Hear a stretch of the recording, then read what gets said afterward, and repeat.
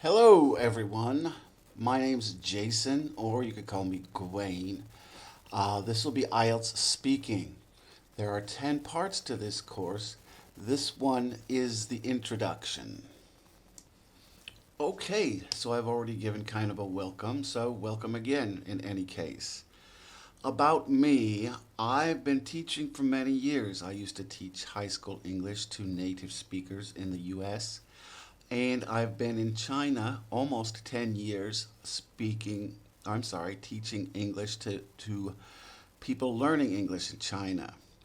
I worked in training schools and I'm currently working in a university as of releasing this class. That could change, of course, if you end up taking the class later. I'm going to ask you questions throughout this and many other series I might release. And when I ask a question, I'm going to pause for a few seconds. This is a good time for you to maybe look up the answer, maybe even pause the class, because you'll be taking a more active role in the class if you do that, and I think you'll get more out of it. We'll talk about that a little bit more in a second. Also, take notes, right? That's important. It'll help you remember things. When people are studying and they take notes, it really helps them remember better than just listening or even using their cell phone to take pictures. When you take notes, you're imprinting something on your brain. Always be working on your English. That's important. You're taking IELTS for a reason. That's probably because you want to study somewhere where you're going to be learning in English. So knowing English is to your advantage. You should always be working on it. Not 24 hours a day, but dedicate some time every day to working on your English, even if it's just review. And like I said earlier, actively study while doing this course. That means don't just sit in front of your computer. Take an active part in this class. I have taught a number of online classes, but I much prefer being in the classroom, being able to ask questions and have students think and answer questions. Try to pretend that you're in a classroom. Try to answer questions. Of course, you could answer them in your head if you're studying in the library or around other people so that they don't think you're too weird if you want to, but try to answer them. I'll ask a few questions in every class, and then I'll even pause for 5 seconds or so that you can answer them. So I suggest taking notes, answering questions. You can even pause and try to look up the answer. You might not know all the answers. You could guess, or I recommend looking up the answer. Okay, as I stated before, this is a speaking class, so we won't be covering the IELTS writing or any other sections of the IELTS. We're only going to be looking at the speaking for this class. Okay, as stated previously, I will be asking some questions. Since this particular slide is full of questions, that's mostly what I'll be doing. Then we'll discuss some answers. Some of these are quite personal for you, and I won't be able to discuss answers. But we'll talk about these in a little detail in just a little bit. So, have you taken IELTS before?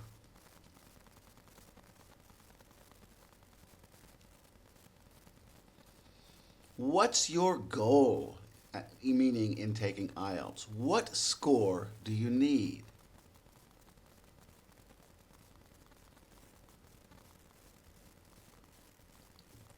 What do you think is the best way to study for IELTS?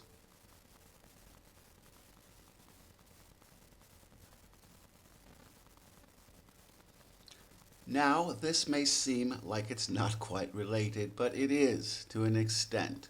What is an acronym?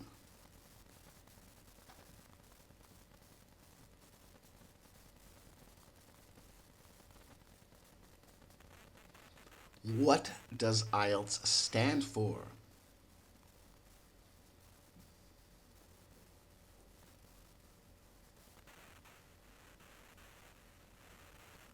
What does TOEFL stand for?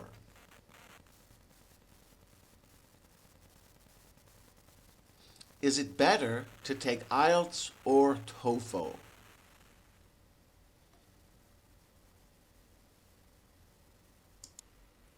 Okay, if you have taken IELTS before, you may know some of what I'm about to tell you or a lot of it. This is just an introduction. Even if you've taken it before, I recommend you still pay attention to the rest of this class. You might learn a couple things. And it's good to know your goal and what score you need or you want for IELTS, right? Some people, some students are taking IELTS, they're not sure what they want to do with it. That's okay, but if you do know what university you want to go to and what score they need, that's really good. You could work towards that, and I recommend working towards exceeding that. And we have practice, practice, practice. That involves your English. Practice speaking English. Practice a lot. You don't have to do, like I said earlier, 24 hours a day, but try to practice a lot, not just through this course. Try to practice speaking to your friends in English if they are also studying English. If you have a foreign friend, that's great. Practice with your foreign friend. You could also watch movies and television shows in English. Do anything you can. Now, on the movies and television shows, I think television shows are better because they last longer. They're bigger, right? If you find a particular show you like, maybe some British show or some American show, then uh, and it entertains you, you'll be more willing to watch more of it. Now, I do recommend if you are doing that, that you turn off any subtitles, Chinese or English subtitles. Just practice your listening for that. If you don't know a word or a phrase one of the characters says, then pause and look it up. This will be beneficial towards your English. If you cannot understand anything, then try English subtitles only. If you have Chinese subtitles on, all you're doing is just reading Chinese. You're not practicing your English. So I recommend no subtitles. If you can't do it that way, then I recommend English only. But it's better to really try to watch these with no subtitles. And a minute or so ago, I asked you what an acronym is. It's a type of abbreviation where usually every letter stands for a word. I'll give you an example. ATM, automatic teller machine. That's an acronym. Some people say you need to sound it out, like ASAP, ASAP, which means as soon as possible. Um, but I disagree. ATM is an acronym. USA, United States of America, UK, United Kingdom. These are all acronyms. They're types of abbreviations. An abbreviation is a shortening of a word or phrase. These are types of abbreviation where usually every letter stands for a word.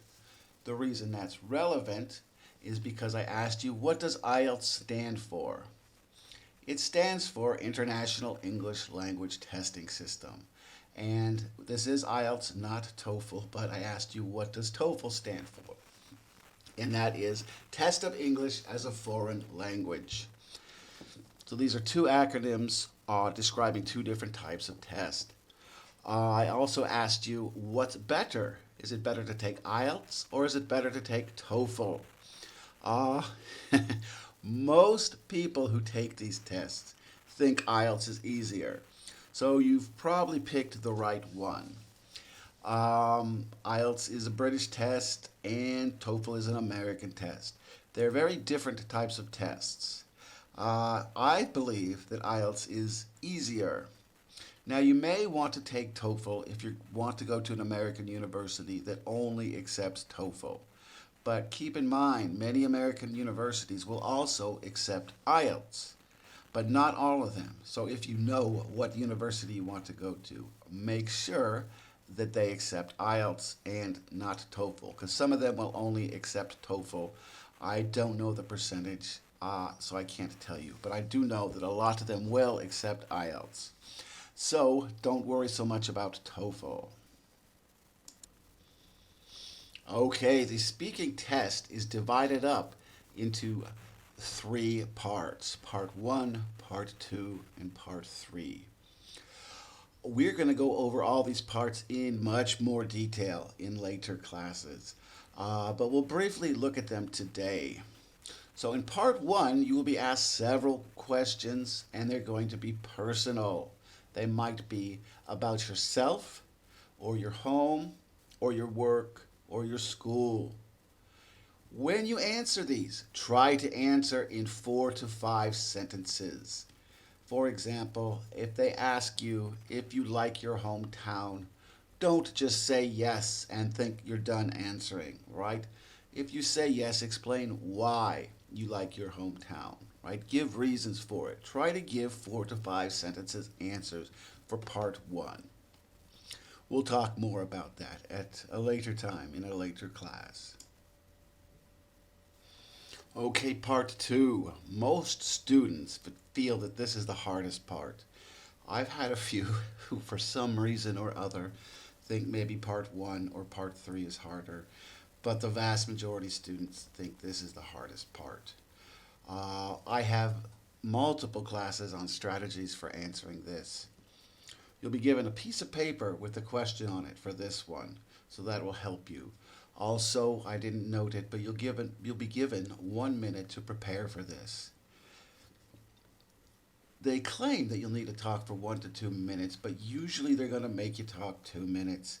If you don't answer enough, they might ask you to talk about something else for the 2 minutes.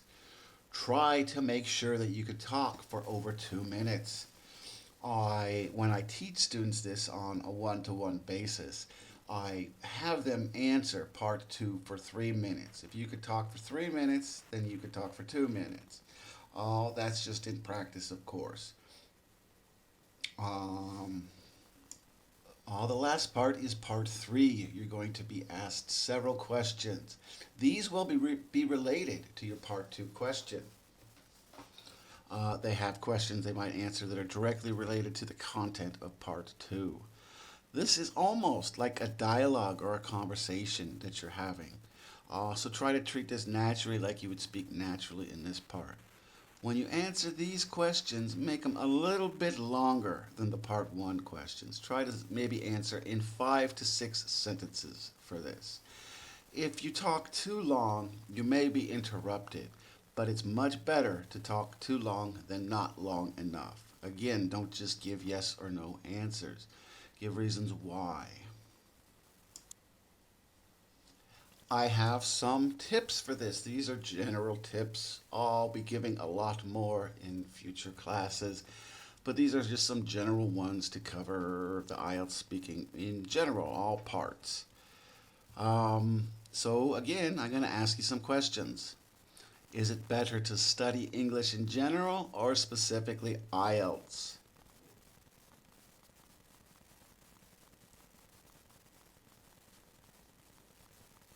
Is it okay to lie on IELTS, to be untruthful?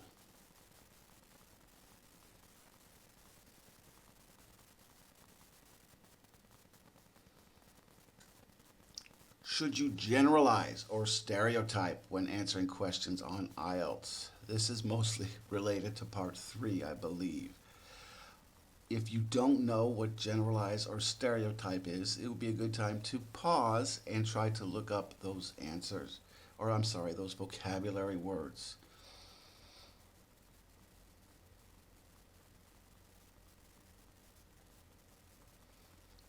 What should you do if you make a grammatical error when speaking?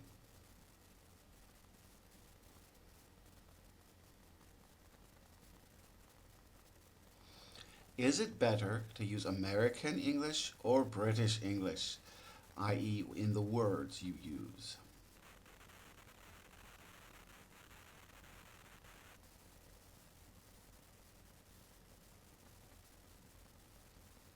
Should you memorize answers to all part two questions?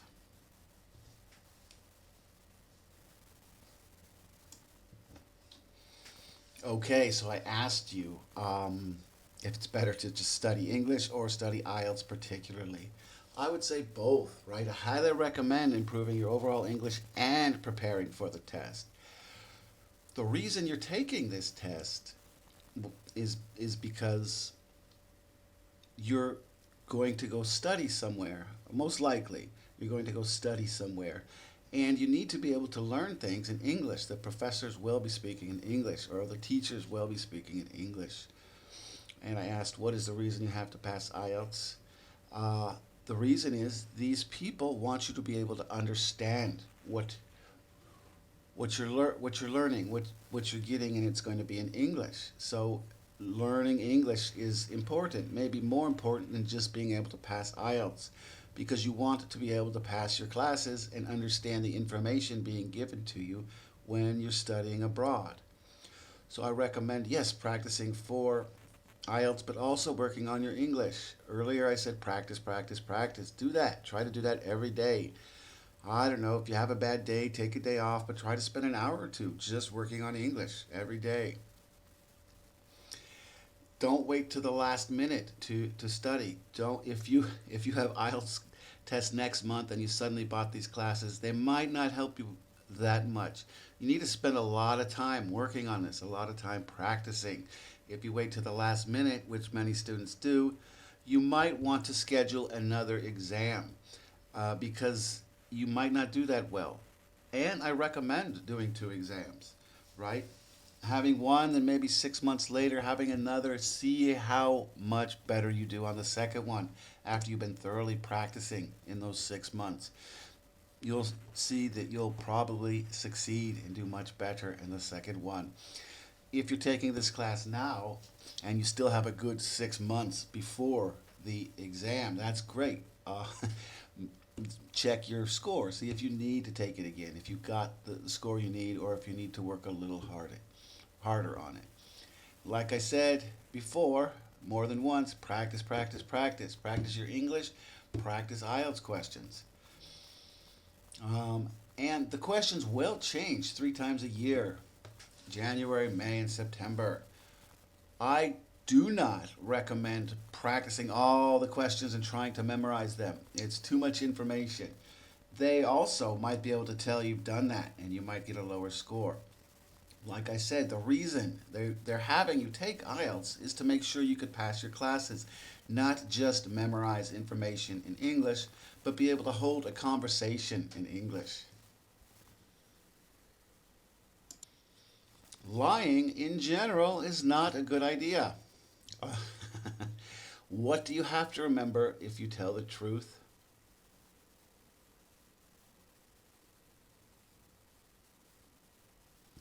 If you tell the truth, you only have to remember what really happened. What do you have to remember if you lie?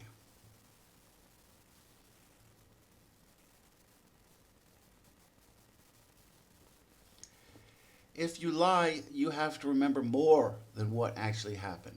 You have to remember who you lied to. You have to remember what the lie was. You have to remember to keep up that lie. You have to remember to be able to convince someone of the lie. And if you told person A the truth and you told person B a lie, what if that topic comes up in conversation? What are you going to do? It's much easier to just be able to tell the truth through your life than you only have to remember the truth. You don't remember what you said, who you said it to, why you said it. You don't have to remember all that. However, on IELTS, you may actually have to lie to get a better score. I'm not saying for sure you will, but there's some weird questions there. There's some there's some questions that there's one in particular I never liked, and that was a question that said, tell me about something that's been in your family for generations. And a lot of Chinese students had nothing like that in their family, or maybe their parents did, but they didn't know much about it. I think it's a bad question. But for that, for that example, you might have to make something up. But that's also very difficult to do on the spot. It's easier to tell the truth than it is to make up a lie. The truth, you just recount information. A lie, you have to be creative and come up with different things to say. I'm not saying you would always have to lie. There might be an example of what is your favorite sport as a part two question that you have to talk for 2 minutes about. If they ask me that question, I don't really have a favorite sport per se. But I could talk about why I don't really play sports anymore. I did when I was younger, or watch sports. And I could probably talk about that for 2 minutes. But if it's something you know nothing about, um, it might be easier to pretend I like basketball. I like this. I like that. To be able to give a a better answer with a lie. Again, I'm not recommending you always do that. Hopefully, you get through the test without having to do that. But sometimes the easier answer might be to lie.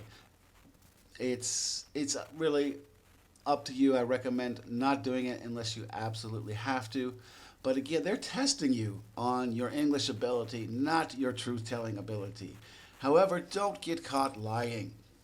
Um, some students might like to write, they memorize a book that's been turned into a movie. That way, if they're asked about a book, they can talk about it, or if they're asked about a movie, they can talk about it, which maybe is okay, but the interviewer might know both the book and the movie, and he also might know that they're different, right? Sometimes they change the plot quite dramatically when they make a movie. So if you do something like that, make sure you know what happens in the book. Also, the title. I'll give you some examples. Philip K. Dick wrote a book called Do Androids Dream of Electric Sheep? Then they made a film called Blade Runner. They changed the story quite a bit in the film, and it's a completely different title. So if you said you read the book Blade Runner, and then you give the information from the movie, they'll know that that's a lie. So don't say anything that you get caught in. Also, if you tell a lie, don't, and they ask you in part three something else related to that, and you change your story, just don't get caught telling a lie. That looks bad. So don't make a mistake when lying, especially about the things the examiner might know you're lying about. Okay, I hope you looked up what generalizing or stereotyping means.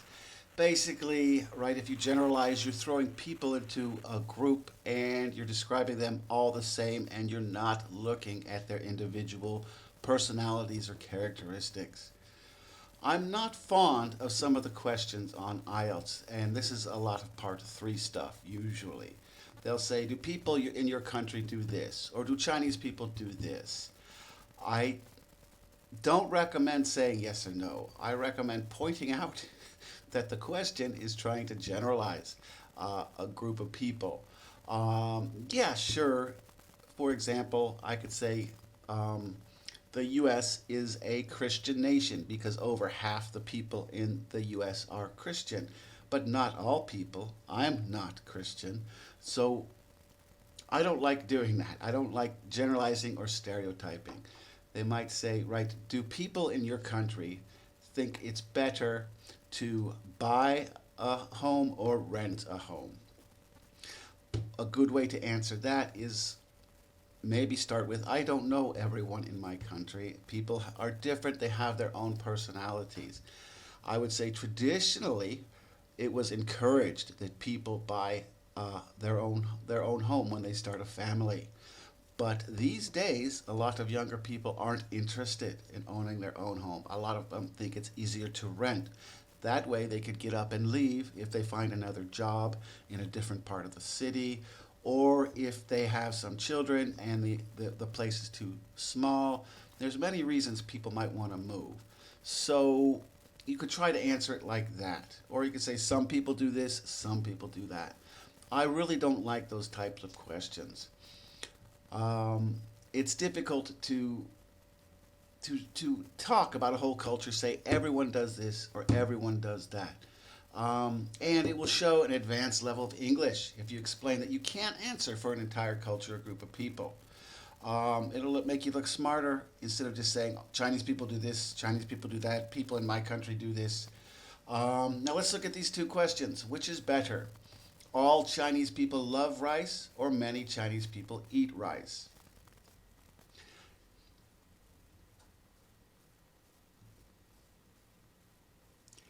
Okay, of course, the second one is better, right?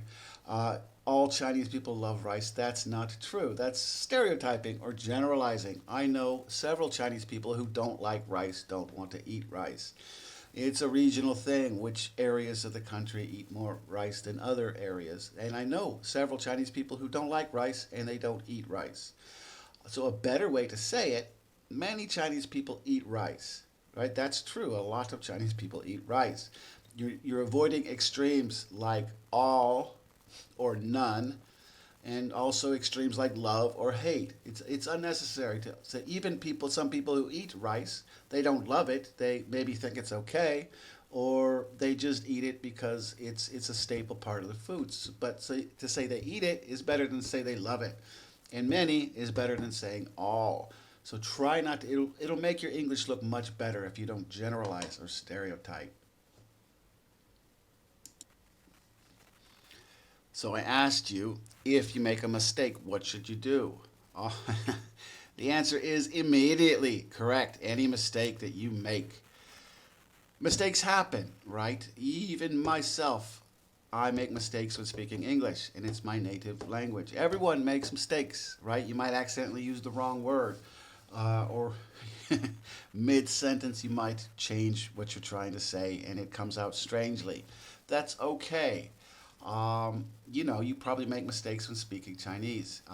You might start out trying to say one thing, you accidentally say something else, or you use the wrong word. Mistakes happen, not that big a deal. But make sure you correct them, right? If you make too many mistakes, yes, it might lower your score, but make sure you correct all of them because it's still better that the interviewer knows that you know you made a mistake and you fixed it than for you to make a mistake and just continue talking because you feel you're running out of time. Then they might think you don't know the correct grammar. A big problem a lot of Chinese students have is their pronouns, getting he and she mixed up, right? My mother, he is a good cook. That's wrong because your mother's female, so she should be she.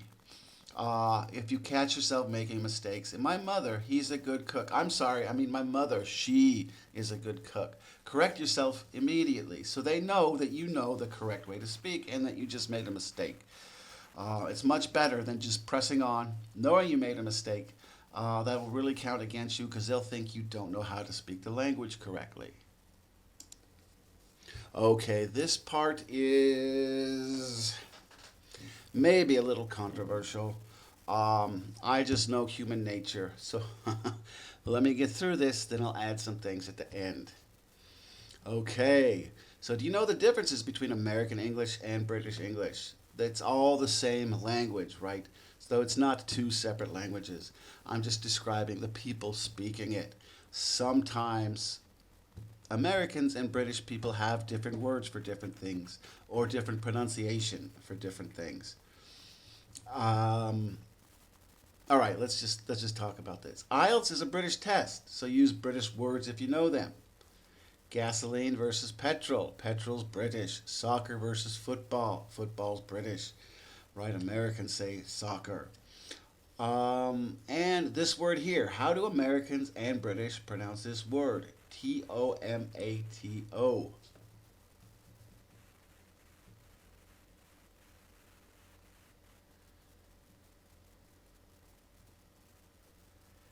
Americans say tomato. British say tomato.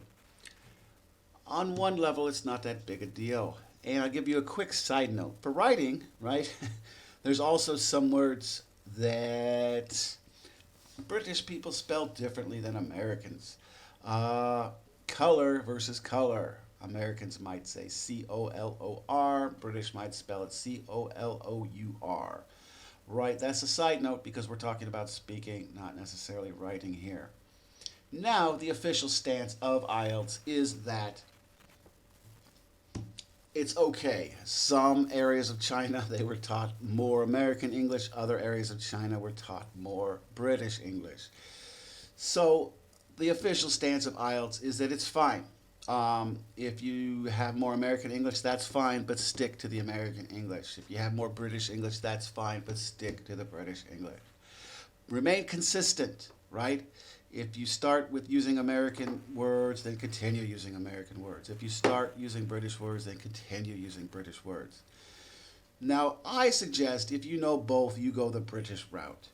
And that's just because I know people And, most British people are great people, but I've met some that don't like Americans.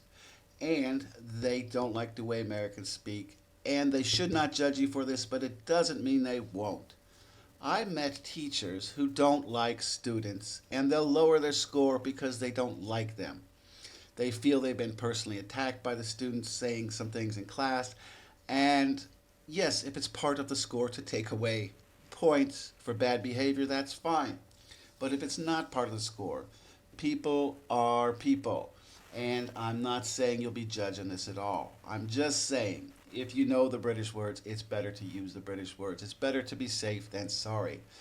They do have Americans testing you, right? But if you get a British person who doesn't like Americans, they should not judge you, but they might. I just know people, and it's not all people, it's a small number of people, but they get very judgmental, and some people won't agree with what I'm saying, but I know people like this. So I just recommend, if you know the British and the American ways to speak, I recommend going more British if you're taking IELTS, going more American if you're taking TOEFL. That's just a suggestion. If you're not sure, then just stick with what you know. But remember, right, if you start speaking American English, continue speaking American English. If you start speaking British English, continue speaking British English. I recommend you do not try to memorize all answers to the questions in part 2. As I told you earlier, the questions change 3 times a year, right? Often, if your language is not sophisticated enough, the interviewer will be able to tell that you attempted to memorize an answer. It's kind of easy. Now, if you're very good, maybe not so easy. But often, you could tell when someone tried to memorize an answer because the way they spoke so well through part 2 and so poorly through part 1 and 3, it's easy to tell sometimes. And remember, if you're attending a school in a foreign country, you need to be able to understand the content when it's presented in English. So memorizing things isn't always great for your English. Memorizing entire answers, that won't help you when you're in university, right? Learning your subject in English. Now, it's okay to practice current IELTS questions. I would just suggest don't try. If you could find the questions that you know they're asking in this season or this part of the year, it's fine to practice those. You might get something out of it and it might benefit you a little bit more than just practicing things in general. And some people disagree with me. A lot of Chinese teachers who teach IELTS think it's a good idea to try to memorize the questions. I'm not a big fan of that. Okay, guys, so we're going to go into greater detail on some of these tips in later lessons. This was just an introduction of what to expect on IELTS and a little bit what to expect through the next 9 classes of this course. In the next lesson, we're going to begin to look in depth at Part 2 questions. We're going to have several classes on Part 2, and I like to start with Part 2 because some of the tips, some of the ways to prepare for Part 2 might also help you with 1 and 3. And actively study, practice, practice, practice. You'll get out of these classes what you put into studying. Don't just sit there and passively look at these classes and think you're going to do well. Take notes, practice, study. Just taking these classes and having the information enter your ears it's not going to help you. You have to actively work at this, okay? And thanks again, guys, so much. Thank you for taking these courses, and I'll see you in the next class. All right. Bye-bye.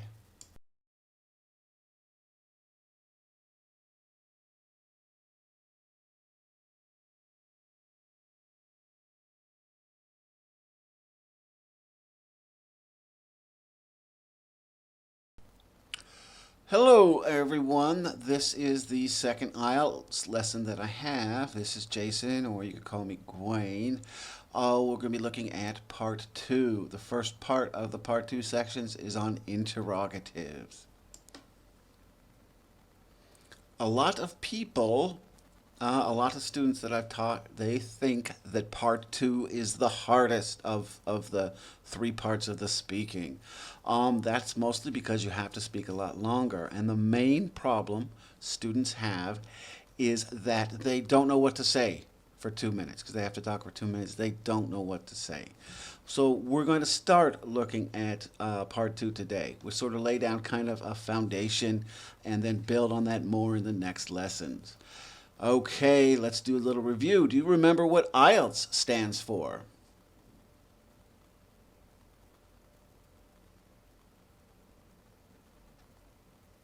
And remember, every time I ask a question, I'm going to give you a little time to answer. I recommend pausing and trying to answer these questions. Look it up if you don't remember.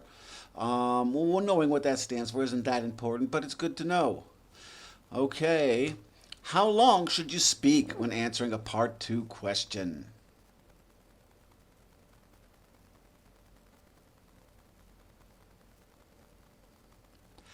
How long do I recommend that you speak when practicing for part 2 questions?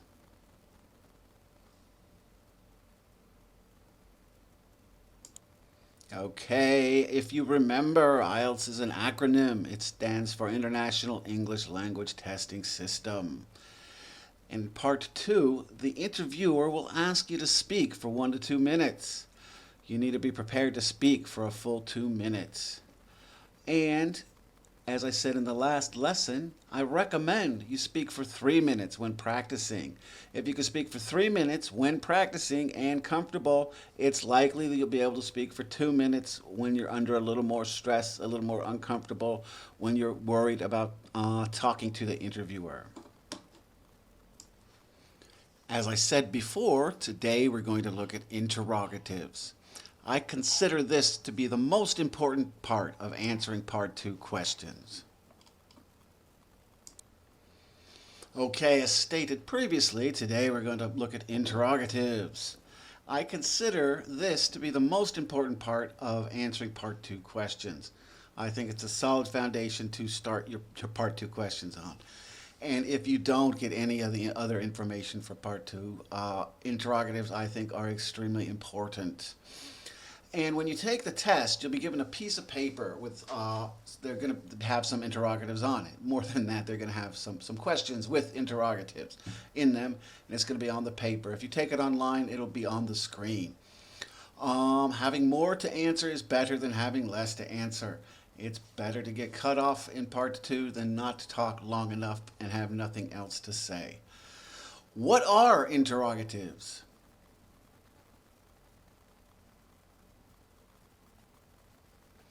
I'll give you a little hint. Interrogatives are also known as WH words. Interrogatives are words we use to form questions when we don't want a yes or no answer. Interrogatives have to be answered with something other than yes or no.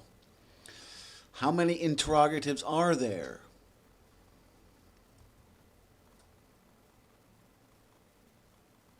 Is can an interrogative?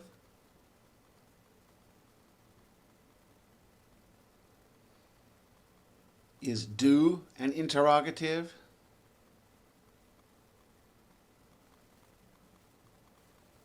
Is what an interrogative?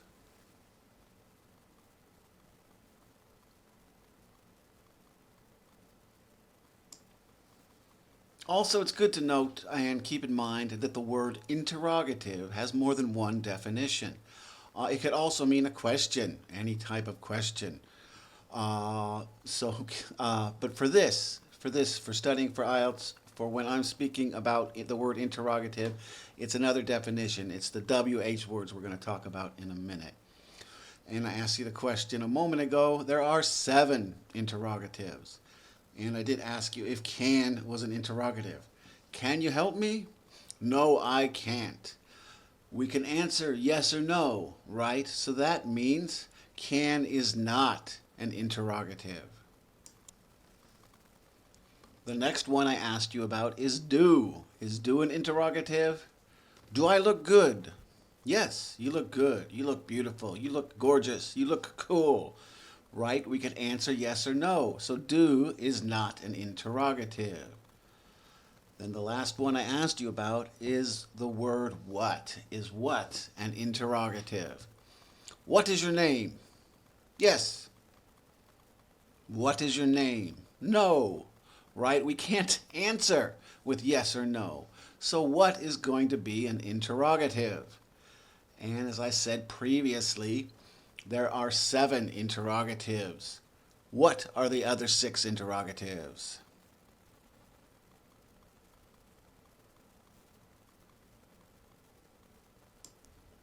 Okay, we already mentioned what is an interrogative.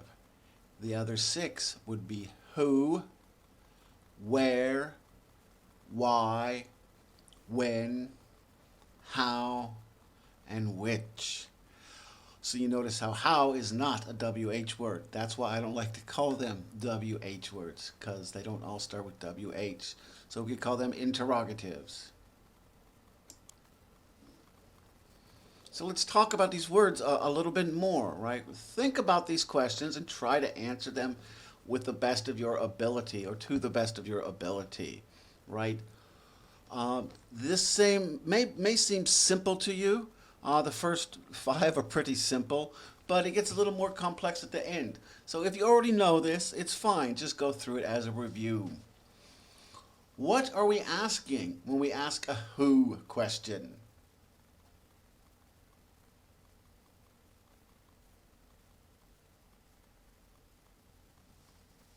What are we asking when we ask a where question?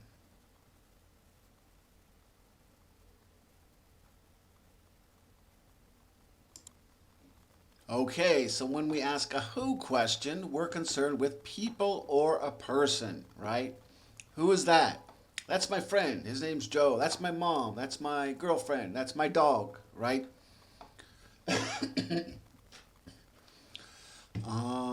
Okay, 7:34. All right, and when we ask a where question, we're concerned about places, right? Where do you live? I live in Shanghai, right? Where is your friend? He's at the store, right? It's concerned with places. Let's get to some more of them. What are we asking about when we ask a why question?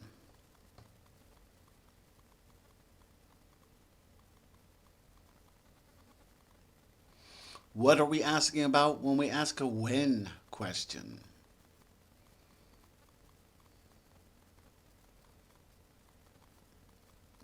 And what are we asking about when we ask a which question?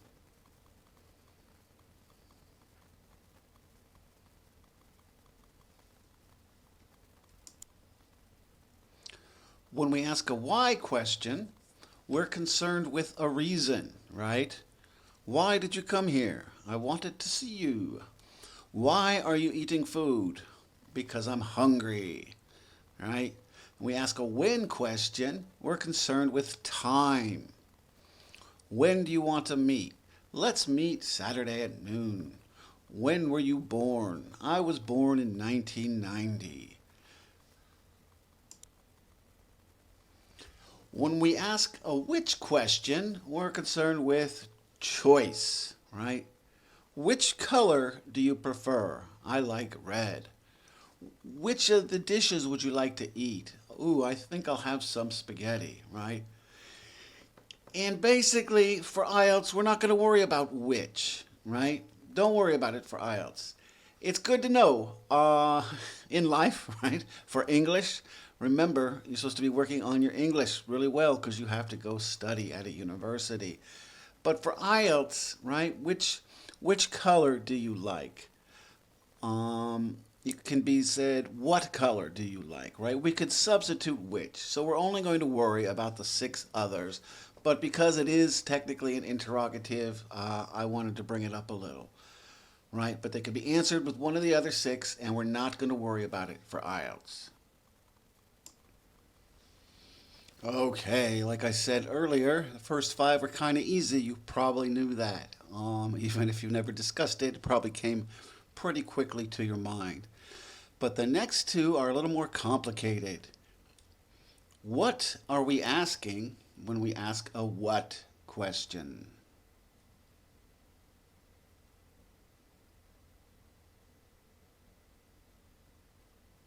And what are we asking when we ask a how question?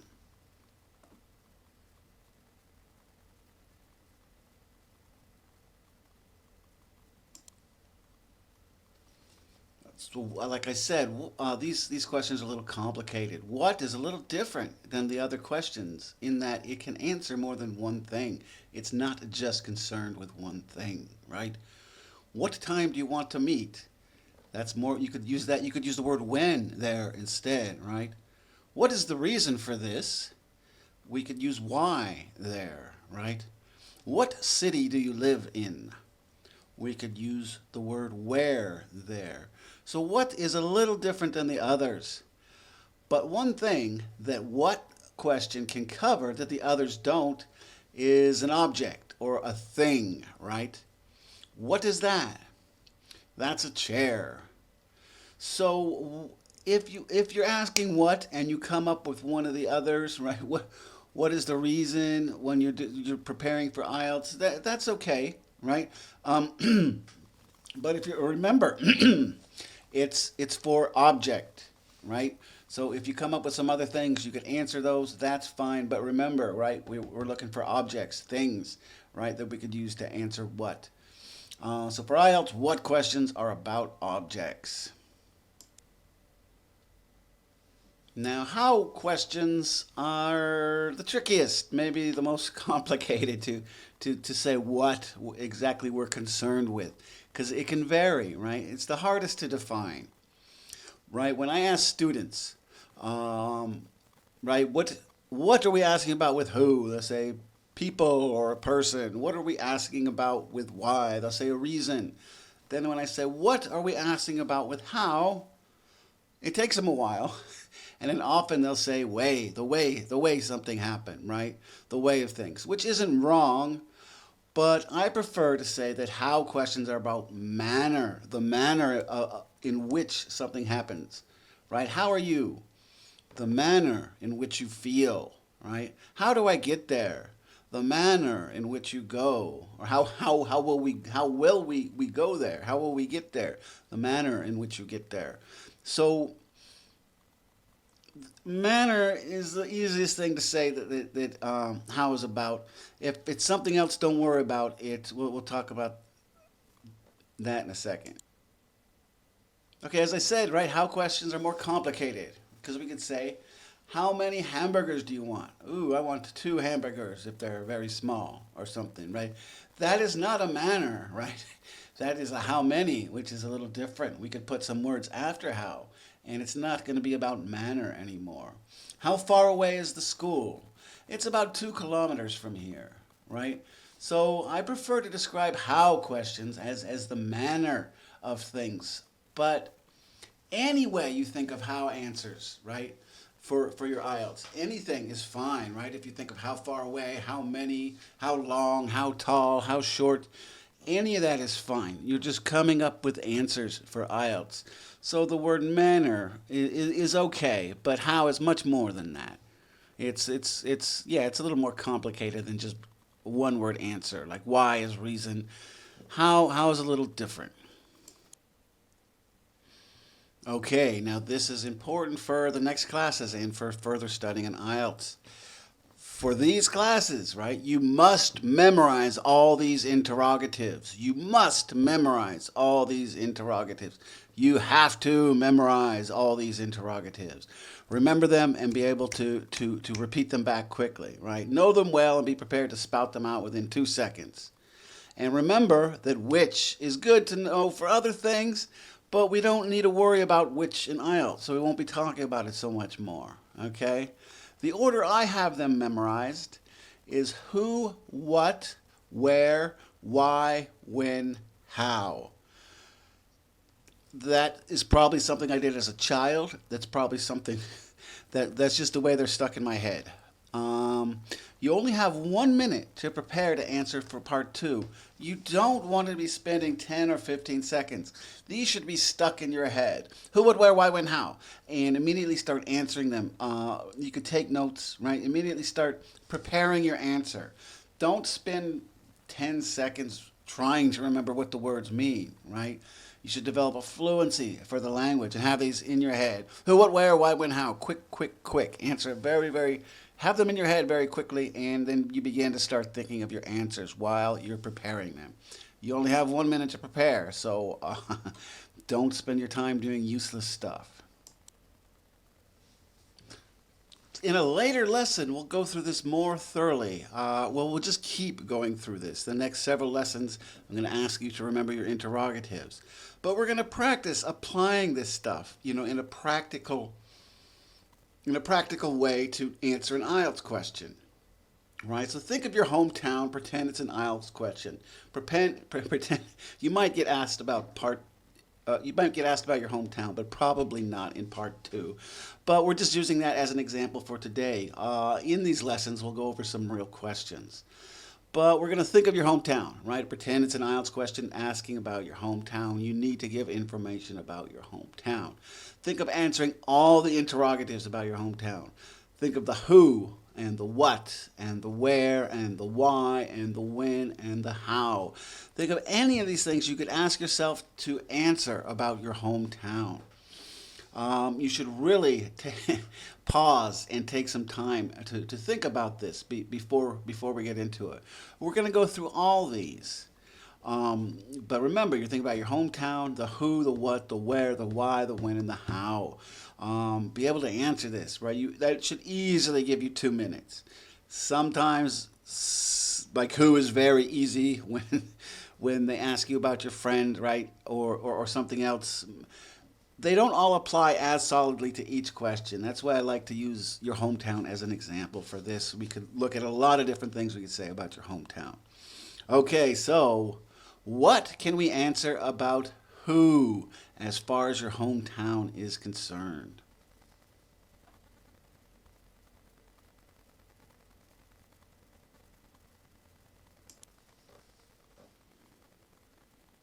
All right, so answering who for your hometown. I hope you thought of this some stuff. Or hope you thought about this some, right? So who in your hometown? Parents, right? Your mother and your father. You could talk about your parents. Siblings, if you don't know what a sibling is, it's a brother or a sister. Extended family, right? Anyone in your hometown. You could talk about your grandmother, your grandfather, your uncle, your aunt, your cousins, right? Anyone in your hometown. Friends, right? Talk about all your friends from your hometown. Your neighbors, right? Talk about people who live near you or lived near you when you were living in your hometown, right?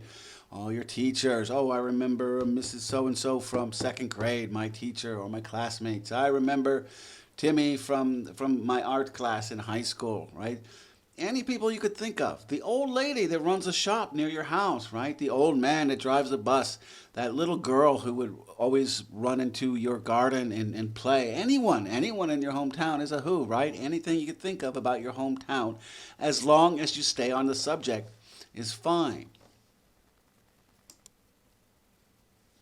Next thing we're looking at is what, right? What in your hometown?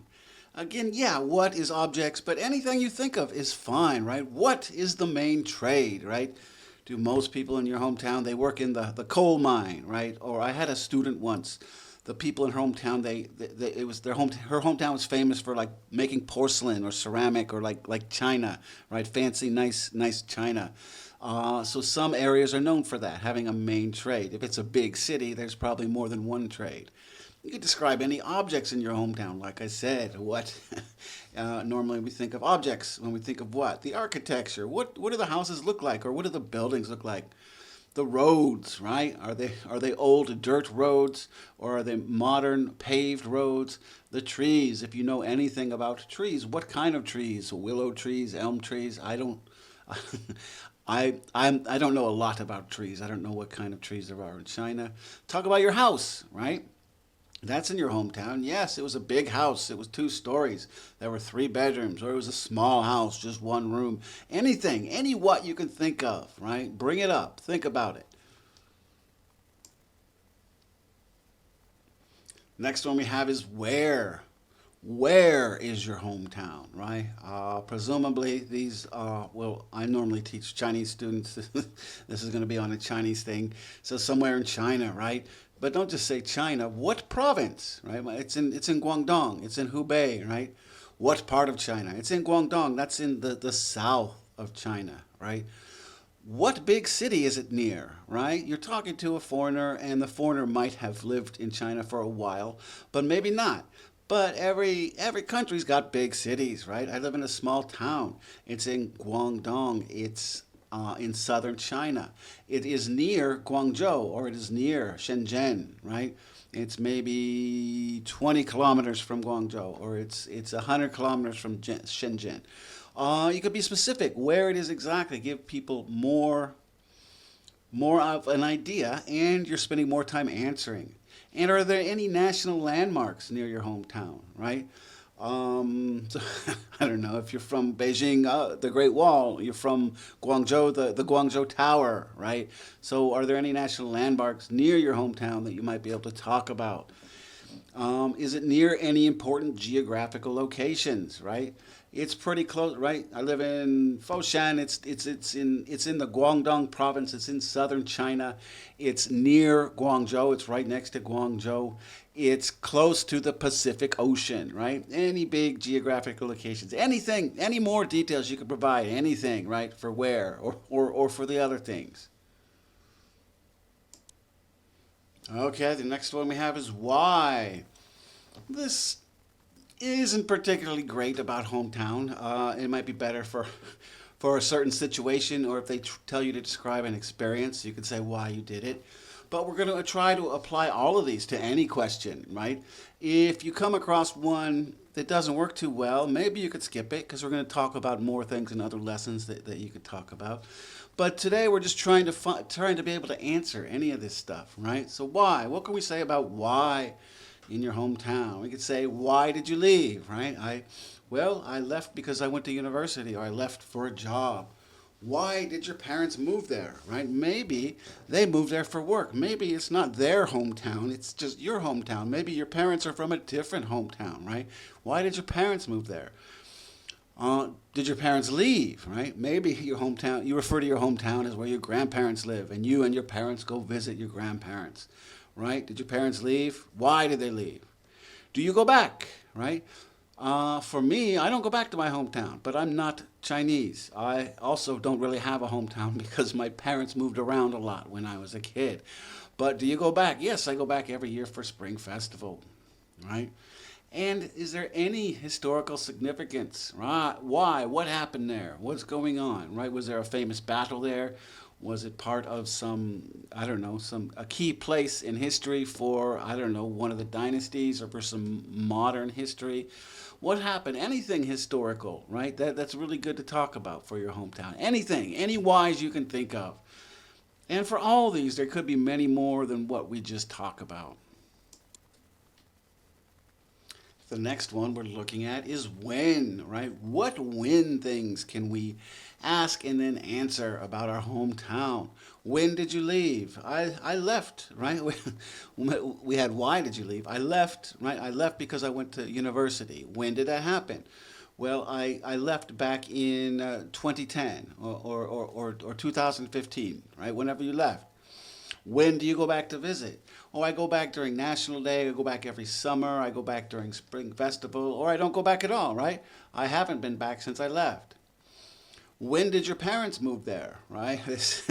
We kind of got into this in the whys, right? Oh, my parents moved there when they got married because they got a job, right? They moved there in 1990.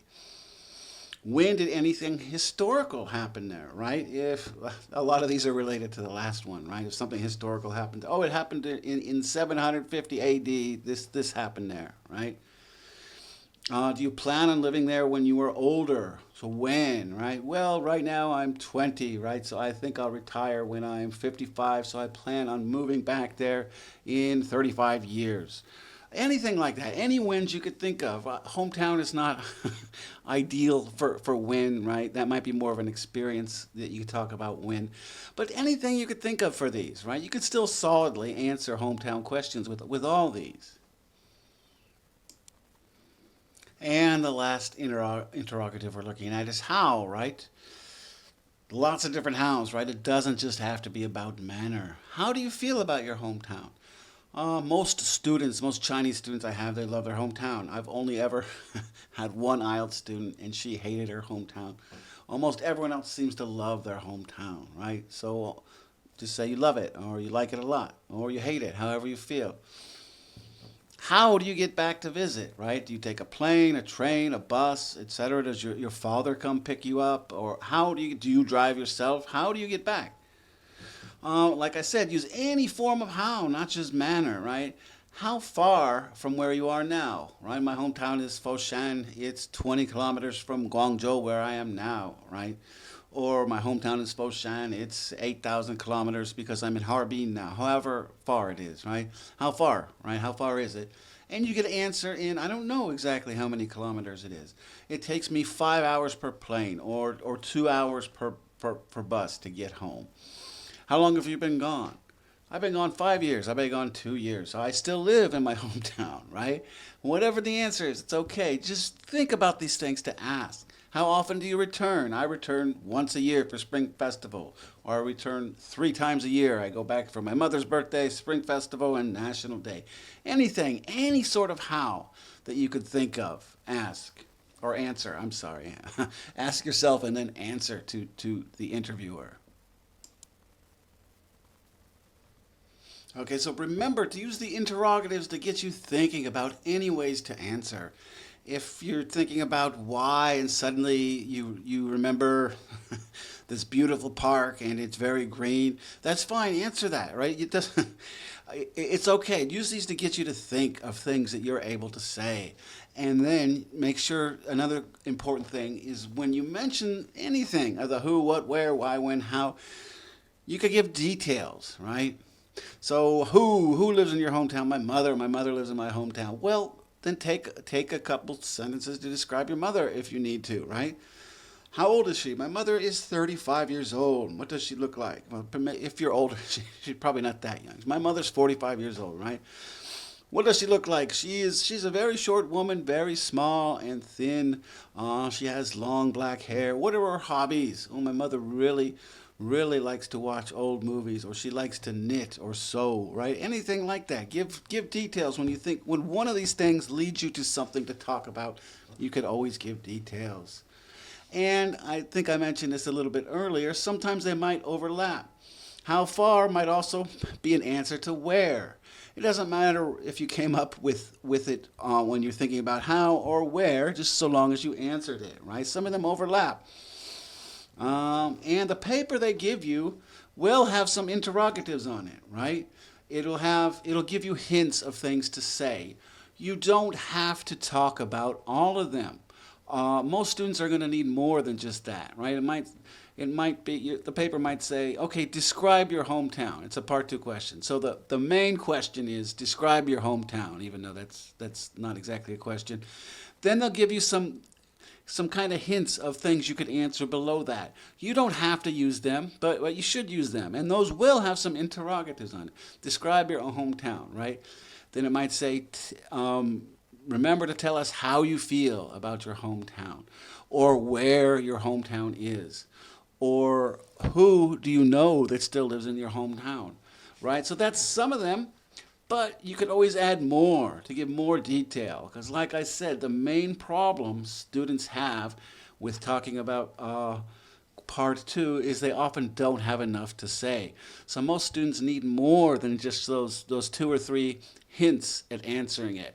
And that's where these interrogatives come in. Plus some of the other things we'll be talking about in later lessons will also help you with that. Most students need more. So you have these tools to answer more interrogative questions now, right? You can completely just answer a part 2 question with interrogatives. You ask yourself these questions and then answer them to the interviewer. And that's great, and you might do well on it, but there's going to be some other lessons we'll tell you how to do better at it. So you'll ask the interrogatives, but when you're talking about things, you'll do other things. But we'll get to those more in future lessons. Okay, memorize your interrogatives. Remember them for next time, right? We're going to be building on that. So your homework, is to memorize your interrogatives. Now, I'm not personally talking to you, but next lesson I'll ask, okay, so what are your interrogatives? You tell them to the screen, right? Who, what, where, why, when, how. Who, what, where, why, when, how. Remember them. We're going to use the interrogatives as a solid foundation for other ways to answer in later lessons. So just make sure you remember your interrogatives, right? It's important. They'll be coming up again. We'll be talking about them more. Um, and I still think this is the solid best way to start answering a part two question is to use interrogatives to help you get the answer from within your mind, right? Tell me about your hometown. Okay, who lives in my hometown? Where's my hometown? When? Well, when my hometown? When did I leave my hometown? Why? Why did I leave? How? Right? Think of all these things. They'll help you answer. They'll give you more answers than just the hints that the IELTS interviewer will give you with a piece of paper. All right, next time we're going to look at your senses. So you need to think about that. What are your senses? What are they? They're how you perceive the world. We'll talk more about them next time. And a couple other things. Practice, practice, practice. So be practicing, not just for IELTS, but be practicing your English. Practice, practice, practice. You should always be practicing. Again, I know I said this earlier in this lesson. I said it last lesson. Practice your English. Practice your IELTS too, but practice, practice, practice your English. Because the reason you're taking IELTS presumably is because you want to study at a university where they're going to be giving you classes in English. So be working on your English, constantly working on it. Prepare for the next lesson. This time, really, I just want you to remember your interrogatives, right? Don't take the third lesson until you can spout out your interrogatives really quickly. Who, what, where, why, when, how. Who, what, where, why, when, how. Be able to give them, be able to know them, remember them. Yeah? Make sure you guys do that. That's you should have that done because we'll look back at those a lot, especially for part two. And, one of the reasons we're doing part two first is because you could use some of this stuff for part one and three, even though it might not be necessary. But sometimes in 1 and 3, you might be struggling a little to answer something. So we could use these things too for part 1 and 3, which is why we look at part 2 first. And we spend more time on part 2 because it's the longest and the students have the most trouble with it. And we only spend probably one lesson in part 1 and one lesson in part 3. But we really solidly look at part 2, different ways to answer it. Okay, thank you so much. I hope you got something out of this class. I hope you keep up with it. I hope you continue taking the classes. I hope that you take the next one. And thanks again. And remember, prepare for the next lesson. Memorize your interrogatives. Who, what, where, why, when, how. All right, thanks, guys. Bye-bye. Okay, this is the third lesson, but it's part 2's part 2. Right, so overall lessons, this is the third lesson, and this is the second lesson for part 2. Hello, this is Jason, or you could call me Gwaine. Gwaine is my writing name. Jason is my given name. All right, today we're going to talk about senses. What did we talk about last time?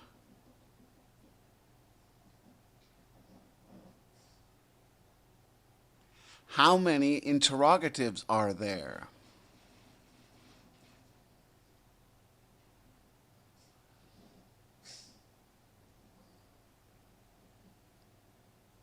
And what are your interrogatives?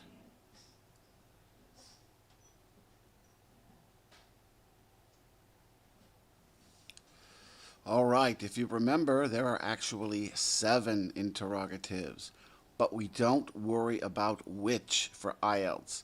So as far as IELTS is concerned, we've got 6. Who, what, where, why, when, and how. Remember, they deal with people for who. For this, we say, what is object? Where is place? Why is reason? When is time? And to keep it simple, we say that how is manner. Remember, think object and manner for IELTS. Remember to make sure you have your interrogatives memorized. Who, what, where, why, when, how. Be able to do it in 1 second, really quickly. Who, what, where, why, when, how. Okay, today we're going to talk about senses. What are senses?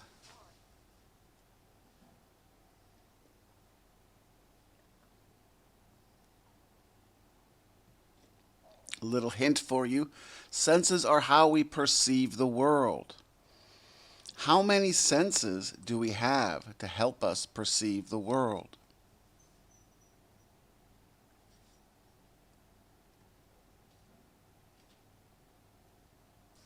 So remember, senses help us perceive and understand the world around us. We have sight, hearing, smell, taste, and tactile. So we have 5 senses. Our foundations are the interrogatives. We have 6. Then we go to senses. We've got 5.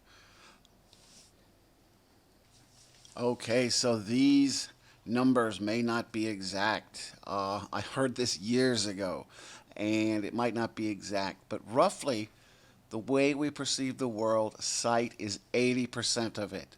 So that's most of it. Then our hearing is maybe 15 to 17% of it. Of course, the blind person, it would be a lot more. They wouldn't have sight to perceive the world. So hearing would be much, much higher percentage. And then taste, smell, and tactile are really only 3 to 5% of the world. I'm sorry, 3 to 5% of how we perceive the world. So they're pretty small. So mostly it's sight. We rely on our sight a great deal. Therefore, we end up talking about sight a lot more than the others. So how can we describe sight?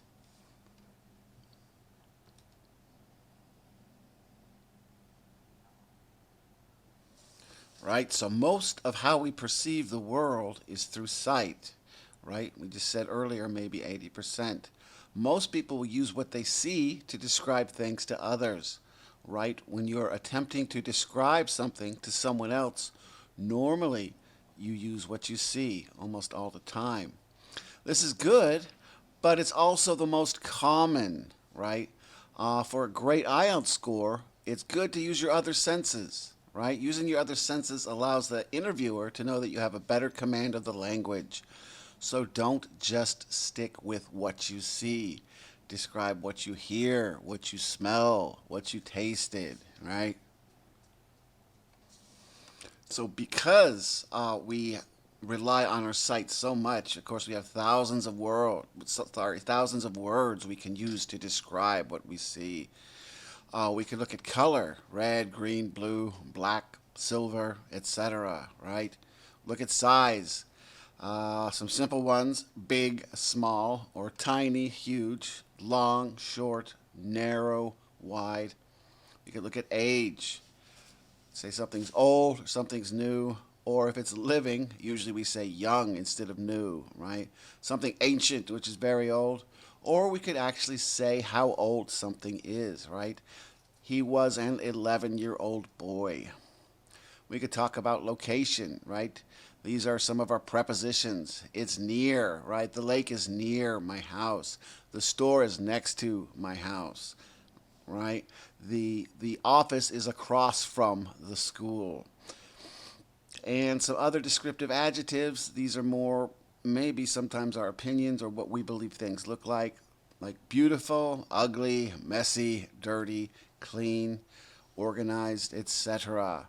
So lots of sight words, lots of words we could use to describe what we see, what something looks like, how we perceive it with our sight. Can you think of any more sight words?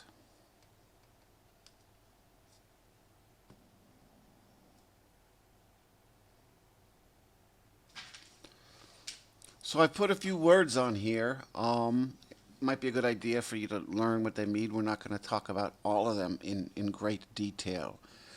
Let's just look at a few. We have bleary, blurred, brilliant, colorless, dazzling, dim, dingy, faded, faint, flashy, gaudy, gleaming, glistening, glittering, gloomy, glossy, glowing, grimy, hazy, indistinct, misty, radiant, shadowy, shimmering, shiny, smudged, sparkling, streaked, striped, tarnished, twinkling. We have a lot for shiny, right? Glistening, glittering, gleaming, shimmering, sparkling, twinkling. Yeah, I just realized there's a lot for shiny there. But there's many, many more. Of course, there's thousands of words we could use. I recommend, if you have a lot of time to prepare, to increase your vocabulary for sight. And of course, not just for sight, but for some of the other sensory words we're going to be talking about. How can we describe what we hear?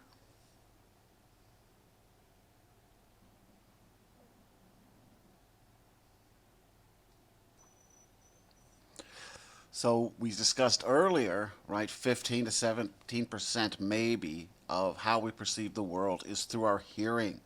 So if we're not using sight, often we'll be using words to describe what we have heard or what we are hearing. When we think of sound, we could often think of volume, right?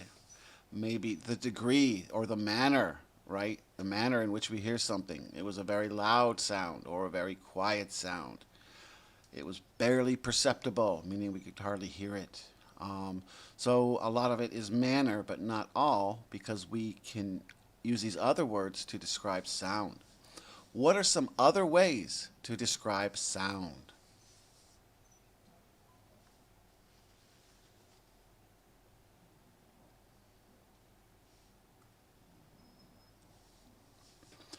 As I did with sight and I will do with the other senses, I have some words here that might help you out a little.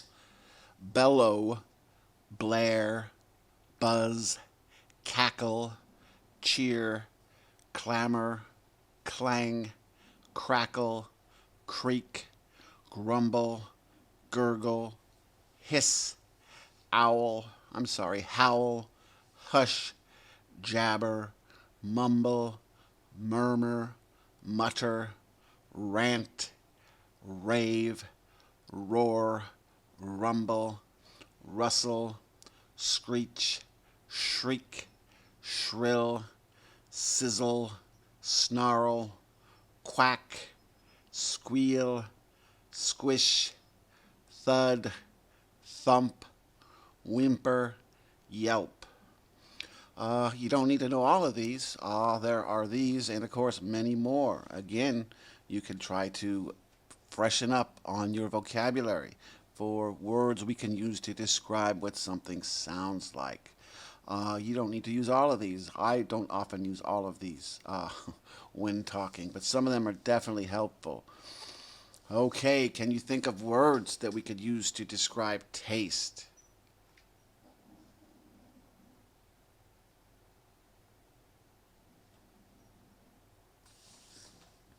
So the next thing we want to talk about are tastes. Keep in mind you won't always be able to answer for taste. Uh, Only if you're eating something. I mean, sometimes you can. We'll talk about that a little bit. But in general, usually if you're not talking about eating something, then you can't really describe taste. Sometimes it just isn't necessary. Of course, when describing a food, you should always talk about taste. That shows you have a good understanding of English, a good vocabulary. You can also throw it into a story we'll talk about next lesson, telling a little story. Okay, but if you're asked to talk about an object other than food, it's maybe not a good idea, but you can. Well, anything you've tasted, or maybe even on accident. Sometimes the air is so bad you could taste it.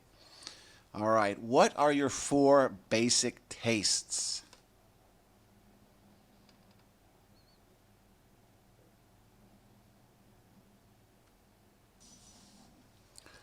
The 4 basic tastes that your mouth can perceive are sweet, salty, sour, and bitter.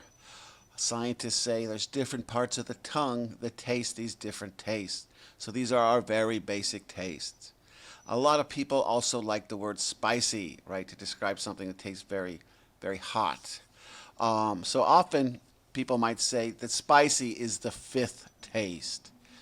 Um, but there's many other ways we can describe taste, right? You can say, often we can make adjectives from nouns, right? If something tastes like cheese, you can say that it tastes cheesy.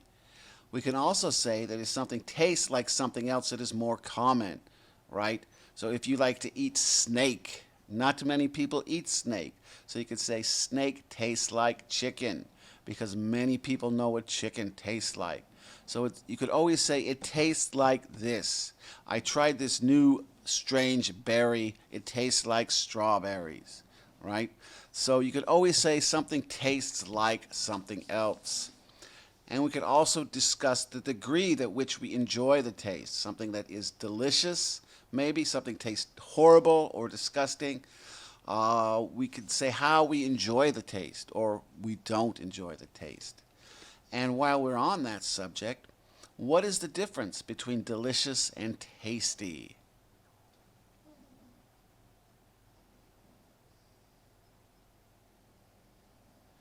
And I have another little question for you.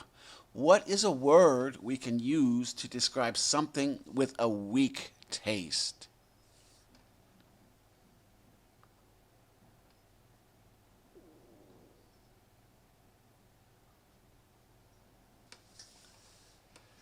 Okay, so talking about delicious and tasty, delicious means extremely good or great.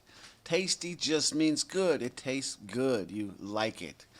So a lot of times I've noticed I've been teaching ESL in China for almost 10 years. I'll have students that describe everything they like as delicious, which isn't exactly the way you're supposed to use delicious, right? Delicious means something exceptionally good, something very great. If you just like something, then maybe it's only tasty, right? We have another one, yummy, which often we don't use too much. That's mostly children use yummy. So maybe your top two or three favorite foods are delicious, right? I might say, yes, pizza is delicious, hamburgers are tasty, right? So I noticed a lot of students overuse the word delicious to describe it for anything that they might even like a little bit. Bland is used to describe something without a strong taste. If you just have bread by itself, or maybe just rice with nothing else, it's kind of a bland taste. It's not very strong. Another one that you'll see in the list below, I believe, is tasteless, which means it has no taste. Technically, water is the only thing that has no taste. But sometimes people will use the word tasteless when they really mean bland. They just mean it doesn't have a strong taste. But I recommend using bland if you want to describe something that doesn't have a strong taste. Then we have some more words we could use to describe taste. Appetizing, creamy, delectable, flavorful, flavorless, gingery, luscious, nauseating, palatable, peppery, refreshing, ripe, rotten, savory, which basically means something that tastes good, isn't sweet, so usually salty, scrumptious, sharp, spoiled, stale, sugary, tangy, tasteless, as I described earlier, unappetizing, unripe, vinegary, yummy, as I mentioned earlier, and zesty. There are others. You're welcome to look them up, although I think this is probably fine for taste, just as long as you could use some of these words. The ones you really might want to look up many more for would be sight and hearing. All right, what are some ways we can describe smell?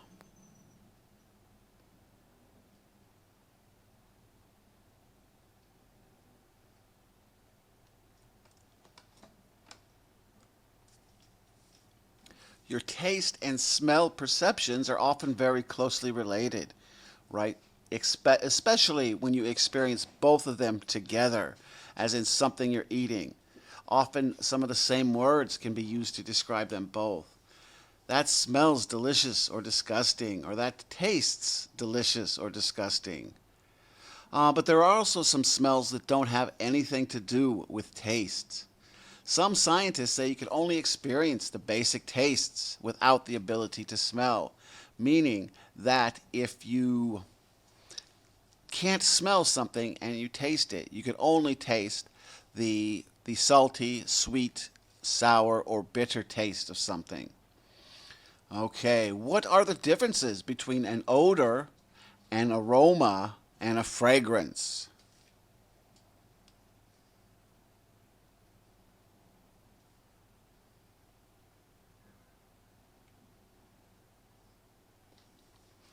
Okay, very simply, an odor is a bad smell, a fragrance is a good smell, usually not for food, and an aroma is a good smell, usually for food. Actually, always for food, right?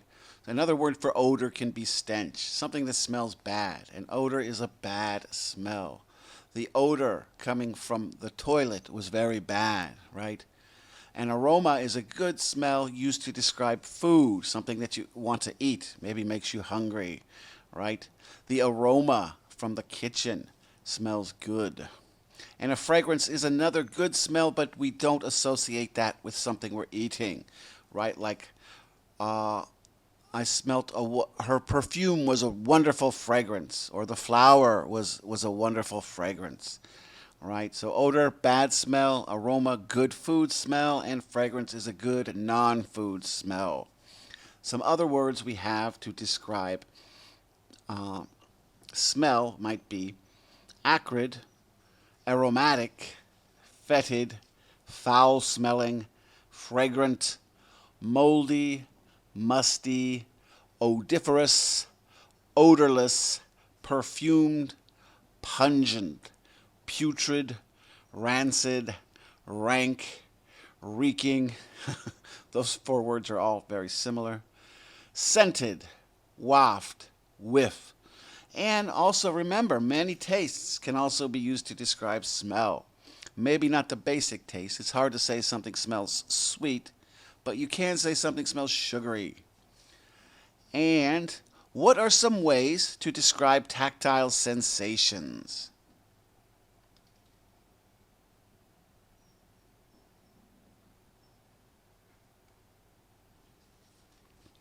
Often, instead of tactile, some people might say feeling, right? I think tactile is a better way to describe it so as not to confuse it with emotions, right? How you feel. So for this, we'll be using tactile. But in the future, you might hear someone talk about feeling when they mean tactile instead of emotions. And we are going to be talking about emotions in the next lesson. You could also say touch, right? Is another way to describe it. But again, touch can be confused with emotion, where tactile cannot. Tactile almost means the opposite of emotion. Some simple tactile observations would be, right, something is soft or it's hard, something is smooth or it's rough, or something is hot or it's cold. But those are some simple ways. We have other ways to describe tactile sensations. What are they?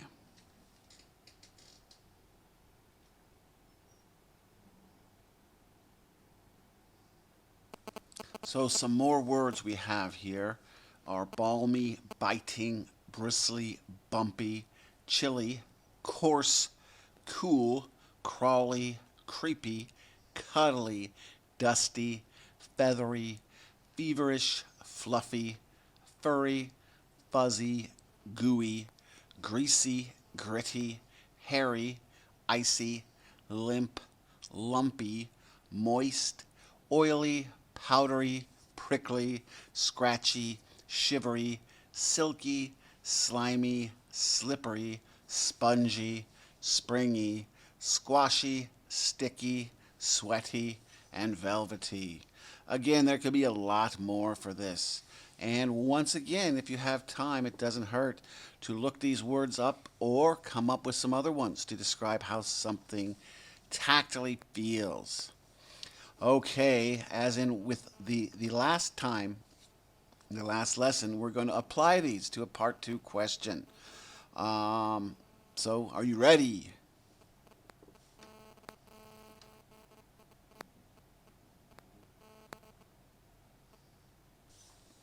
So remember, the foundation for what we're building here with an answer is going to be your interrogatives.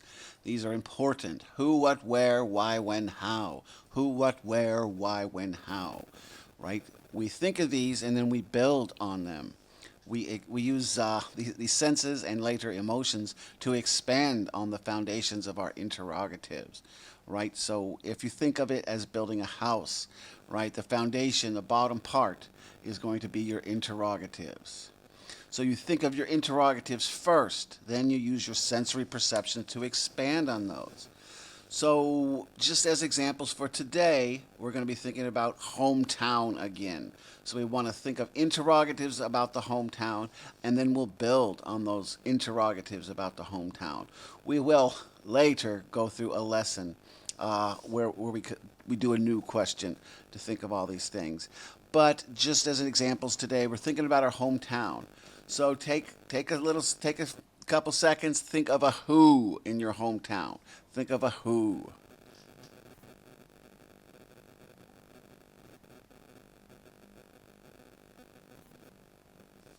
Okay, so thinking of a who, we think in our hometown, let's say my mom.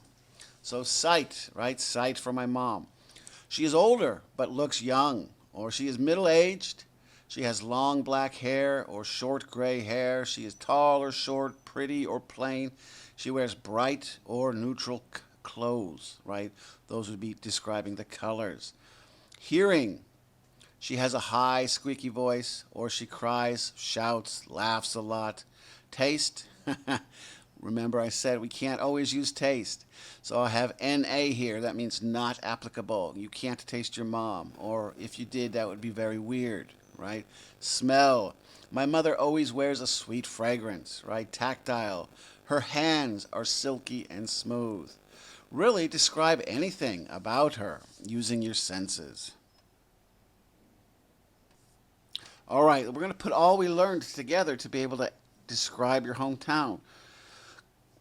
I'm recommending you should really pause this lesson for a while, right? Be able to come up with many things. Take some notes. Have a pen and paper. Ask yourself the interrogatives. Quickly, quickly, quickly. Who, what, where, why, when, how.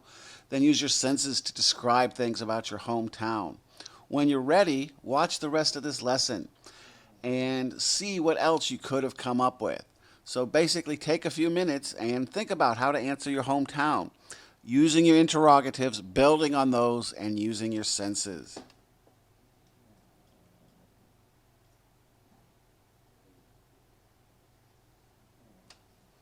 Okay, let's look at sight, right? We've done all these a little bit with your mom answering for who, but we're just looking at your hometown in general. Sight. My brother was always small for his age, right? We're describing what we see. But he's cute with short black hair and a handsome appearance, right? All these words describing sight. The buildings are old and gray or shiny and new. They are dirty and crumbling apart with large black stains, or they are clean and tall, reaching up to the sky. I live in the countryside. Everything is green and beautiful. The tree is old and tall, or young and small. I live near a lake that is crystal clear, or maybe the lake is brown and muddy. My house is big and has 2 stories with 5 bedrooms, or my house is small and comfortable. Right? Many different things when you think of in your hometown to describe sight. Again, in a later lesson, we'll look at a more uh, modern question for this. Let's look at hearing. My city is busy and bustling. You can hear the noises of traffic and construction constantly. Or my town is out in the countryside and is quiet, save for the sounds of birds chirping and the stream gurgling in the distance. At night it is silent. My mother has a very high-pitched, squeaky voice. My father has a low, deep voice. The restaurant is always alive with sounds, clattering of dishes, clanking of cookware, loud with the sounds of people speaking. Okay, let's look at taste. Now remember earlier, normally we think of taste, we think of food we eat. But here's an example of taste where we're not actually eating something. The air is so thick with smog that you can actually taste it, a thick, acrid sensation, right? So sometimes you can taste things that aren't food. Maybe something accidentally gets in your mouth. My mother's cooking is delicious. When she prepares the meat, it tastes like chicken, so savory and flavorful. The restaurant near my house has very bad food. The desserts are always bitter, and the food has a stale and spoiled taste to it.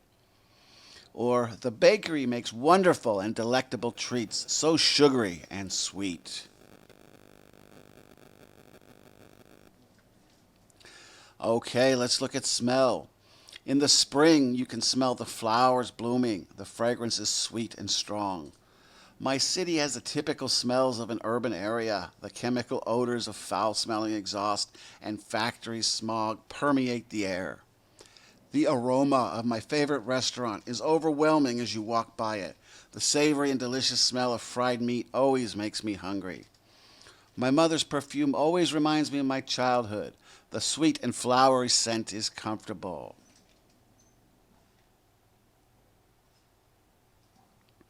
Let's look at tactile, right? The winters are so cold in my hometown. The air is always freezing, and the wind feels like it's biting my skin. My bed at my parents' house is so soft and warm. The fluffy pillows and cuddly blankets always make me glad to be home. The bark of the tree is rough and abrasive, but the leaves are smooth. The lake near my home is slimy, and every time I walk into it, there's a gooey sensation on my feet. Okay, those are just a few examples. I want you to come up with many more. Think of different ways to describe your hometown using interrogatives and then senses, and then after next lesson, should be able to use some emotions. You can combine them too. You don't need to talk about one sensation at a time, right? Here's an example. The lake near my house is brown and polluted with trash floating around on the surface. There's a putrid, rotting stench that comes from it, and you could hear a slurping sound every time you step in the cold, slimy water. All right. Right, so you don't just have to, I mean, this will come with time and practice.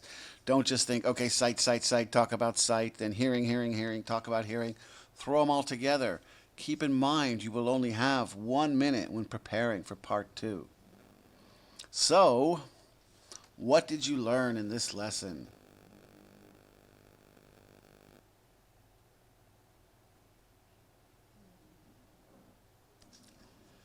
Okay, so remember to use your interrogatives as a foundation before you start using your senses to describe things. Try to study some more vocabulary to better express your sensory perceptions. Use sensory words to embellish what you've already stated with your interrogatives. And remember, using words to describe sight is fine, it's good, but use your other senses to show more fluency in the English language, right? Remember, everyone uses sight. So it's better, it shows a deeper understanding of the language if you talk about taste and smell and your tactile sensation. Okay, guys, some homework. Review your interrogatives again. Now, this should have been homework for the last lesson. Review them, be able to spit them out quickly. Who, what, where, why, when, how, without even thinking about it. Because you will only have 1 minute to prepare. These need to be in your brain. You can't spend 20 or 30 seconds remembering your interrogatives. They need to be second nature to you. And look up some more vocabulary words to better describe what you experience with your senses. I gave you a lot. If you're not familiar with some of them, look them up. Come up with some more. There are thousands of words you can use to describe how you are experiencing the world, how you are seeing the world. And memorize your 5 senses and be able to say them as quickly as your interrogatives, right? Sight, hearing, smell, taste, tactile. Be able to do them quickly. These need to be second nature, like with your interrogatives, because you're not going to have a lot of time to prepare. And continue to study the language as well. Besides preparing for IELTS, make sure you're practicing your English, you're studying your English, you're learning more, you're being better able to speak in this language. Okay, next time we're going to look at emotions and a little quick story. We're still looking at part 2. All right. So we've covered interrogatives, we've covered our sensory perceptions, and next time we're going to talk about emotions and a quick story. So if you want, start thinking about emotions a bit before the next class. The example we're still going to use is hometown, but we will get to some more current questions to talk in a later lesson about how to actually answer it using these strategies. Okay, guys, study, study, study, practice. Good luck, and thank you. I will see you next time. Hello, people. This is Jason, or you could call me Gawain. This is this is the 4th lesson, but it's the 3rd lesson in part 2. So today we're talking about emotions and a little story. So, hello again.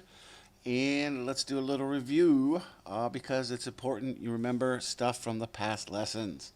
So, what did we talk about last time?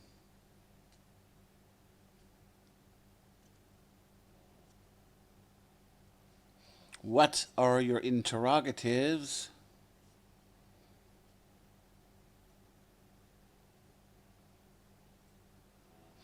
What are your senses?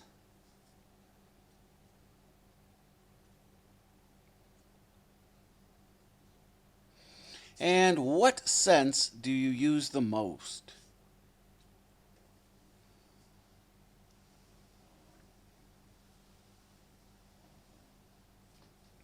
Okay, our interrogatives are what some people refer to as the WH words. Who, what, where, why, when, how. Who, what, where, why, when, how. Be able to recollect them quickly, fast, right? They're at the back of your mind, ready to come forward. And remember to think of these first, before your senses, okay? They're the foundation, right? We're going to build our answers on these interrogatives. You ask the question and answer them in your mind, and then answer them to the interviewer. Last time we talked about senses or sensory perceptions, and there's 5, right? Sight, hearing, taste, smell, and tactile. And we use sight the most, right? About 80% of the time, what we get out of the world, what we're perceiving, we get through the use of our sight. Make sure you try to use the others when describing something because everyone uses sight, right? To show that you've got a good skill with English, it's good to tell people what something tasted like, or what you heard, or what something felt like when you tactily touched it, right? So, what are we going to talk about today?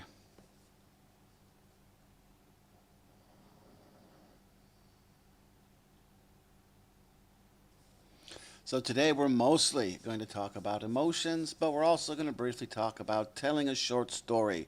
We'll get to that at the end. For the most part, we're talking about emotions today. What is an emotion?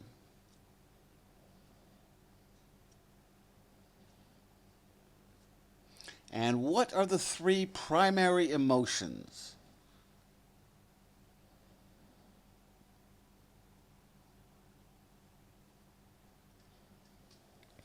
Okay, won't quite get to that that last one yet. Emotions describe how we feel about things. It could show a really good command of the English language if you could explain how you feel about certain things, right? So you might ask yourself, hometown, interrogatives, who? My mom, right? Then, right, say she's beautiful, or she had soft skin, or she had short black hair, or she had a high squeaky voice, right? Talk about describing her using different senses. And then also we could talk about how you feel about her, right? What do you think of her? Not logically, but emotionally. So once again, what are the 3 primary emotions?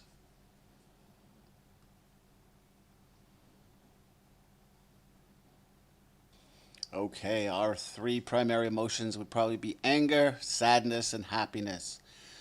right? Whenever someone talks about how they feel, most of the time it's one of these things. It gets to the point where it's a little boring. Uh, we'll get to this in a minute, but if you have to use these, if you can't think of anything other than anger to describe a situation, let's try to think of different words instead of just saying it makes me angry, or it makes me sad, or it makes me happy. And a little side note on these, right? Some people believe that anger and sadness are very, very similar, very close. One goes inward, right? Sadness. The other goes outward, anger. And it's also difficult to describe which one is the opposite to happiness. It's almost to me like they're a triangle of emotions, right?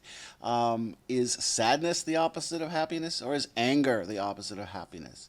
Most people might say sadness is, but there's still a lot of people out there who would say that anger is the opposite of happiness. Either way, they're three different emotions. Even though anger and sadness might be similar, they're still very, very different, right? As I just said, sadness goes inward, right? It's a bad emotion going inward, whereas anger is a bad emotion, but it's going outward towards the world, towards other people. So, what are some different ways to describe anger?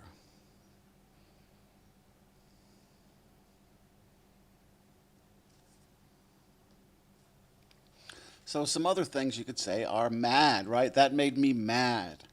But remember, mad can also mean crazy. Typically, in American English, when we say mad, we usually mean angry. But often, in British English, they might mean crazy. He's gone mad, right? He's crazy. But again, both Americans and British will recognize the other definition. I was furious when I found out. Furious is very angry. When she did that, I was outraged. Outraged is also very angry. If you are mildly angry, you could say annoyed or irritated, right? And if you are very angry, you could say enraged or inflamed. And these are just a few of them. It's a good idea if you want to look up some more words on your own. Always good to study on your own. Practice, practice, practice. All right. What are some other words for sad?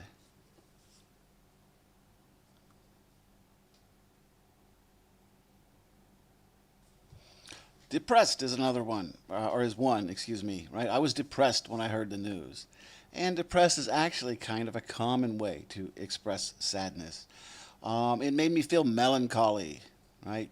When we broke up, I was brokenhearted. You could also say heartbroken. Those are both words, they're both fine. Uh, Either one are okay. Sorry and subdued can mean mildly sad. And blue is another common word for sad. I feel blue, which started as a slang, but now basically it's part of the language. Now I have a question for you. Do upset and unhappy, do they mean sad or angry?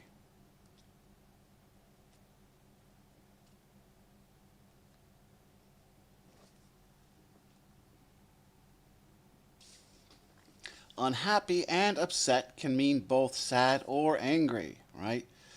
Most people will associate the words to be closer to sad, but they could still be angry, right? They both mean not happy, and they can both be in reference to either sadness or anger.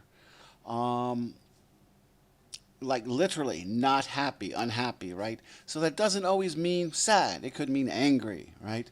He's unhappy as he's throwing things around the room, right? That's probably more anger than sadness. Um, so look up some other words for sad too. Again, these are not all of them. Practice, practice, practice. Okay, what are some other words for happy?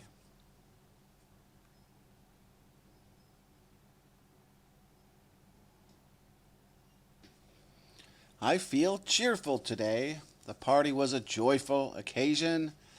And something you might hear Westerners say around the Christmas holiday is Merry Christmas. Merry is another word for happy, right?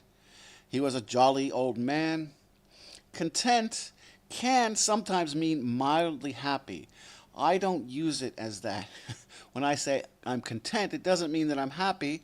It just means everything is going okay, right?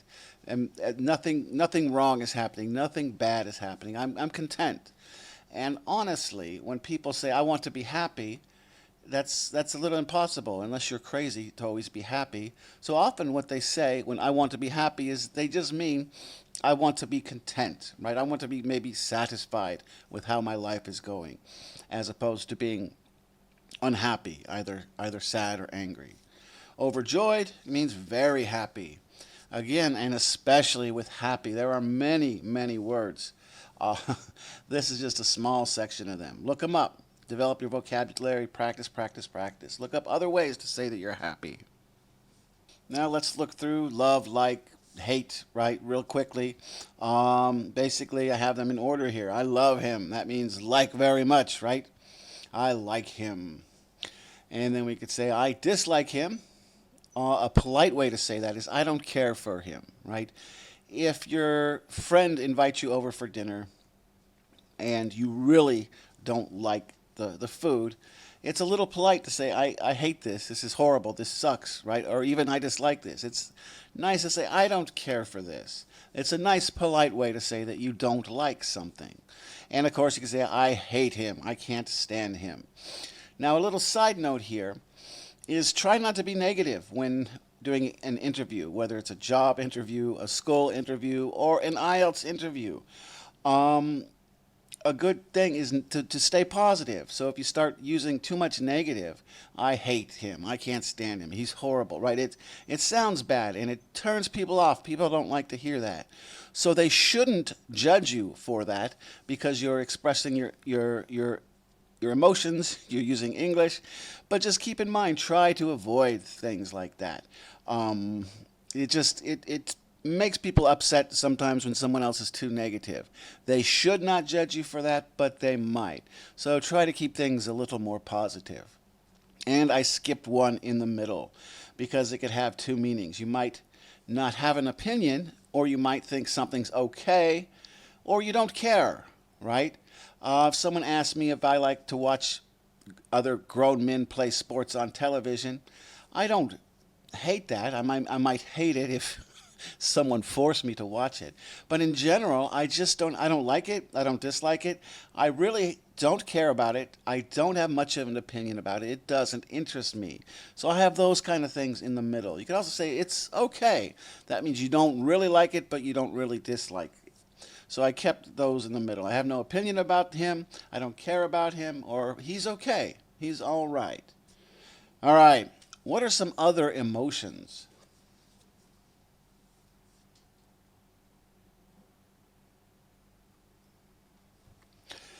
Okay, I hope you thought of some other emotions. We'll get to those in a minute.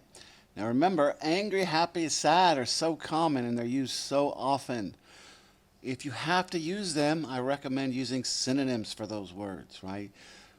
Delve into deeper emotions. Find some other things to talk about besides it made me angry or happy or sad, right?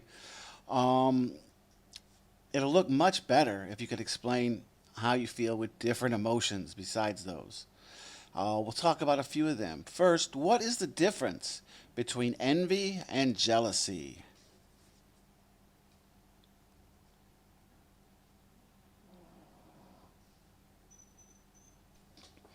Okay, people commonly misuse these, right? If you are envious, you want what someone else has, right? You like their car, you might feel envious of them, they have a nice car. If you're jealous, you want a relationship with someone or you don't want to lose a relationship with someone. Jealousy is about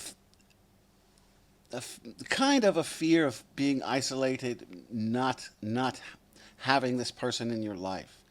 So if you're envious of your neighbor's wife, then you dislike your neighbor and you want a wife, maybe any wife.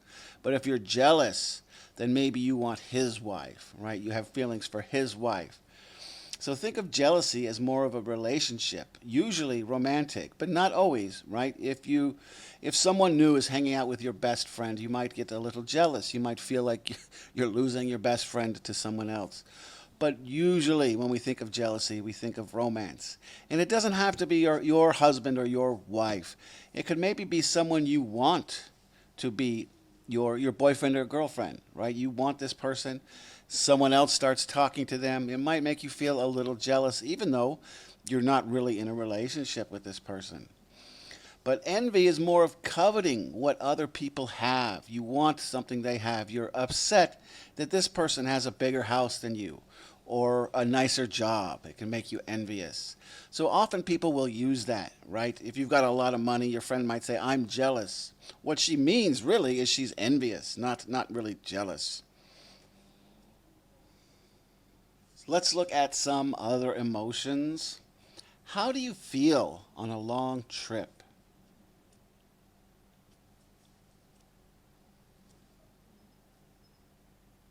How do you feel before a big exam?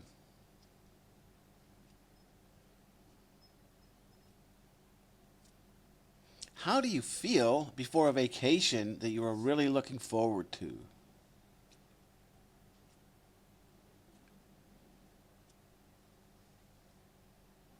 How do you feel when someone asks you a question that you don't understand?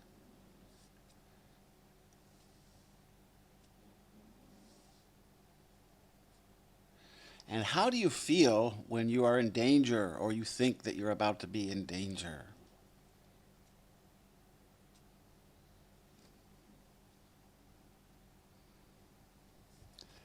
Or you might feel bored on a long trip, right? If you're on an airplane for 12 hours or you're in the back of a car for 10 hours, it might be boring. You might feel bored. And before a big exam, right, you're worried, you want to do well in this exam, you might feel nervous. Before a vacation, let's say you've been planning this vacation for a year and it's finally getting very close, you might feel excited, right? If someone asks you something and you completely don't understand it, you might feel confused. And if you're in danger, you might feel scared, right, or fearful. You might fear something. So these are different emotions we could have. They're better, I think, than using sad, angry, or happy. And another one here. What's the difference between alone and lonely?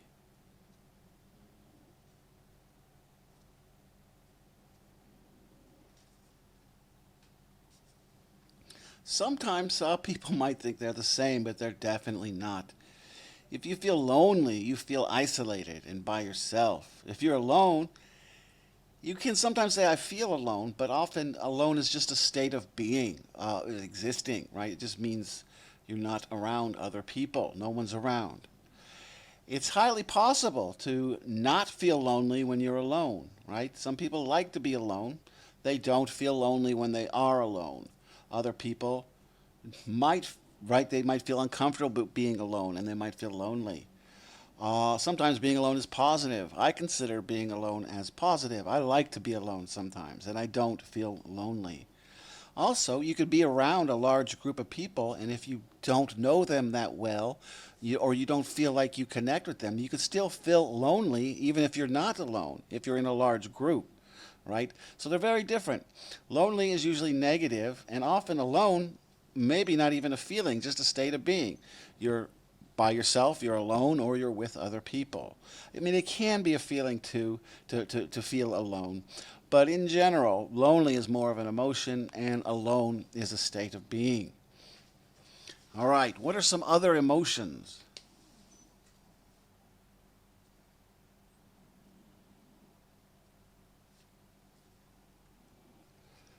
Okay, I recommend, maybe I'll talk about a couple of these as I'm going through them, but I recommend you really look up a lot of these on your own. And there are many more.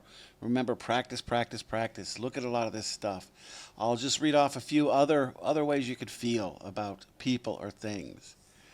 Disgust, fear, contempt, annoyed, proud, relieved, enthusiastic, resentful, worried, eager, satisfied, infatuated. I was told some people might not know what infatuated means. It means if you have an extreme attraction to someone, like you have a crush on someone, that's infatuated. Guilty, remorseful, shameful, surprised, sympathetic, empathetic. Okay, let me get into those two real quick. If you feel sympathetic towards someone, it means you feel sorry for them. If you feel empathetic, it means you empathize, you understand what they are feeling or why they are feeling that way. Aroused, euphoric, alarmed, alienated, embarrassed, enthralled, thrilled, mortified, spiteful, hysterical, sentimental, longing for, hurt, anguished, attracted, exasperated, pleasurable, shocked, vengeful. Vengeful might be similar to angry, but if you feel vengeful, it means you think someone has done something wrong to you and you want to get them back somehow, get revenge, right? All right. And we didn't talk about, I wanted to save it for this time, right? You could mention some tactile sensations that we also call feelings. These are physical feelings, right? Instead of maybe more emotional feelings. So you could say, I feel angry. That's an emotional feeling. But I feel hungry. That's a physical feeling. If you're tired, that's a physical feeling. You could feel sore or hurt, right? If you feel hurt, it could be both emotional and physical. If right, someone stabs you with a knife, you could say that hurts, right? But also, if someone hurts your feelings, you could also say that hurts. And lustful, which maybe I think it's good to know what lustful means, but try to avoid. Look it up for yourself. Try to avoid lustful when when you're taking IELTS. And keep in mind, euphoric can also mean tactile. It could be a physical sensation that you're feeling, but also it can be an emotion. Typically, when we think of euphoria, it's a feeling that you get when you drink too much, right, or you do drugs, or it's some chemical imbalance. That's when it can be physical, right? If you're drunk, you could say you feel euphoric. But it could also be, I have it up in the list of emotions, it could also be an emotion. Maybe you meet this person that makes you feel so good, right? You almost feel drunk, you almost feel euphoric. So normally that one's tactile, but it can also be an emotion. Okay, so there's a lot of emotions. Again, you can look up many on your own. Think about them for a few minutes, then we're going to try to answer some about your hometown.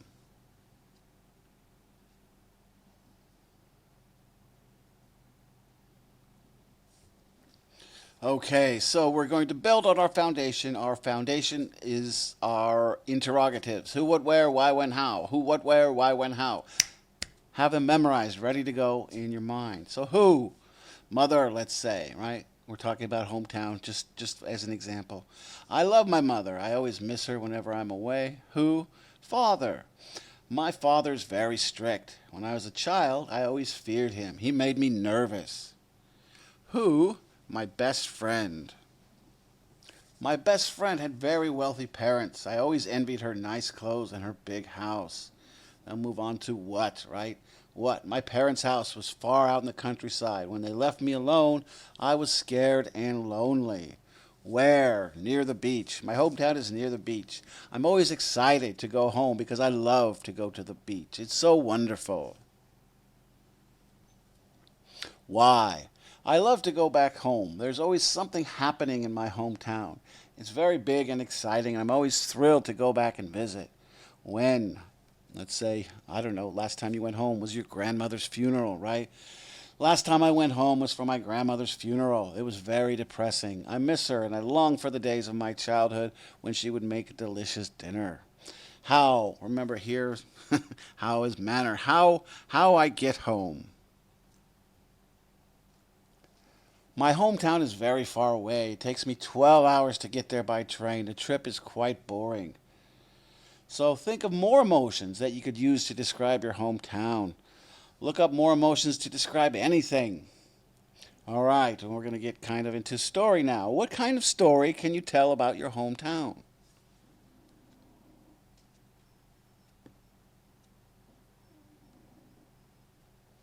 Okay, we've discussed interrogatives, senses, and emotions so far.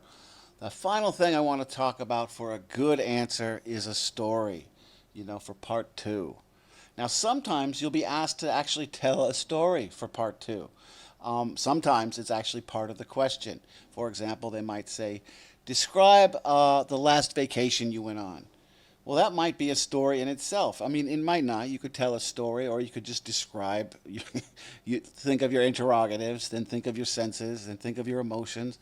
But also, you could tell a story. A question might be, tell me about a time that this happened. Tell me about a time that you were with your father. Then you almost have to answer in a story, right? But even if the question doesn't ask you to tell a story, you can always tell a little story, right? Tell a little quick story. You don't have to fill up the whole answer with a story, but it takes up time. It shows fluency, and it's still related to the question, right? So right now, maybe pause this. Think of a brief story about your hometown, maybe 5 or 6 sentences.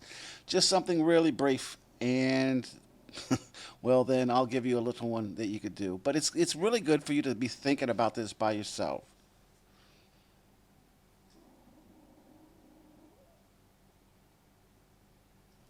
So you can slide a story into your answer. I believe the end is always a good place. But remember, this is speaking. You could put the story at the beginning, in the middle. It's okay. Uh, but I recommend going through answering this way, right? Interrogatives first, then think of senses to build on the interrogatives, think of emotions to build on the interrogatives, and then maybe at the end, tell a little tale, especially if you have time to fill, right? I remember once, blah, blah, blah, or one of my favorite memories of my hometown is blah, blah, blah. Okay, so pretend you're asked about your hometown, right? You've gone through your interrogatives, you've gone through your senses, you've gone through your emotions, and you still have some time left, right? Tell a little story real quick. I made this kind of simple with small sentences because that's maybe how you're thinking and how the words are coming out, right? This is speaking, not writing. Even though you can use a lot of this for writing, this is speaking. So you're not going to come up with some elaborate, well-established story when you've only had a minute to prepare. So I just made up a story for your hometown, right? I remember once when I was a small child, I got lost. My parents took me to the park and I wandered too far away from them. The park was very crowded with many people. I turned around to look for my parents, but I couldn't see them. I began crying and looking for them desperately.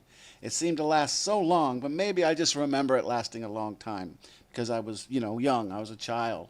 Finally, a woman saw me crying and she helped me find my parents.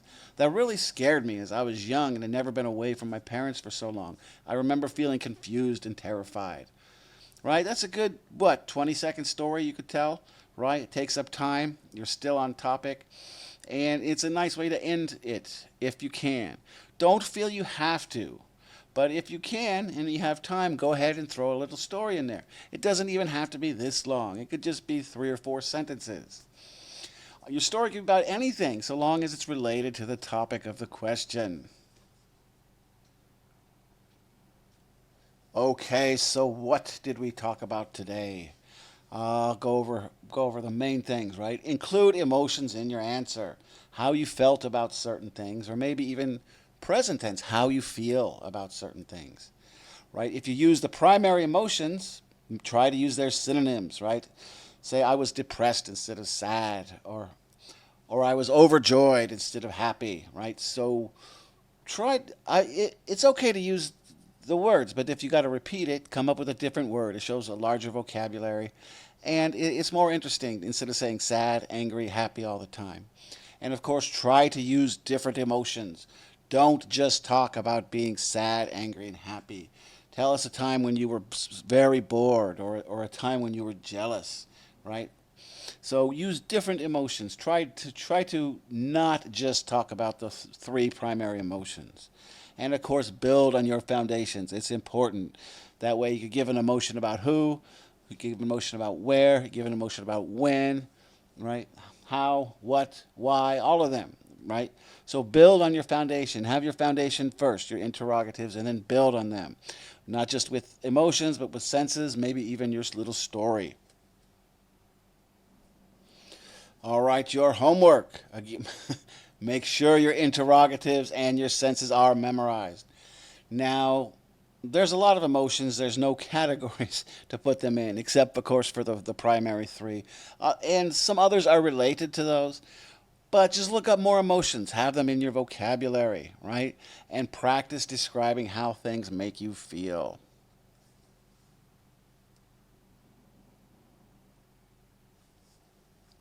Okay, next time we're still going to be on part 2. I know this says we're going to practice part 2, but I think we'll do that not next class, but the class after, because there's other strategies we've got for part 2 that will really help you out some more. So I think we'll do that next time, and then the following time we'll go through a solid practice with part 2, break it down, decide how we're going to answer it, and everything like that. So next time will be strategies more so than the time after that. We're going to do a thorough practice. We'll also do another practice near the end after we've covered part 1 and 3.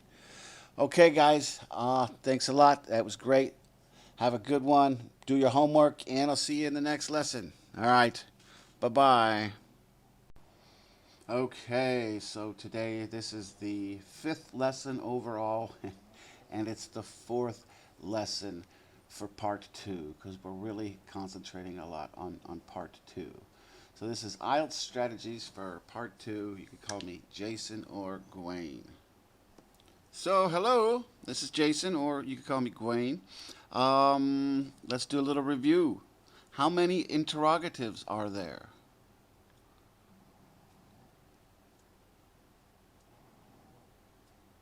What are your interrogatives?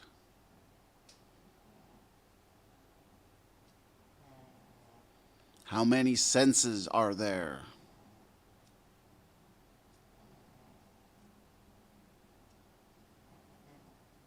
And what are your 3 primary emotions?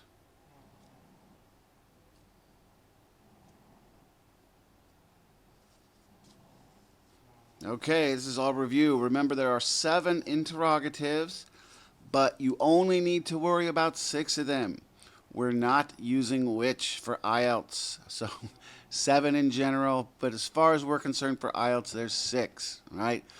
Who, what, where, why, when, how. Be able to say them quickly. Who, what, where, why, when, how. A second, okay? You have 5 senses: sight, hearing, taste, smell, and tactile. Be able to say them quickly. Sight, hearing, taste, smell, tactile. Quickly, quickly, quickly, because you only have a minute to prepare. Okay, your primary emotions are anger, sadness, and happiness. Remember, try to think of different emotions to talk about. And if you use the 3 primary emotions, remember to try to use synonyms for them. Different words, different ways to say them. And also, really quickly, you could tell a little story to be more fluent and to use up more time. Okay, so today we're going to discuss some strategies for answering IELTS Part 2. Yes, we've discussed some big ones. Now we've got 9 smaller little strategies to discuss. And what do you think the first strategy is?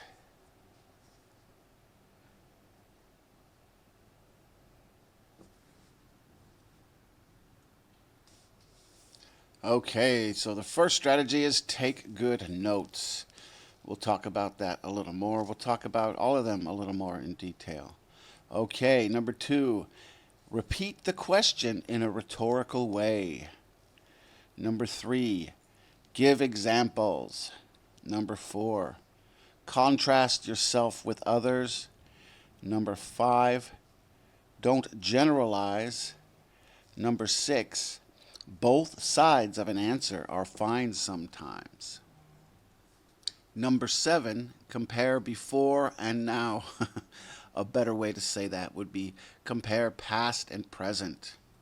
Number 8, discuss most cases versus an exception. Number 9, discuss different degrees of things. So we're going to be talking about these in a lot more detail, of course. And you won't be able to use all of these on one question. They're just good to know, right? Like some of these, there's a question you just won't be able to answer it with these. So number 1 is take good notes. You'll be given 1 minute to take notes before you begin to answer the question that you're given. Use this time wisely. What are some good ways to take notes?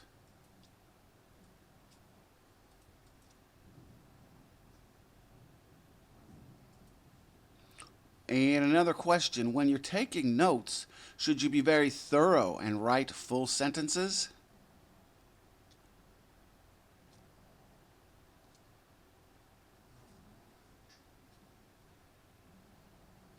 Okay, so on taking good notes, the last question. No, do not write full sentences. Only write words or phrases to help you remember what you wanted to say. You only have 1 minute, right? You don't have a lot of time. Try to write in English, right? Your fluency is being tested, not your translation skills. There's no reason to write in Chinese for this. Write in English. I understand sometimes if you're fast, maybe a Chinese character is quicker to write than a phrase in English. But it's just better when you're looking at your notes to be able to speak them out in English. Try to think and respond in English when answering. Try not to be thinking in Chinese at this point. Try to think and respond in English. Don't write down your interrogatives, right? They should already be in your head. They should already be in your mind. Don't write them down. Think them and then write your answers down. Here's an example. Here's what you might be thinking, right? So if they're asking about your hometown, you might think, who? My mom. What about my mom? My mom is very short. She has dark hair. She must be about 50 years old now. I remember that pink jacket she used to wear when I was younger. She is older now, but still very pretty. She was an accountant. I know that she never liked her job, but she did it for 30 years without complaining at all. You can't write all of that down, right? So for that, all that stuff going through your mind, you might write down, Mom, 50, short, dark hair, pink, accountant. This will help you remember all the other things, right? Pink, you'll remember the pink jacket. Accountant, you'll remember that's her job, right? Her age, right? She's your mom. She's 50, right? She's short. She's got dark hair, a pink jacket, an accountant. You can't write down everything you're going to say. You only have 1 minute. So only write down a few words and allow yourself to remember everything else based on the few words that you write down. Please remember, you only have 1 minute to write down your notes. That minute will go by very quickly. You will waste your time writing down every little thing and you won't get much done. Okay, that was number one. I got some questions for you. What does rhetorical mean?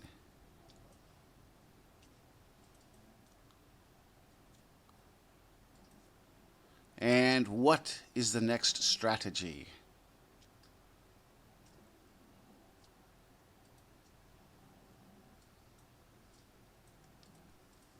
Okay, so with the first question, it's going to take a little while to answer.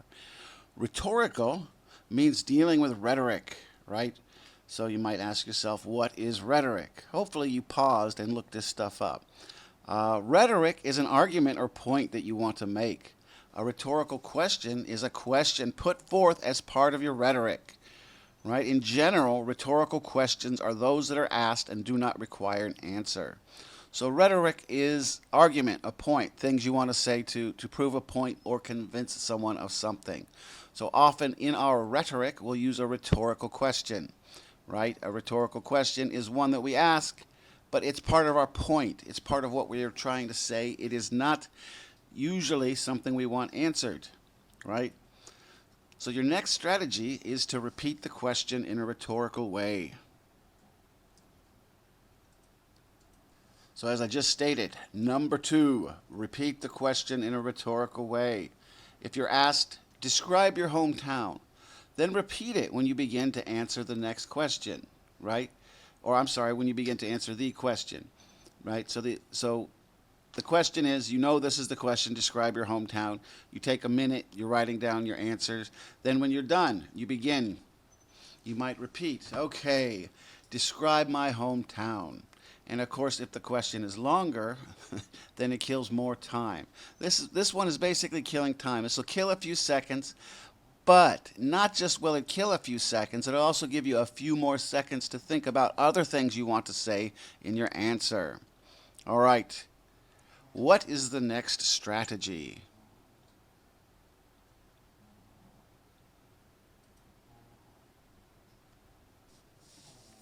Number 3, give different examples. This basically takes up more time. This can also show that you've thought about your answer and considered other answers. So an example, what is your favorite anything, right? I like a lot of different things. I like a lot of different of whatever this is, including this, this, and this. But my favorite is this, right? For example, to put some words in there, what is your favorite food? You can say, I like a lot of different types of food, including hamburgers, pizza, and chow mein. But my favorite is a turkey sandwich. However you want to answer it, right? This shows that you thought about it. It shows also it takes up more time, right? If you're worried about time, which is a big thing a lot of students are worried about. Okay, what does compare and contrast mean?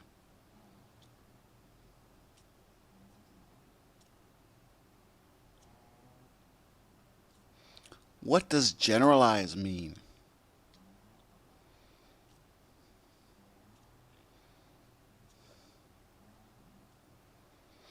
And remember, compare and contrast have opposite meanings, or they do when they're used together. Compare can mean to find both similarities and differences. But if it's used with contrast, compare means similarities, and then contrast means differences. Generalize means to lump many people or a group of people together and consider them the same, right? So number 4, contrast yourself with others. What is your favorite blank, or describe your favorite blank? And you could say, well, many of my friends like blank, but I like blank. Or blank is quite popular, but I like blank, right?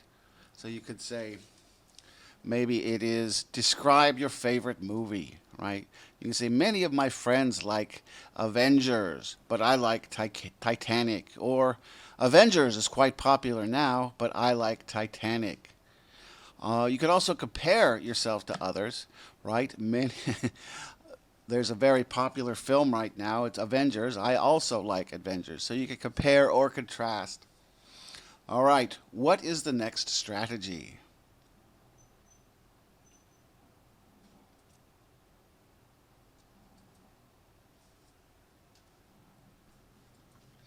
Number 5, don't generalize.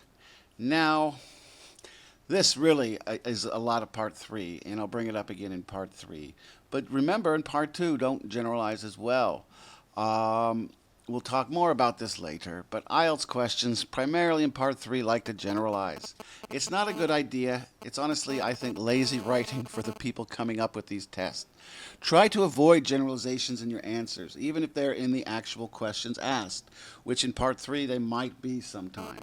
But even in part 2, try to not generalize. Don't say everyone does this or all Chinese people do this, right? Even if you're asked that, it's good to answer with, well, I don't think everyone does that, right? So don't generalize. Do not say that all people in a group like or prefer anything. You can say some people like certain things, but try to avoid saying all Chinese people do a particular thing or like a particular thing. So a question might be, do people in your country like blank? You might answer, some people in my country like blank, but others don't. Right? Don't generalize. Again, this probably leans more heavily on part 3, but also in part 2, don't generalize. What is the next strategy?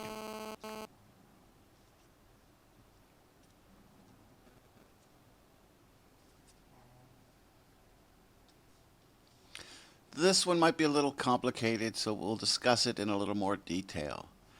Number 6, both sides of an answer are fine sometimes. You may get a question that you cannot easily answer by simply agreeing or disagreeing, or you may get a question that you may not have enough to say, sometimes giving just one side of a single answer. In these cases, you could say, I don't know, or I'm not sure, and then proceed to give reasons why you agree or disagree, right? A lot of it like this might have a little to do with generalizing, but also it's just they'll ask you a question, and this is predominantly part two stuff, right? I'll give you an example here. Is it better for children to play a sport or study art? You might not know the answer to that. You might not have a solid opinion in your mind as to which one's better. So you can answer for both. Right? So we have a beginning of an answer here. You're not sure if you think art or sports is better. So you might answer, I'm not sure. They're both good. A student who studies art may develop a more creative personality, find an enriching hobby, and develop an appreciation for different things. However, a student who plays sports may get more exercise, find friendships with people who have like-minded interests, and help develop a healthier body. And you could also list some negatives you find about both of them. And the rest of your answer can be comparing and contrasting both options, both things, right? I recommend doing this if you're not sure or you feel answering one way won't give you your whole 2 minutes of talking, right? Then you could look at both sides and study both sides. You don't have to commit to an answer, especially if you're not sure. You don't know what you think is better. Even if you do think sports are better or art is better, but you're worried you won't have enough to talk about, discuss both sides. It's okay, right? If you feel you need to. If you're sure sports are better and you've got enough to talk about, that's fine, right? But you can say that you're not sure. Then you could list pros and cons of both of them. What is the next strategy?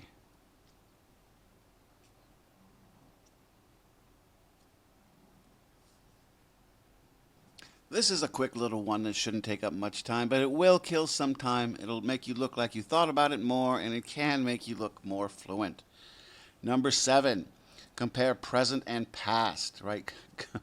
Compare, as I stated earlier, compare before and now, right? To fill up time and show a greater fluency, you could compare your feelings or habits at present with those you had when you were younger. This also might be applicable in part 3. What is your favorite blank? When I was younger, I liked blank, but these days I think I prefer blank, right? So this could be for part 2 or 3. What is the next strategy?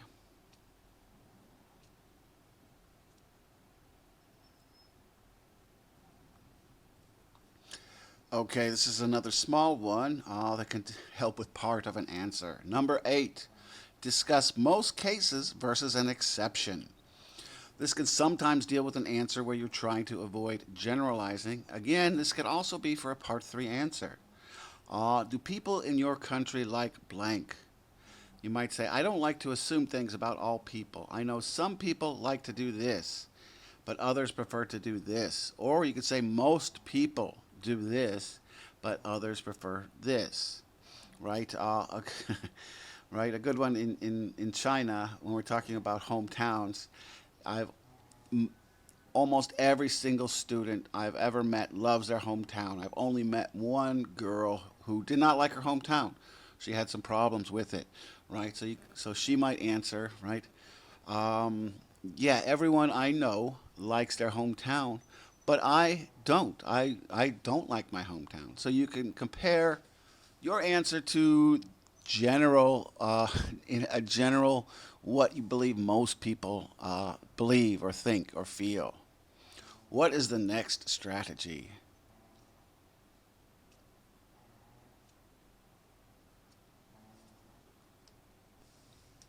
Our last one today is number 9, discuss different degrees of things.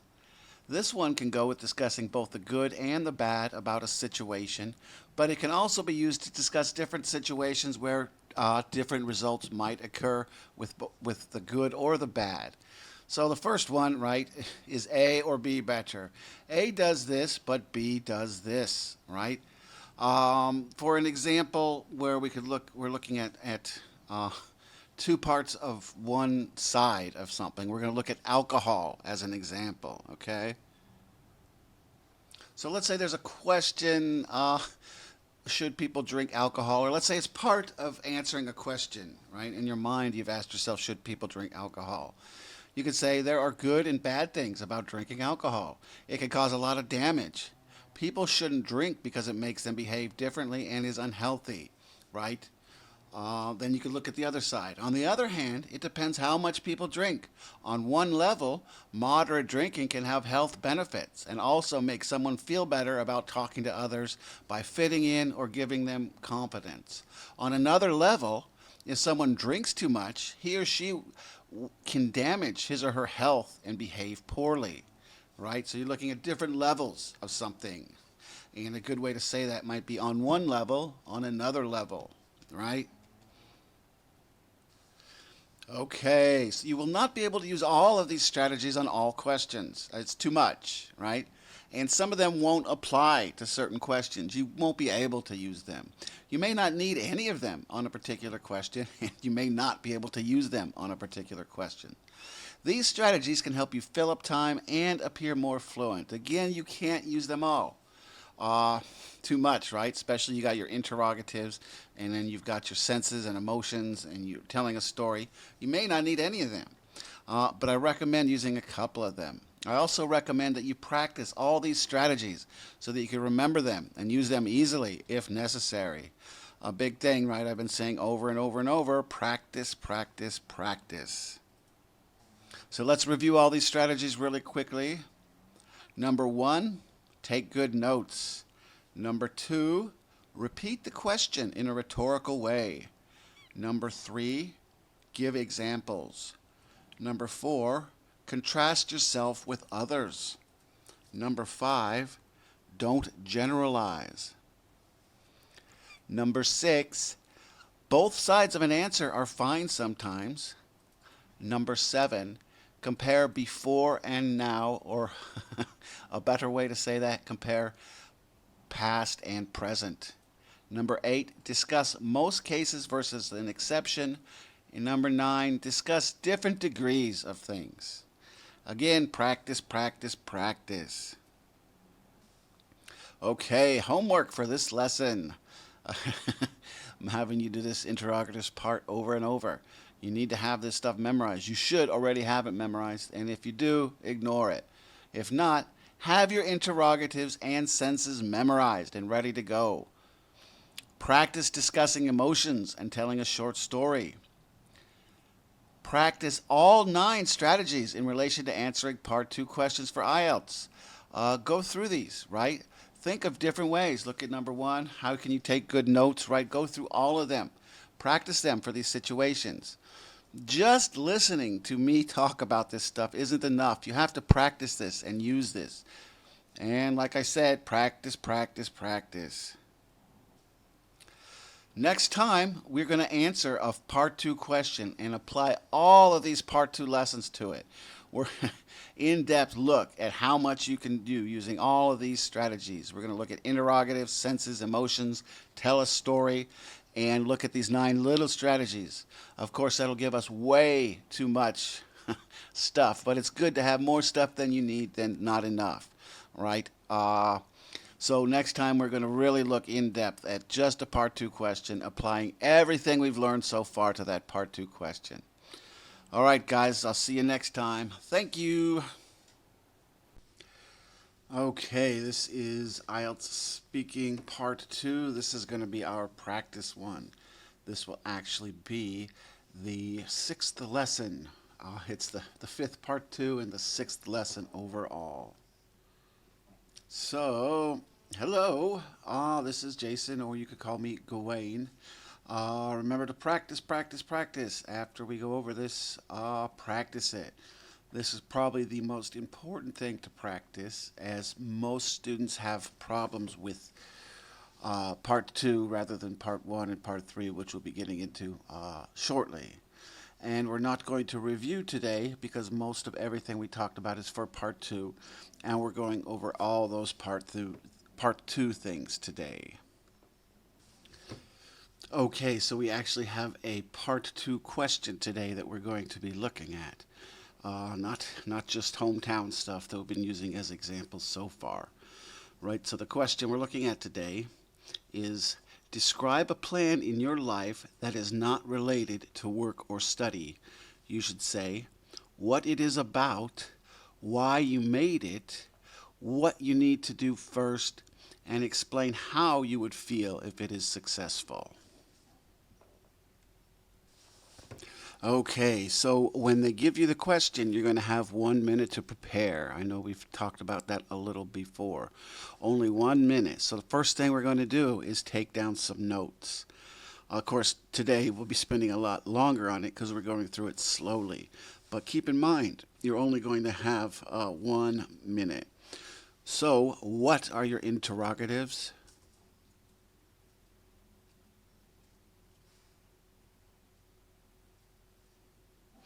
And what are your senses?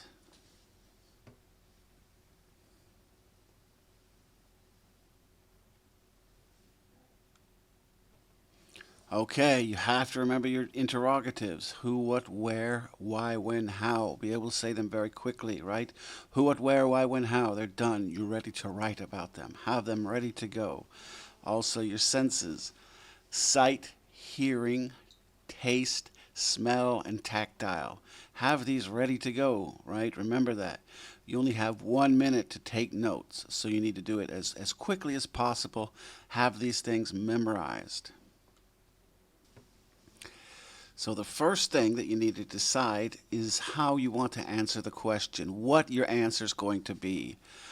Sometimes this might take a few seconds to think about. Other times you might have 3 or 4 good answers. You need to decide which one is the best, which one that you could talk about the most.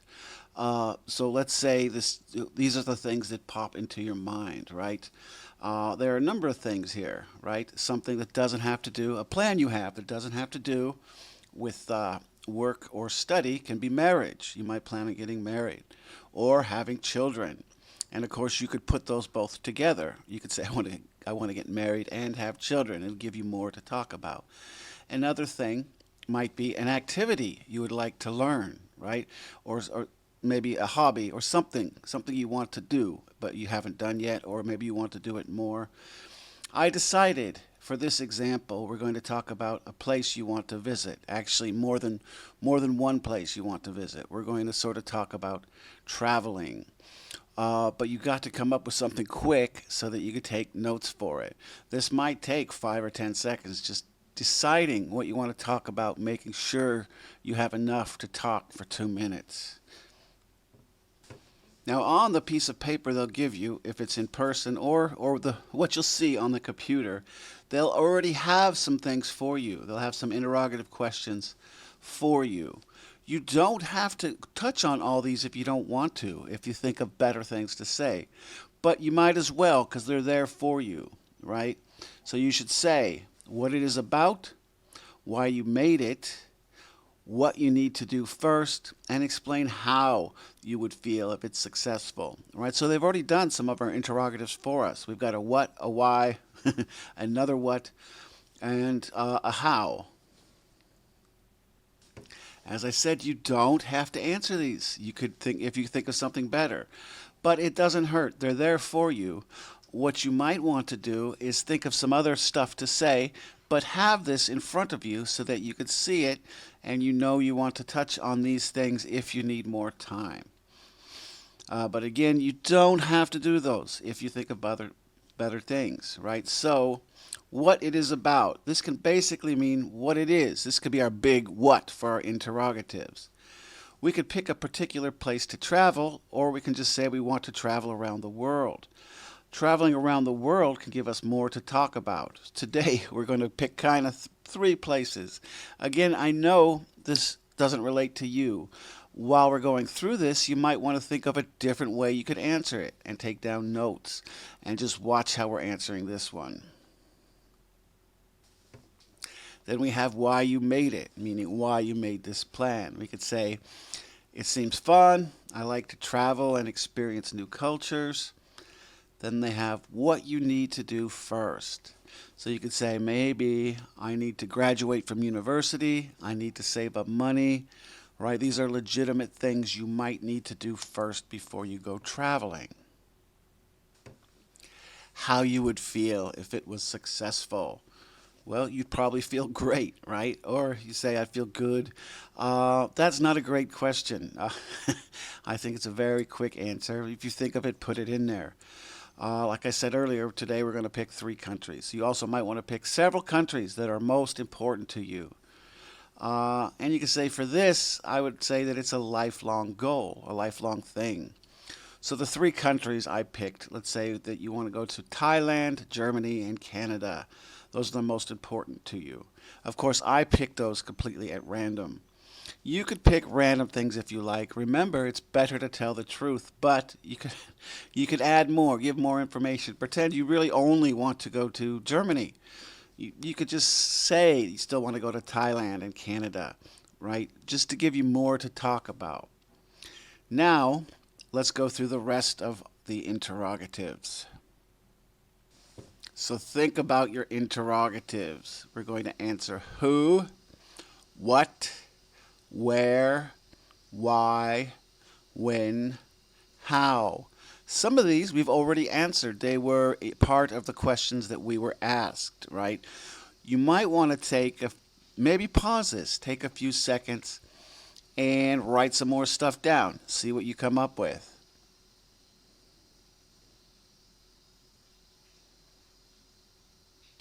Okay, so we have who.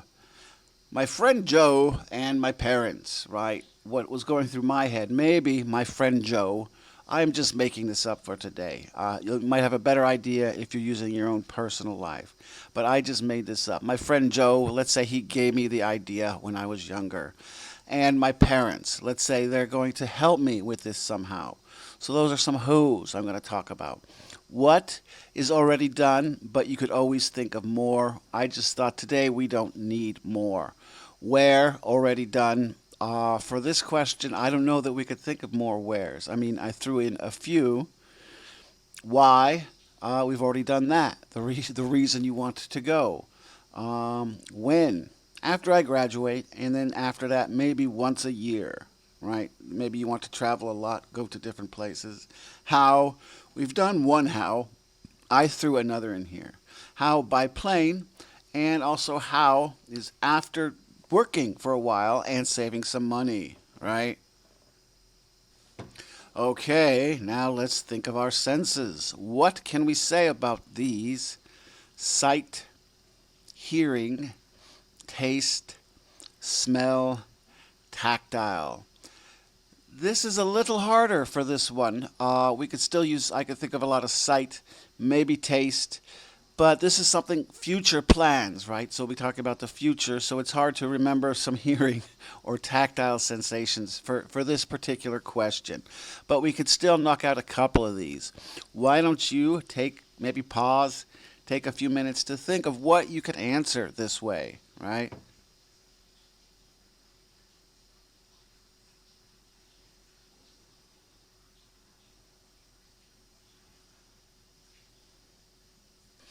Okay, so we're not going to do all of these. This particular question, doesn't lend itself well to answering all of these because it's future. It's hard to talk. You can, right? You can use a lot of your senses talking about the future, but it's easier to do that if you're talking about the past or present. So we're not going to do all of these. We don't need to. We have enough strategies where we could do other things. So sight, right? Let's say Thailand, it's an interesting culture. Temples, right? You want to see some Buddhist temples, and they have some beautiful beaches. Sight for Germany, maybe some Renaissance castles. Germany has a lot of those. I lived in Germany for a few years. They have a number of castles. And actually, the Walt Disney Castle is based on a real castle in Germany. And the Black Forest, that's a famous forest in Germany. Canada, let's say we want to go to Canada because it's a big country with few people in it if we compare it to China, the US, and India. And taste. I just did Germany. Bitter beer, delicious sausages, strong coffee. If you like Thai food, you could talk about the taste of Thai food. But again, we don't have time to talk about everything. I'm just throwing enough stuff in there for us today. And it's okay to plan for more stuff than you actually need. Like I said, the biggest problem for part two is people don't have enough to talk about. Make sure you have plenty to talk about. Okay, and we can't put everything in our notes. We only have 1 minute to prepare. So let's assume that we are out of time for our notes. All else that we will have to think of, we need to think of while we are doing it. We'll have to think of other things while answering the question. But we have a decent amount of notes to start with. Let's say this is what you managed to put in your notes, right? Out of everything we've talked about so far, okay. So we put in the notes, my friends, parents, fun, like travel, right? We can't write full sentences. We don't have enough time.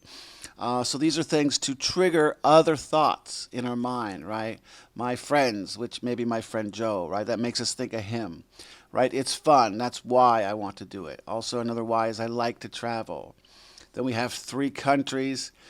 You should know the 3 countries. You don't need to write them down, right? We have Thailand, Germany, and Canada. Culture, you're interested in Thai culture. Graduate university, save money. These are things you need to do before you go. You will go by plane, right? And I mentioned culture again, beaches, castle, Black Forest. You probably don't need to mention culture twice unless you're going to think of it twice. Another thing we want to say is Canada is very big compared to China, US, and India. I mean, they're all kind of big countries, but what we wanted to talk about was that Canada has a smaller population than those other bigger countries.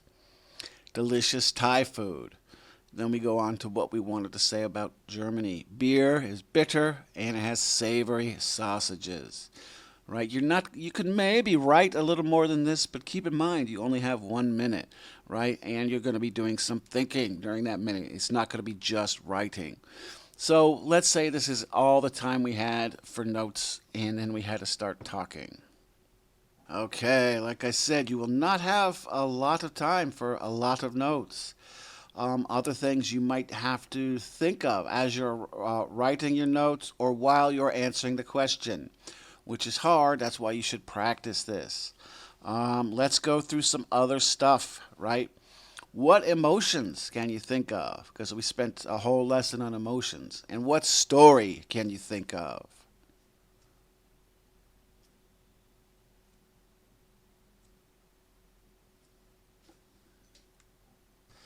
Okay, our story here is our friend Joe. Let's say he got us interested in traveling when we were younger. You get excited when you think of traveling. It's boring to stay in the same place all the time, and you are envious of Joe traveling. Now, not all questions lend themselves to having a little story to put in, but this is a really good question where you could throw a story in, so let's do it. Now, again, I don't know your personal experiences. I'm just making all this up as an example, as a way to answer this. Okay, then let's look at our most recent lesson. Before this is nine strategies that we have, right? The first one is taking notes. We've already talked about that. So, how can we repeat the question in a rhetorical way?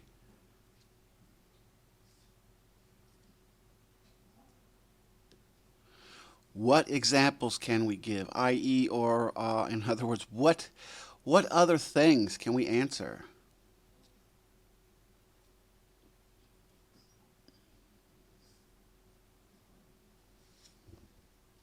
So let's look at the question again. Describe a plan in my life that isn't related to work or study. We simply just think of other things that we might have mentioned, right? I plan on getting married. I plan on having a child or having children. And how can we contrast ourselves with others?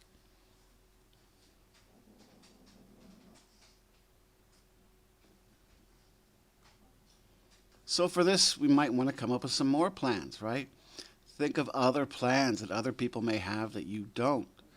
Examples, I have a friend that is interested in learning photography. I have another friend that is very interested in buying a house, right? These are some other plans. How can we not generalize here?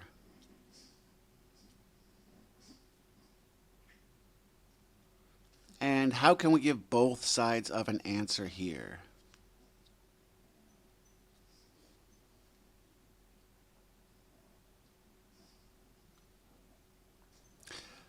The question doesn't ask us to generalize, so we don't need to worry about that for this answer. If we wanted to give both sides of an answer here, we could talk about two things. But for this, we're not going to do it. That's more like questions that ask you to pick one side of an argument where we could give both. Here, we're talking about traveling, and we've already picked 3 places. So that's good enough for this question.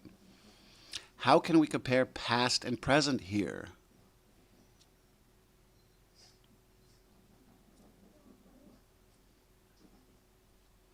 How can we discuss most cases versus an exception here?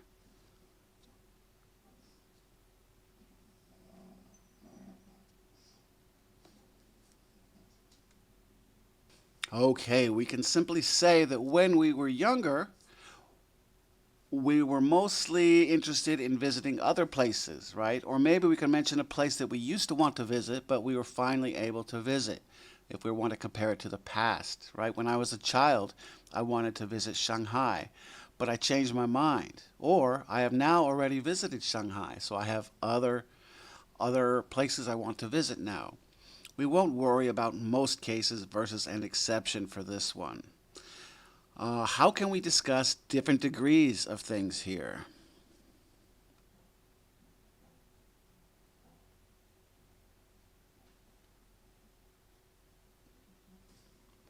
For degrees, we could say out of those 3 countries, which one we want to visit the most, or we can think of other places we want to visit, but maybe that's not as important to us as the 3 places, as Thailand, Canada, and Germany, right?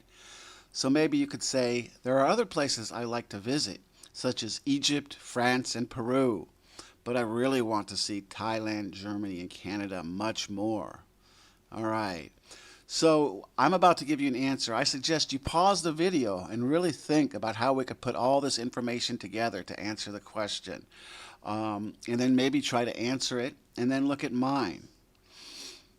Okay, you've been asked to answer that question, and you have done your notes. How can we answer that?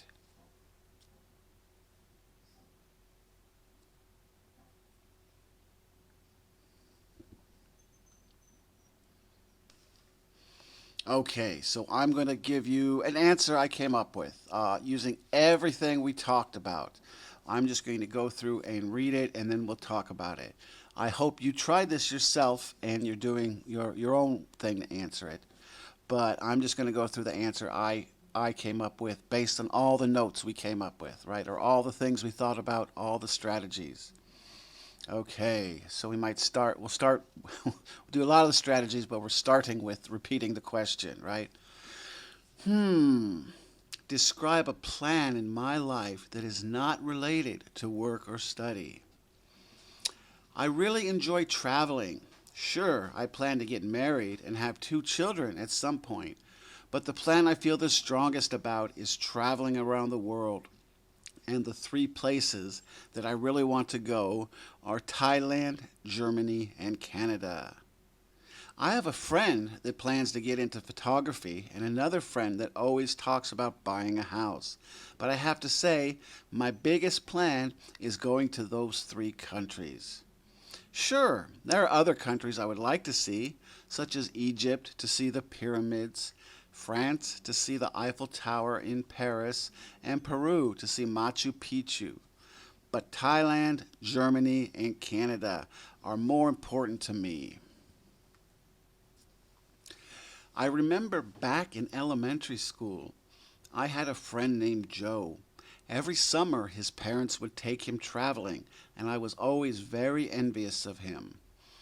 Every new school year, Joe would come back and tell me where he had gone over the summer break, and it really got me interested in traveling.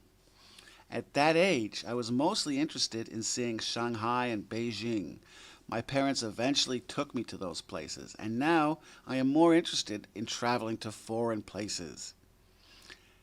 Thai culture has always interested me, so that is one of the reasons that Thailand is on my list of places to visit. In photographs I have seen, there are always beautiful beaches there. Also, after I graduate university, my parents promised to take me somewhere in Asia, so I will pick Thailand when the time comes. There was a German restaurant near my home when I was in high school. After eating there several times, I became interested in seeing Germany. I love German sausages, and lately I have become interested in German beer. Also, I love the way castles look, especially Renaissance age castles. I know Germany has a lot of them, so that is why I want to visit that country. I am learning English, and I am getting quite fluent at it. Other English-speaking countries would be fun to visit, but Canada is the one I would like to see the most. It is such a big country, and compared to other big countries like China, the US, and India, the population is very small. I really want to see a country that is so large, yet has such a small population. So, that's my plan, to visit Thailand, Germany, and Canada. Thailand will probably be first, as my parents promised to take me. But I will plan on taking vacation once a year when I start working, and visiting the other two countries as well. Of course, the more I learn, the more interested I become in traveling, so I'm sure that I will add many other countries to my list as time goes by. Okay, so that took about 2.5 to 3 minutes to read aloud, maybe around 2 minutes 40 seconds. We have more information than we needed for that answer.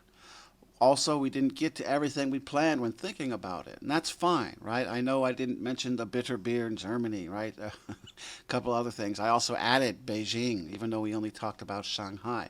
That's fine. You might end up doing that. If you go too long, the interviewer will stop you. It's better to be stopped than not have enough to say, right? If you keep going, the interviewer will stop you and go, that's okay, but that's fine. You're being fluent. You knew you had to talk for 2 minutes, and you talked for 2 minutes, maybe longer. Again, it's better to be stopped than to only talk for maybe 30 seconds or a minute and not have enough to say, in which case the interviewer might ask you a little bit more, but it's lowering your score because you're not talking enough. Okay, so your homework for this lesson. Find some Part 2 questions online and practice answering them. It's okay to spend a lot of time thinking at first, right? Just make sure you could talk for a good solid 2 to 3 minutes. But by the time you take the exam, try to get your preparation down to only a minute, because really that's all the time you're going to have when you actually answer the question, when you actually take the test. So, when you first start, yeah, spend 5 minutes preparing if you need to, but lower that time. Lower it down to where where you prepare for 1 minute, and then you're able to talk for at least 2 minutes. And remember, part 2 is the hardest part for most students, so you should spend the most time preparing for it. Unless, I don't know, you're one of those people who seems to do well in part 2, but has problems with part 1 or part 3 for some reason. But that's why we spent the longest amount of time on part 2. Really, we're going to cover part 1 in one lesson and part 3 in another lesson, because those are much simpler, easier to answer. So part 2 is the hardest, so you should spend the most time preparing part 2. Okay, for the next lesson, we're going to be looking at part 1 of the speaking section.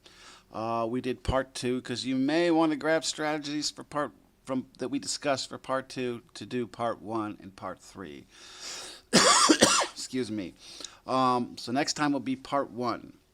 Okay, thank you guys. I'll see you on the next one. Good luck and practice, practice, practice. Really prepare. Find some part 2 questions. All right. Okay, this is Jason, or you could call me Gwen. Today we're going to look at IELTS Part 1. This is Lesson 7. So, hello. All right, so we're looking at Part 1 today. Really quickly, let's do some review. What are your interrogatives?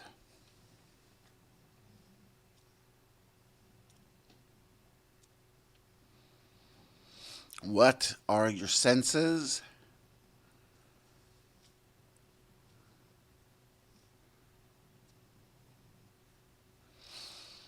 And what are your three primary emotions?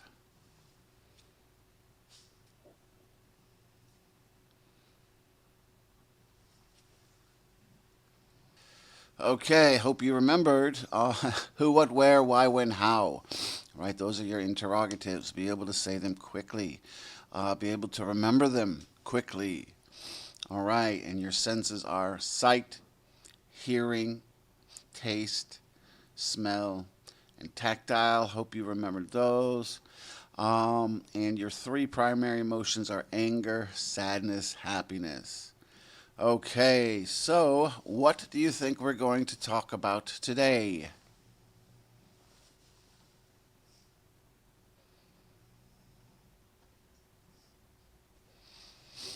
And why do you think we will spend less time talking about part one than we did talking about part two?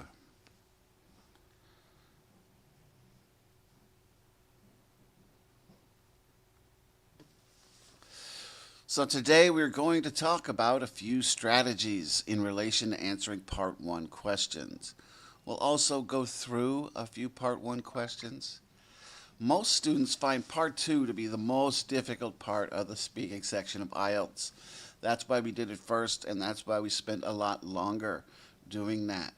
Also, a good reason to do that we looked at part two first is you can use strategies from part two for part one and part three if you need to do so. You might find it easy, right? These answers are not as long. So, how long should a part one answer be?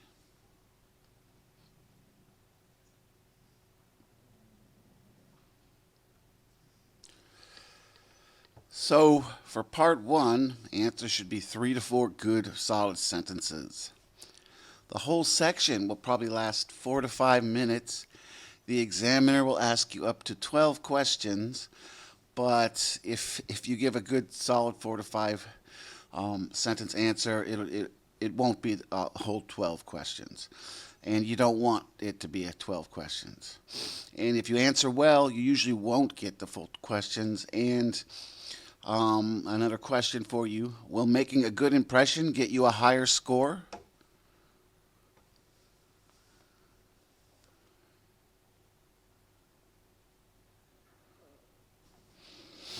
It's always best to make a good impression, not just in IELTS, but in anything you do.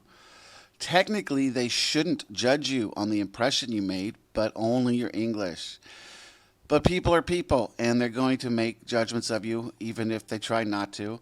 And if it's a very good interviewer and you don't make a good first impression, he shouldn't judge you on it. But you're more likely to get a better score if you make a good impression, right? Because it's always easier for they might want you to do well if they like you, right? So make a good first impression, smile, make eye contact, do those sort of things. Make a good impression. In a question, can you answer yes or no?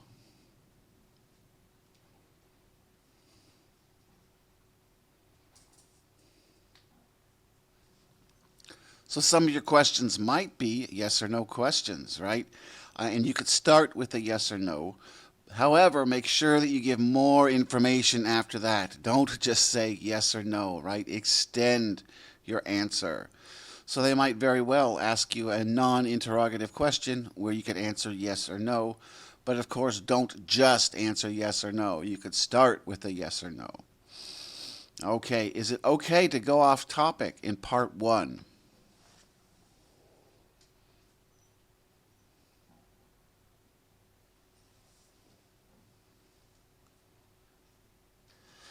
No, don't go off topic in part one. In part two, you can go slightly off topic as long as it's still related to your answer. But part one should be quick and to the point. Of course, not too quick and to the point. Not too short. Um, these questions are sort of designed so that you don't talk too long about them. Of course, if you apply all the information you learned from part two, you can talk quite a while about these, but don't. Just 4 to 5 good, solid sentences, and you should be okay. We'll do some examples of those today. Okay. And should you ask the examiner to repeat a question if you don't understand it?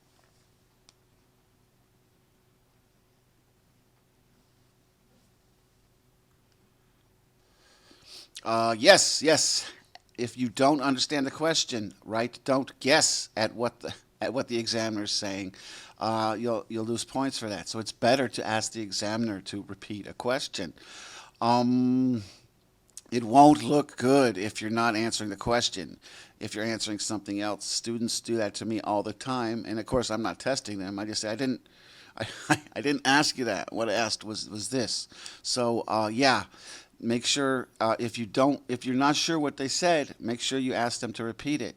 But only do this if it's necessary. Don't do this on every question. It'll lower your score if you're constantly doing that, because it will give you a little more time to think, especially if you understood the question and you're trying to think on how to answer it, and then you say, I'm sorry, I didn't understand what you said. Could you repeat that? Then they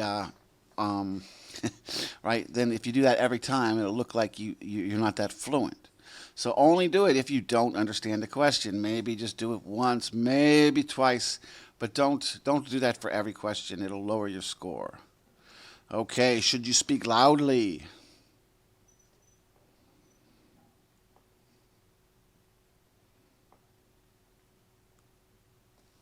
Yes. Speak loudly. Don't yell, of course, but have a nice, solid, firm voice when you're answering.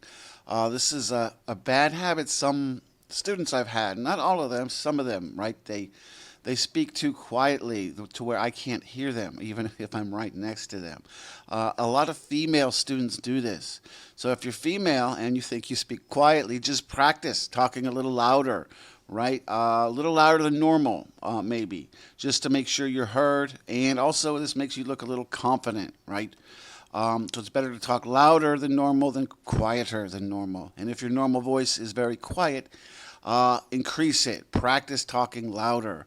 I know for some students that's difficult. I've had more than one student, but usually female, and they I don't know, for whatever reason, maybe it's part of their personality where they're not speaking loudly. You don't have to yell, but raise your voice a little. Talk a little louder than normal. Make sure that you're heard.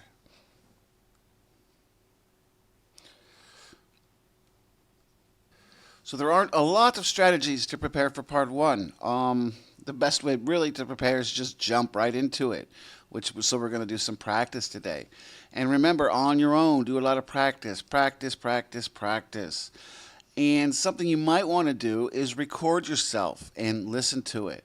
That'll help you see how well you're answering it, how fluently you're answering it. Just practice a lot. Now, recording yourself might not help you realize if you're talking too quietly, so you could always just practice with someone else. Ask them, can you hear me very well? Should I speak up? So obviously, part one happens first. You'll be asked your name and what you would like to be called, i.e. if you have an English name. Also, you might be asked another question, where are you from? You will show your ID to the interviewer. After you show your ID, consider part one to be started. Consider it started. And so the first couple questions before you show your ID, right? What's your name? You can say, my name's Joe. Don't feel like you need to do 3 or 4 sentences for that. But once you show your ID, you sat down, they should tell you that the test is starting.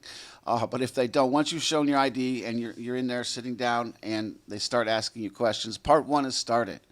But before that, right, if they say, what's your name, you don't have to say, my name is Joe, and then try to think of 3 or 4 other sentences. It's okay when you're first introducing yourself just to give a quick answer to get started.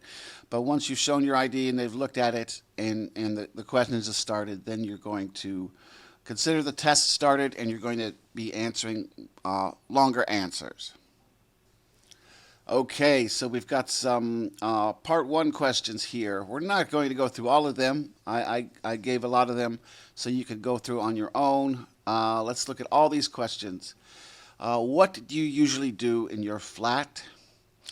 What room does your family spend most of the time in? Can you describe the place where you live? What's the difference between where you are living now and where you have lived in the past? Do you plan to live there for a long time? How long have you lived there? What part of your home do you like the most? Please describe the room you live in. Do you prefer living in a house or a flat? Are the transport facilities to your home very good? What kind of house or flat do you want to live in the future?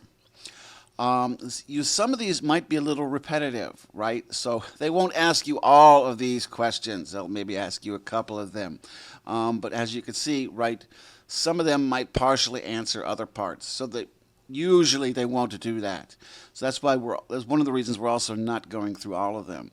But we'll only go through 2 in this section, and then you can prepare the others, try to practice the others on your own, because these are all relatively common questions for part 1. Okay, what do you usually do in your flat? That'll be our question. A bad answer, right? I usually sleep, eat, watch TV. That's too short, right? That's not long enough. Good answer.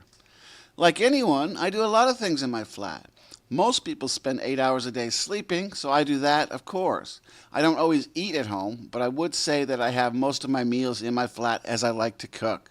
I really enjoy watching TV, and I do that at home when I have free time. Right? Not too short, not too long. That's a good answer.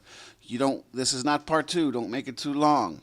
Also don't make it too short, right? That's a good answer right there. So if you're practicing answering, see, I don't know. This is different sizes, but this is a good solid answer right here. Not too short, not too long. It's hard to practice this. Don't have all your sentences be too short, right? You wouldn't say, what do you usually home? I sleep, I eat, I also like to watch TV. That's a little short, right? So make it longer. Another question. Can you describe the place where you live? So a bad answer would be, yeah, I live in a small apartment in Shenzhen. Right? That's too short. All my bad answers will be too short. I won't be giving a bad answer that's too long. But just remember not to make it so long. If you really, really for 1 or 2 of these want to do 5 or 6 sentences, maybe that's okay, but really try to keep it 3 or 4 solid, normal-sized sentences. So good answer. Yes, I live in a big apartment building in the Fujian district of Shenzhen. The building is actually very new and modern looking, with sheer glass windows reflecting the light outside. My actual apartment is quite small and is only a studio with a small bathroom. It is quite expensive, but I really like the city and I enjoy living there. Right? Good solid answer. Not too short, not too long. And remember those other questions, right? You can practice those on your own. Practice them. Make them look roughly like these 2 we just did. Okay, we've got some more questions here. We're only going to go through 2 of them so you can do the others on your own. These are about television programs. Again, right, these are all personal. They're going to ask you personal things about your life for part 1. Do you often watch programs on the TV or on your cell phone? What kind of TV programs do you like? Do you like watching the same kind of program all the time? Do you talk with your friends about the program you watched? So we'll be doing the first one here, okay? Do you often watch programs on the TV or on your cell phone? So bad answer. Yes, I like to watch. I like to watch lots of TV, right? Not too long. It's too short. Good answer. Yes, but I have never liked to watch videos on my phone as I think the screen is too small. I also don't watch programs as they air on television. Instead, I download the shows that I like onto my computer. Then I plug my computer into my big television. That way I can watch the programs whenever I want on a big screen. Okay, so yeah, remember part 1, personal questions based on your life. So be prepared to talk about yourself. Okay, our next one here, right? What kind of TV programs do you like? Here's a bad answer. And all my bad answers are too short, right? Not too often do I have students go too long on these. Normally when we're practicing IELTS, they're giving answers that are a little too short. I like lots of different TV programs. My favorite is Game of Thrones. That might seem like a good answer, and for a normal conversation it is, but we want a longer answer, right? So here's a good answer. Wow. There are many different television programs that I like. I like drama, horror, science fiction, fantasy, and even reality TV programs.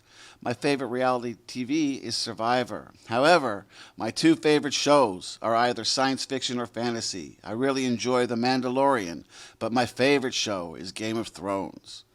Right? You have a lot of information there. It's not too long. It's a good answer. And you got a couple other questions about TV you could practice on your own. Okay, here we've got some more questions for part one. These are about the weekend. What do other people in your hometown usually do on weekends? That sounds almost like something they'd ask for part three. What will you do next weekend? Did you do anything special last weekend? What do you usually do on weekends? All right, so the question we're looking at, what will you do next weekend? Bad answer. I don't know. Maybe go hiking. Right? Not a great answer. Good answer. That's interesting you should ask. I actually have a hiking trip planned with a few friends. It's not what I normally do on weekends, but we have planned this trip for a long time. It's a 2-day hike in the forest near my parents' house. We will hike in, stay the night camping in the wilderness, then hike out the next day. And another weekend question, what do you usually do on weekends? Bad answer. It's hard to say. I do many different things on weekends. Good answer.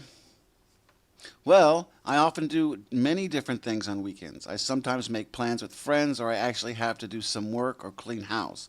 Some weekends I'm tired and lazy and I don't do much. However, most of the time, I end up going out to the bar with my friends on either Friday or Saturday night to talk and have a few drinks. Of course, you might say pub, right? if you're doing British English. All right, so practice answering the other questions on your own. We got some more questions here about having a break. How often do you take a rest or have a break? What do you usually do when you are resting? Do you take a nap when you are taking your rest? How do you feel after taking a nap during your break? Right, those last two are are very close. They probably wouldn't ask you both of those during the same test. Okay, so here's the question we're looking at. How often do you take a rest or have a break? Here's our bad answer. I don't know. I guess I take a break every 2 hours. Right? Not very good. Not long enough. Also, stay away from I don't know answers unless there's something you really don't know. Then you can maybe say I don't know and then guess it's something. Okay, our good answer. I guess the answer to that can vary. When I'm at work, I get a break every 2 hours. So it is definitely 2 hours. When I'm doing work on my own, I like to get the job done. For example, when cleaning house, I like to finish before I take a break. If it's a very long task, then I'll usually take a break every 3 hours. Right? We're assuming here that they're talking about work, but you never know. We gave more information. We're still on topic.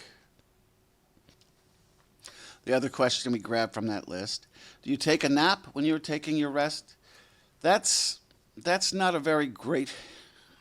That's not a very great way to ask that question. Some of these are a little strange, but I just grabbed it from the paper. What they probably would ask is, do you like to take naps? Something like that. Here's a bad answer. No, naps are bad. I can't sleep at night if I take a nap. Here's a good answer. No, I refuse to nap because I have trouble sleeping. If I take a nap during the day, then I will have problems falling asleep that night. At lunchtime in my office, most of my colleagues will nap, but I absolutely refuse to do so. My sleep at night is much more important to me. Okay, so you got a couple more questions. You could practice answering them on your own. Okay, there are different categories of Part 1 questions you might be asked. They're all going to be personal. So remember, Part 1, they're going to ask you personal questions about yourself. I've given you some extra questions in certain categories here. And I'll give you a few more. We will practice again part one, but we'll also be practicing the other parts. So today's our big part one day. So I'll give you some more questions you could practice answering. These are just stuff you could look at and answer on your own. So they have this weird one about window view. What scenery can you see from the window of your home or your dorm? Do you like to watch the scenery from your window? Do you want to live in a house with beautiful window views? How do you feel when you can't see any beautiful view from your window? And then special costume section. Do you like to wear special costumes? Did you try any special costumes when you were young? When was your last time to wear special costumes? Do you ever buy special costumes? I, I think for a lot of people, these would all be no. So you'd have to think of other things to say why you don't wear costumes. I know in China, there's not really a Halloween, but I know some people, some of my students like cosplay. And they also might, I know a number of Chinese people might go to a bar or a pub on Halloween and maybe wear a costume, but not many. So I would guess most Chinese people aren't that interested in costumes, so you'd have to say no and explain why for these. All right, let's look at some of the stuff we talked about today. Do a little review here. So remember, you can use part two strategies for part one if you need to. You might not really need to. Answer should be 3 to 4 good sentences. Remember that. Not very short sentences. Also, maybe not very long sentences. Always make a good impression. Remember to smile, right? Be friendly. Answer more than just yes or no. It's okay to start a question with yes or no, but don't just answer yes or no. Do not go off topic for part one. Remember, you can ask an examiner to repeat a question, but don't do it too often. And don't speak too quietly. You could practice that part. Okay, here's your homework. Practice all the extra questions on your own.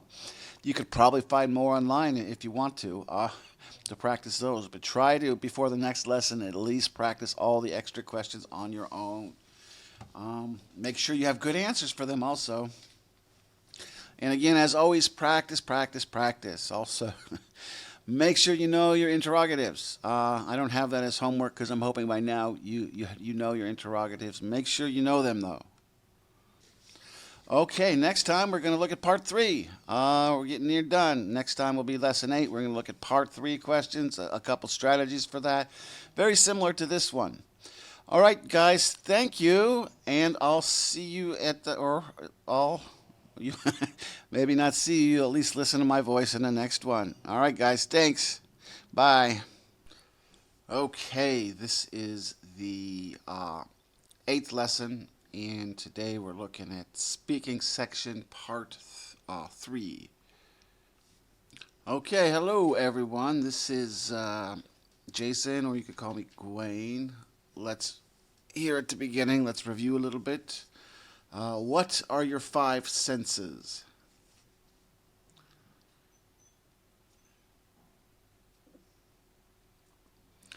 And what are your 3 primary emotions?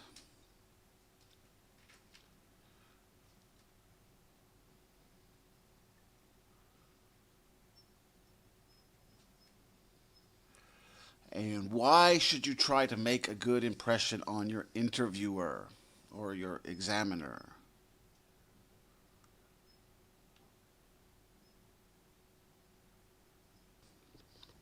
Okay, I didn't ask about interrogatives this time, but of course you should remember who, what, where, why, when, how. All right, then we've got sight, hearing, taste, smell, and tactile for our senses.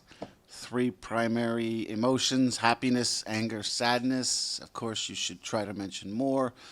You should know all these by now. You should really know them. Make sure you got them memorized. We've only got a couple lessons left. I probably won't ask you this stuff again. But remember them.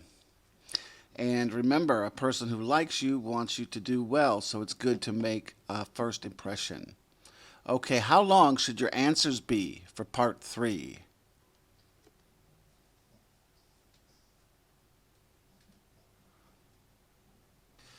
Okay, these should be a little longer than the part one answers. The part one, maybe 3 to 4 solid sentences. So for part three, try to do 5 or 6 sentences. The part three section should take 4 to 5 minutes of time, just like the part one questions, but there should be less questions. If you answer in the way I tell you, there should maybe only be 4 or 5 questions. Because your answers are longer, you should be asked fewer questions. Ideally, you should treat part three as what?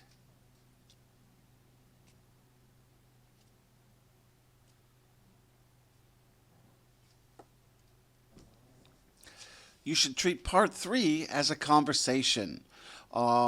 It's not really, right? But it's like that. I think they're trying to simulate a conversation of sorts.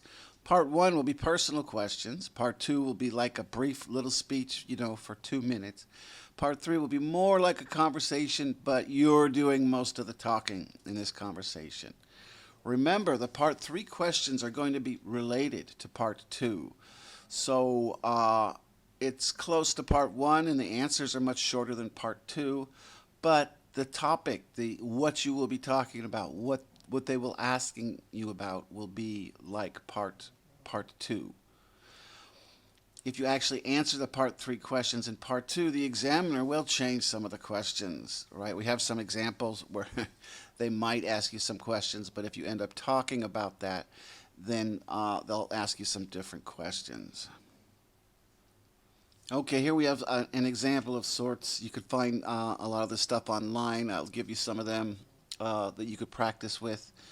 And we're not actually looking at this today, so you could also use this to practice.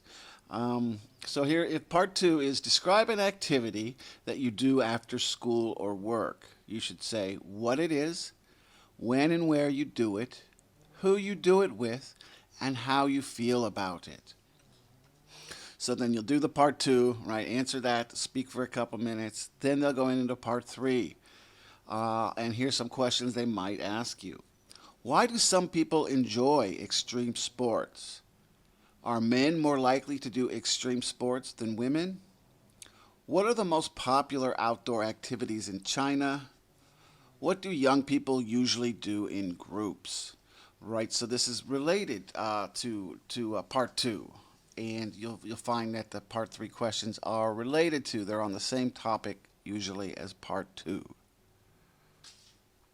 Something I personally don't like about many of the practice questions that I see online that I help students practice. There's stereotypes in there. There's like everyone in this culture does this. You might see some questions like, do all Chinese people like, or do people in your country do this? If I were you, I would feel free to address this, right? I might say something like, I can't speak for everyone, but many people like this, or many people do this. When you're answering for an entire culture, I would avoid words like all people do this, or no one does that, right? No people do this. It's really weird, some of these questions. I don't I don't personally like them. I think it's difficult. You might say a lot of people do this, but I wouldn't say all people do this. Never say, I don't know. It looks bad. Yeah, you might not know, right? They might ask you a bizarre question. Maybe you're not interested in sports at all, and they might ask you, do Chinese people like this sport? And you may not know, or something, right? Some of these questions are just weird. So don't say, I don't know. Other ways to say that you're not sure. You might say, I haven't thought about that, but I guess. Or, it's not something I am familiar with, but I would say. Or even another one, that's not something I usually consider. However, so right, don't say, I don't know. That's a bad way to answer. I mean, if you can't think of one of the others, maybe say, I don't know, but here's what I think. But try not to say it. And certainly just don't say, I don't know, I have no idea, and not say any more. If you don't know, you might have to guess based on your personal experience about something. Okay, and can you think of a good structure to answer the part three questions?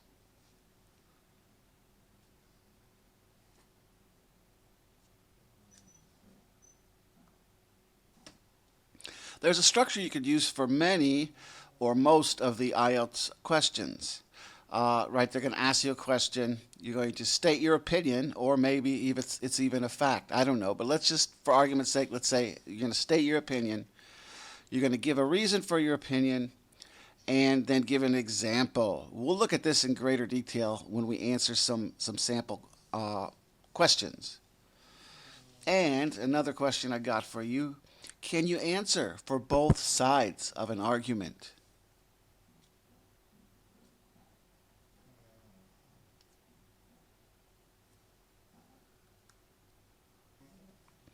Yes, you can answer for both sides of an argument, and sometimes I might recommend you do that. It'll take up, especially if it's something you're unfamiliar with, it'll take up more time, give you more answer, right? You might want to do this when you're either not sure of an answer or you don't have a strong opinion either way about it. You might start with, I can see both sides of that, or maybe there are good arguments both for and against that. Again, we're going to look at some examples of this. I'm going to give you some examples of how to answer this when we start practicing.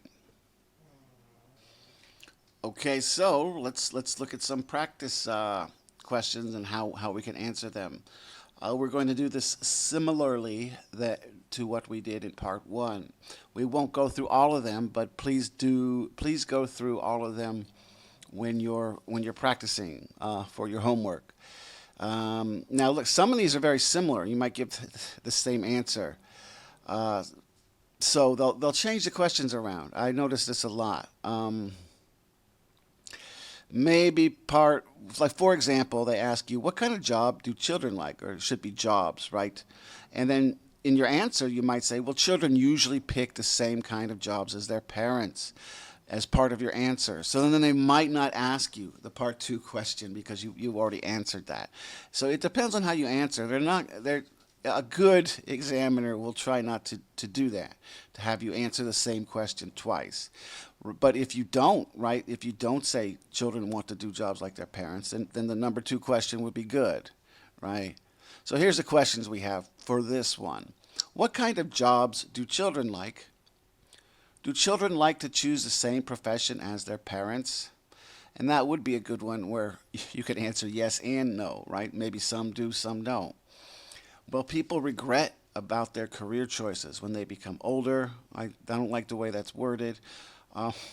What should people consider when choosing jobs? So I gave some examples for answers here just to kind of help you out. When you're practicing, you could look at the answers to the ones we did and then maybe try to formulate an answer similar to that for the ones we didn't do. So our first question here is, what kind of jobs do children like? And for this one, I know for part 1 I gave some bad examples. I just didn't want to bother. I think it's maybe pretty simple to realize what's a bad answer if you're going off topic or you're not saying enough, right? Those would be bad answers. So the answer I put here, I don't really talk to too many children about the types of jobs that they like, so I can only comment on what I liked as a child.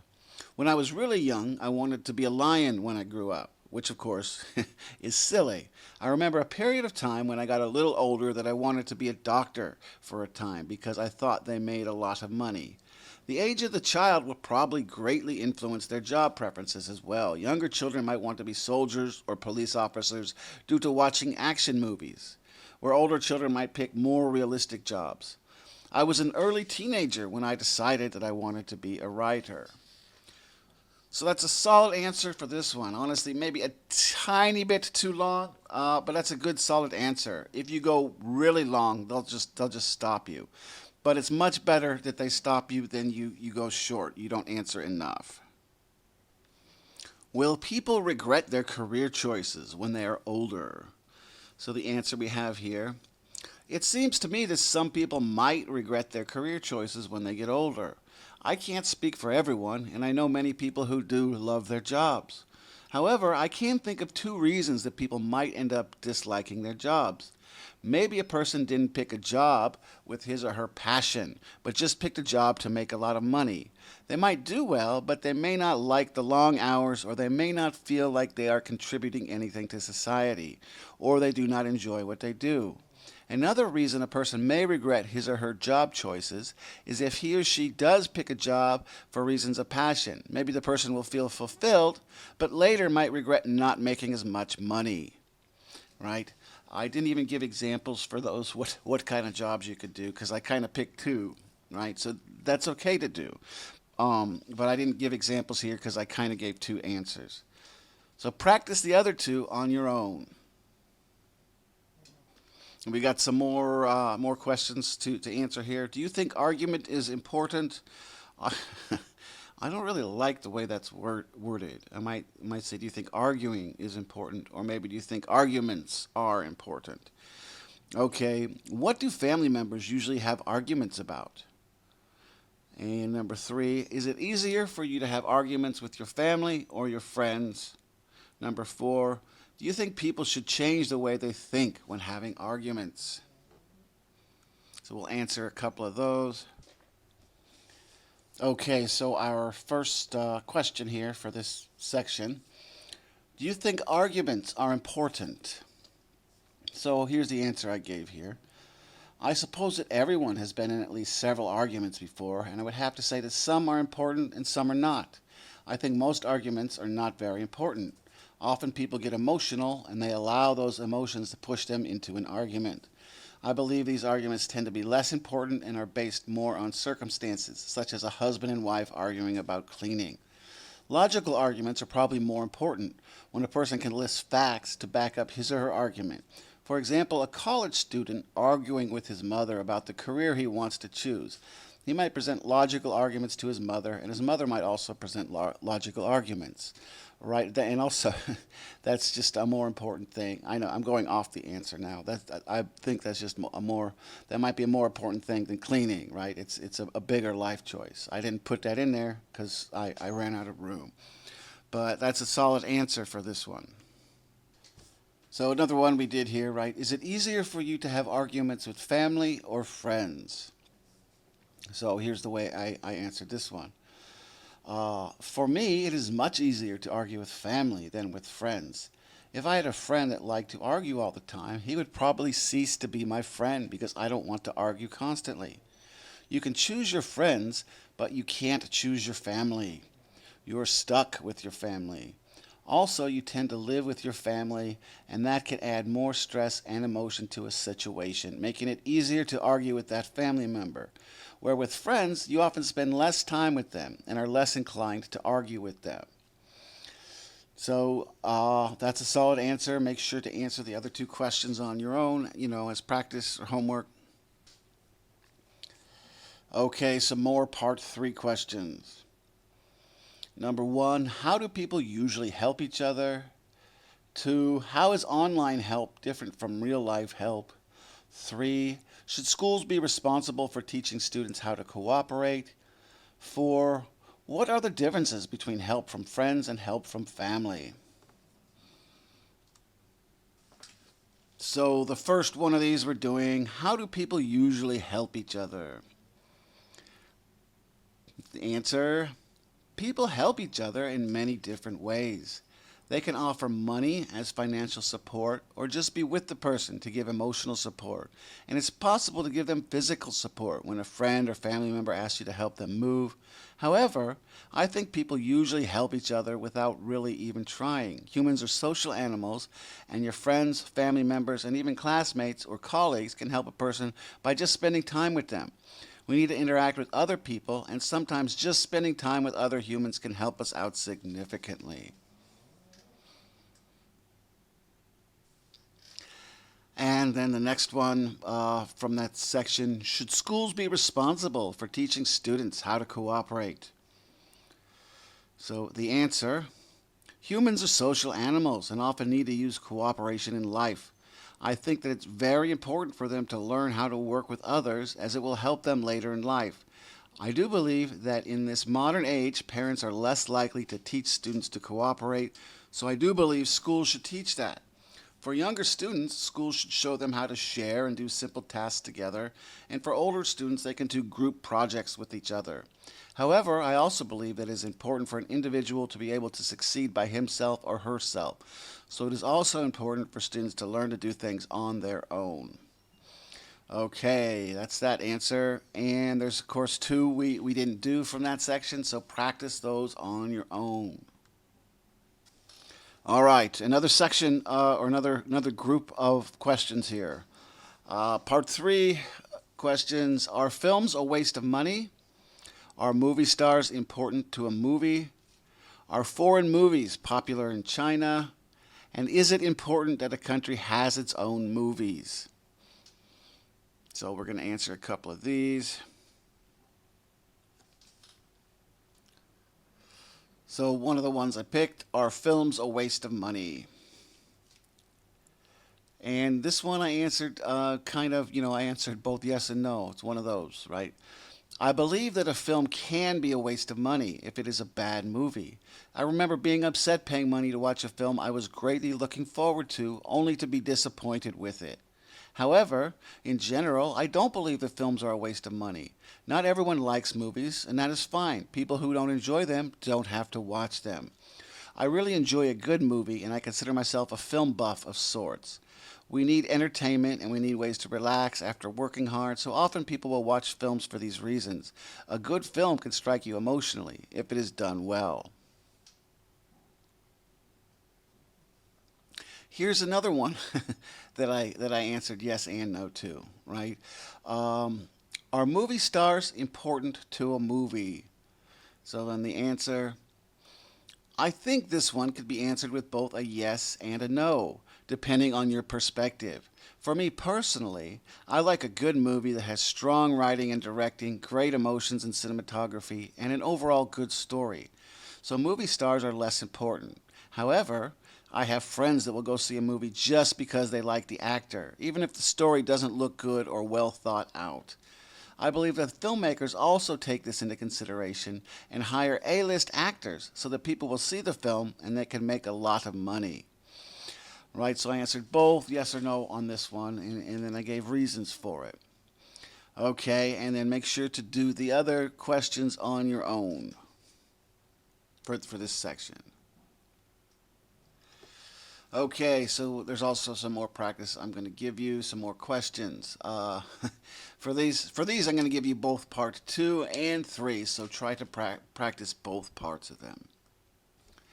I almost don't really I think you could read these on your own, but I'll go ahead and read through them with you. These are practice. I'm not going to answer any of these. We'll go through a whole IELTS question or speaking question next time. Okay, so part 2, describe a famous person you are interested in. You should say who he or she is, how you knew about him or her, what he or she was like before he or she became famous, and explain why you are interested in him or her. So for that question, the part 3 questions are, what kinds of famous people are there in your country? What are the differences between famous people today and those in the past? Do you think famous people are necessarily good in their fields? Do you think media are putting too much attention on famous people? And our next question here, right? The part 2, this is a really bad question. This will be a more difficult one to answer. Also, for next time, I'll try to find a difficult one to answer. All right, but the part 2 question, describe a kind of weather you like. You should say what it is, where you go in this weather, what you do in this weather, and explain why you like it. The part 3 section, what do people wear in different weather? How does weather influence people's lives? What are people's opinions on weather forecast? Which I think is a horrible question. And the 4th one, are there any festivals about seasons? So you can do these on your own. Practice them, look at them. Giving you stuff to do on your own between these classes. Okay, so let's review what we talked about today. Make sure you practice. I don't think we really said that, but I always say that. Make your answers 5 to 6 sentences. The whole section should take 4 to 5 minutes. Treat it as a conversation. That might also make you a little more comfortable in answering the questions. Try not to be nervous. If you treat it as a conversation, it might make you more comfortable. And they're kind of treating it as a conversation. Remember that part 3 questions will be related to part 2. Whichever question you were asked in part 2, they'll be related. And avoid words like all or none, right? Try not to stereotype. Never say, I don't know. You can answer both sides of an argument, right? You can say, I could see why people would do that and why people wouldn't do that. And then we got a very common structure here. You don't always have to use, but it's a good idea, right? This is a solid 3 out of your 5 or 6 sentences. So you can state your opinion, give a reason, and then give an example. All right, so homework for this lesson. Go through and do the remaining part 3 questions that we didn't do here. On the last 2, do both the part 2 questions and all the part 3 questions. And we even had that first one, right, with part 2 and part 3 questions. So go ahead and try to do that one. Practice is key. Practice, practice, practice. So go through and do all these. And hey, maybe if you if you're very motivated, you could go through and do the ones I did and give different answers to them. Practice how you might want to answer those questions. Okay, next time we'll go through all the sections. Next time we're going to give a whole part 1, part 2, part 3 answer. We'll go through it slowly, show you how we can answer these. We'll pretend we're answering in an actual IELTS exam. That'll be next lesson, the 9th lesson. Okay, guys. Thank you, and I'll see you next time. Remember, practice, practice, practice. Okay, bye. Okay, so this would be lesson 9 for the IELTS speaking. Today we're going to do a practice test. So once again, hello. This is Gawain, or you could call me Jason. Today we'll go through the entire speaking section. We'll go through it once, almost like you're taking the test. We're going to do part 1, part 2, and part 3. It'll probably be a little longer than the normal test. I recommend that you pause it at times and try to do it on your own as we're going through it. Your answers will probably be different than mine. I could only just give you examples. So we'll do part 1, part 2, part 3. What do you remember about answering part 1?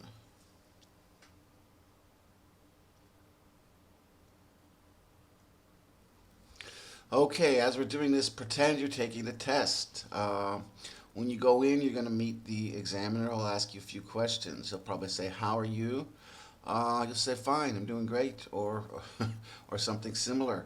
Remember, the test hasn't started. You don't need to speak 4 or 5 sentences here. They'll confirm your name, and then he'll ask, what would you like to be called? That's often because Chinese students might have an English name. You'll show your ID. As soon as you show your ID and he looks at it, or she, the test is going to begin. Okay, I put these up here. For now, I'm not going to read them because I'll read them to you as we go through them. I just put these, some part 1s up for now. These are the ones we're going to do if you want to look back through later. Keep in mind, they're not going to show you the questions for part 1. They'll just ask you. I'm doing it so you can go through and practice on your own later. Excuse me. Please feel free to pause the lesson and prepare each answer. Prepare for each question. When you take the test, you're not going to be given time to think about it when you're doing part 1. You'll be given a minute for part 2, but not for part 1. All my answers here are just kind of my answers. They're not always exactly what I think. I just came up with these answers. You could always kind of use them as a format and then go through and make it your own, right? So For example, if I say wolves are my favorite animals, you could say something else, right? You could say porcupines or dolphins, whatever your favorite animal is. You kind of can just use this as a format if you get this question. So, what's your favorite animal? I've always loved animals. Sure, I know that some of them can be dangerous to people and you can't get close to them, but I've always had an appreciation of animals. I guess that wolves would be my favorite animal. You cannot have them as a pet because they are dangerous, yet I think they are beautiful creatures. I enjoy watching documentaries on wolves. Next one, what is the most popular animal in China? There are many animals that are native to China, but if I had to guess, I would say that pandas are the most popular animal in China. All around the world, China is known for having pandas. There is a certain amount of pride that some Chinese people have for what may be considered their national animal. I think the pandas are cute and I respect them because they are endangered. And remember, your answers might vary for all these, right? These are just standard answers I've given. Some of them are not even true for me. I'm sometimes trying to just think how a student might answer these. Have you ever had a pet before? No, I have never had a pet before. My mother does not like pets, and as I think that she is afraid of them, or else she thinks that they are dirty and she doesn't want to clean up after them. I think that once I have settled in my own place, after I get a good career, I would like to have a dog. They are loyal, and I've always wanted a pet. Some of these questions aren't great. Here's one I think isn't such a great question, but you might get asked something like this. Where do you prefer to keep your pet, indoors or outdoors? As I said before, I would like to have a dog someday. If I live out in a rural area, I might keep my dog out during the day but let him in at night. However, I will most likely live in the city when I'm older, and I will maybe only have a balcony outside, so my dog will live indoors. Of course, I will take him on walks so that he can relieve himself and get exercise. So these are just examples. You can answer these a lot of different ways. I didn't come up for every possible answer for every question. And we've got some more questions here about headphones, right? Those first four probably aren't quite enough for part one. It's going to be 4 to 5 minutes. So they might ask you some more in a different section. They also might ask you one or two from each section. We're just doing 2 sections today for part one. So the first question here, do you use headphones? Yes, I do use headphones. I think that most people who live in large urban areas use headphones, or at least most younger people do. If you want to listen to music in an area with many people around, it is very rude to force everyone else around you to listen to your music. So, the polite thing to do is to use headphones.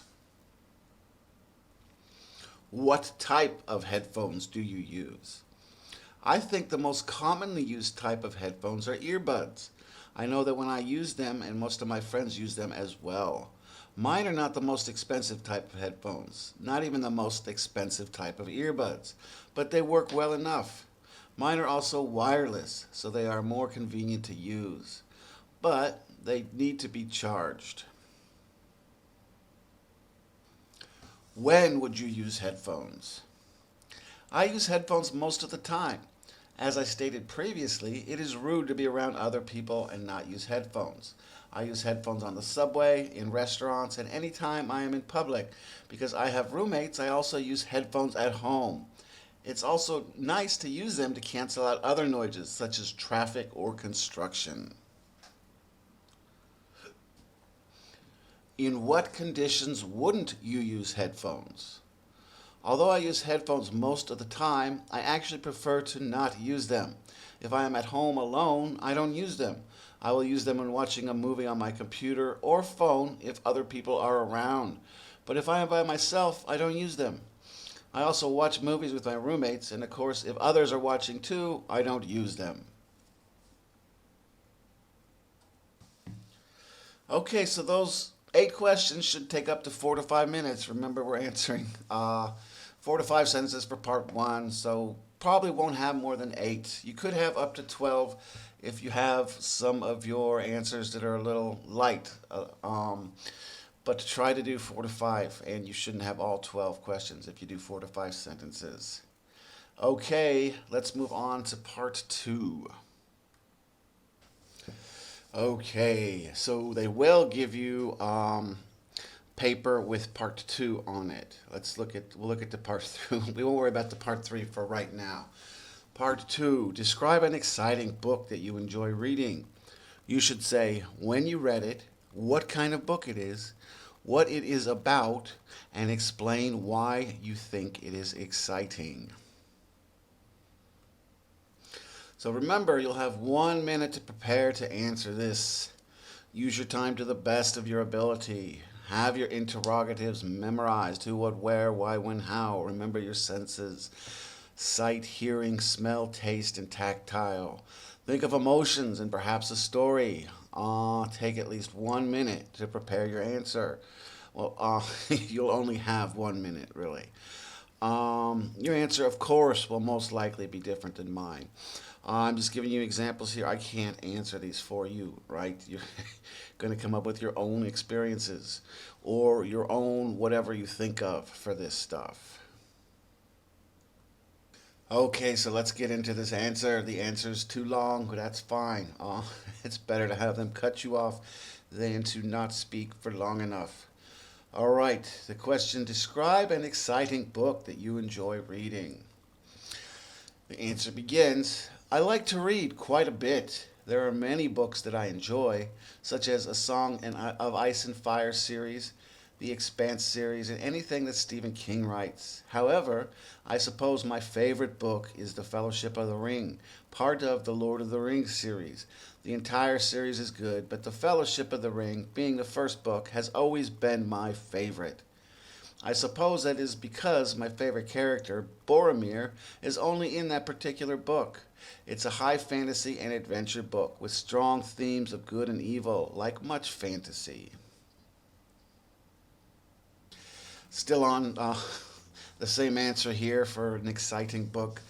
I have only read it maybe 4 or 5 times. Every few years I reread all 3 books. I also enjoy the films made by Peter Jackson that were based on J.R.R. Tolkien's books.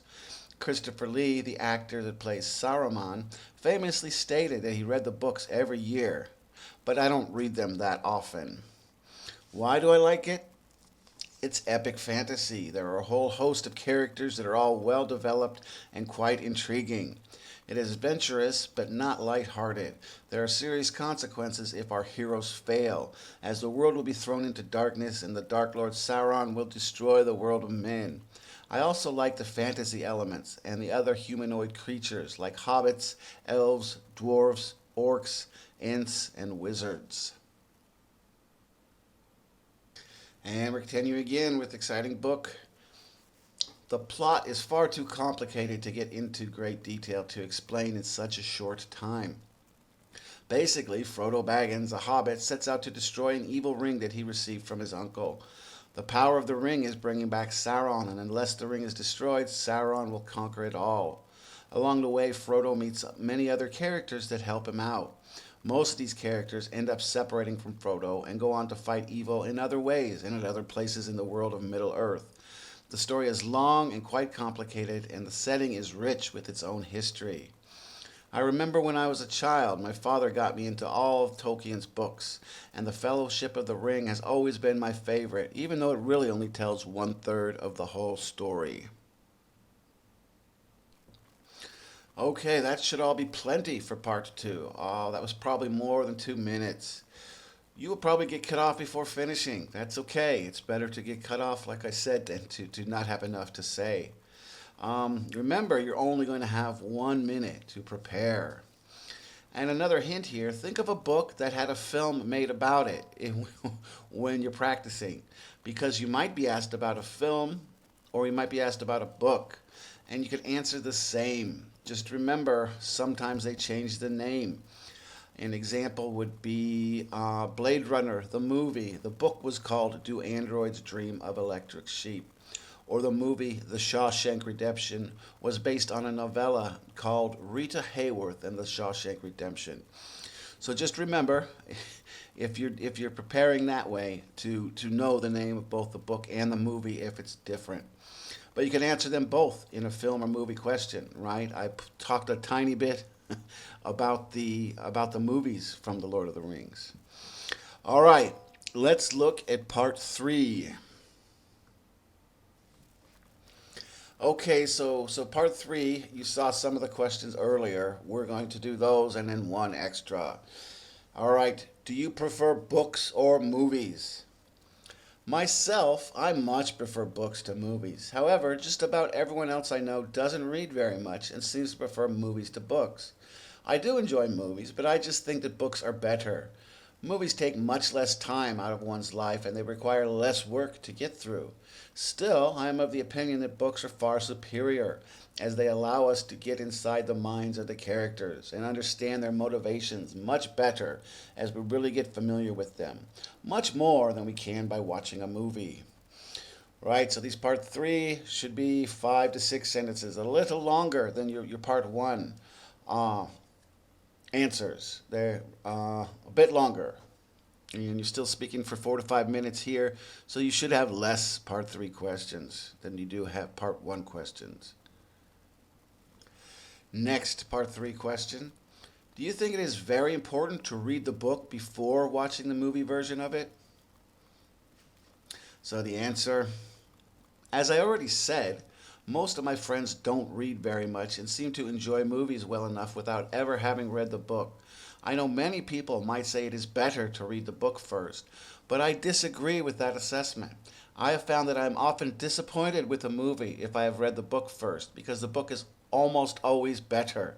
If I watch the movie first, I learn about the world and the story as I'm watching it, and it makes a far better experience. If I read the book first, then I'm always comparing it to the movie, and it can ruin the fun. If a movie is intriguing, then I will read the book it was based on after watching the film. Do boys and girls like the same kind of books? I believe this is another dumb question. So, that's fine. A dumb question. Do boys and girls like the same kind of books? It's difficult to generalize, and I don't like to speak for all males or all females. In addition, as I have said, most of my friends don't read books and only watch movies, so I can't answer this based on personal experience, and will have to rate it more on the types of movies that people enjoy. This is just a stereotype and doesn't include everybody, but it seems that more men or boys like action movies and more women or girls like romance. This doesn't include everyone, as many girls that I know also like action movies, but I know very few boys who like romance. Other genres, like comedies or horror, tend to attract both men and women. So next question. What kinds of books do Chinese people like reading? Now I don't like questions like these last two that generalize or stereotype people. I don't know why they put them in IELTS, but they do. They tend to do it more in part 3 than part 1 or 2. But just answer to the best of your ability. That is very much a generalization that I think would be unfounded to answer, to say an entire group likes this or that, especially in something so diverse and limitless as books, is something I cannot answer. And once again, I know many more movie watchers than I know book readers, so I'll have to answer based on my knowledge of that. I would say that, based on ticket sales, Chinese people like Marvel movies or superhero movies in general, but the same can be said for many other countries as well. Big budget action seems to make much more money than other types of films, not just in China, but everywhere.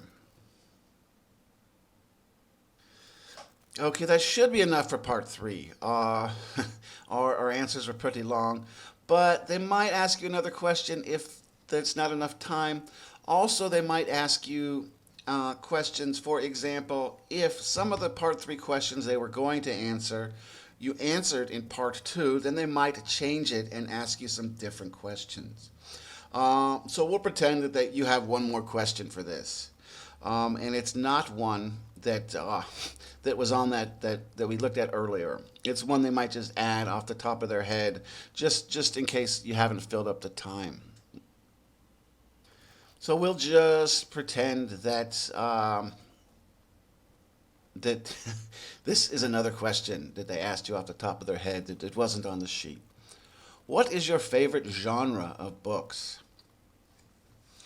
I like many different genres of books, such as mystery, horror, and war. You might guess that my favorite genre of literature is fantasy, based on my favorite novel, but you would be wrong. Sure, my favorite book, The Fellowship of the Ring, is fantasy, but my favorite genre is science fiction. There are so many science fiction books that I have read and loved. I find it so interesting to get into the author's imagination about the technology that might exist in the future or in another part of the universe. But the thing I think that makes it great is the characters. It's not just the technology, but how people behave around the technology that makes sci-fi very fascinating for me. Okay, so we don't have a lot to review today because we really didn't go over a lot of new stuff. Maybe the only new thing was that you could try to remember the story that's both a book and a movie. But there's not a lot to review today. We just practiced what we already learned in other lessons. We do have a little homework, so let's look at that. So here we have another little practice test you could do by yourself. So we have a few part 1, a few part 3, and part 2. I'll read through these, I don't know, just to help you practice your listening or something. Part 1, concentration. Is it difficult for you to stay focused on something? What do you do to help you concentrate? What may distract you when you're trying to stay focused? When do you need to be focused? Part 2, describe a time you were friendly to someone you didn't like. You should say when and where it happened, who he or she was, why you didn't like this person, and explain why you were friendly to him or her on that occasion. Part 3, why are people friendly with the person they don't like? What kinds of people are usually friendly? What are the differences between being friendly and being polite? What do you think of the people who are always straightforward? So those are stuff you could practice on your own. Look at them on your own, do them on your own. Okay, so we've gone through the whole speaking thing today. Some part 1, part 2, part 3. Next time we're going to review all we've done and all the lessons. Well, this only one more lesson for this group of IELTS speaking lessons. So next time is just reviewing everything we've learned, and then we'll be done with this. Okay, guys, thank you, and I'll see you in the last one when I see ya. All right, bye. Hello, guys. This is Gwaine or Jason. This is IELTS Review and for speaking, and this is going to be Lesson 10. Okay, this is our last class, the final one. This is going to be a wrap-up. Basically, today, we're just going to review everything we did in past classes, all through the first 9 classes. All right, so do you remember anything we talked about in the first lesson?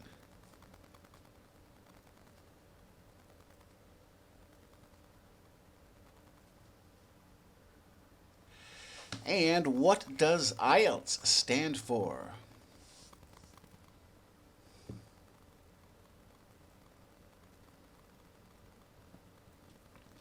Okay, if you remember, IELTS is an acronym. And if we also talked about acronyms, it's a type of abbreviation where every letter stands for a word, right? It stands for International English Language Testing System. Okay, so remember to take notes. That's mostly for part 2. Of course, you should be taking notes for these classes. Anytime you're studying anything, you should take notes. Always be actively working on your English, always. At least for a number of years, or unless you change your mind and decide you don't want to learn English anymore and you don't need it. Always be practicing, practicing, practicing. I say that in almost every lesson, right? Keep practicing. IELTS is really only the beginning, right? If you're taking IELTS to go to a university in an English-speaking country, you should be working on your English a lot. It could be overwhelming, right, for a foreign student to go to an English-speaking university because it's a little harder listening because it's not your first language. And question, should you generalize or stereotype?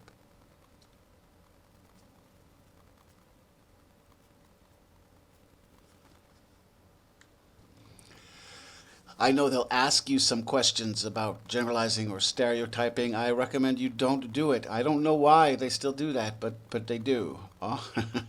So yeah, I would recommend, we'll talk about it a little more, but not generalizing so much.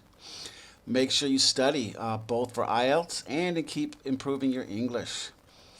If you're familiar with it, try to use British English. We talked about that in the first lesson, right? It's just better. If you know American English better, it's the same language.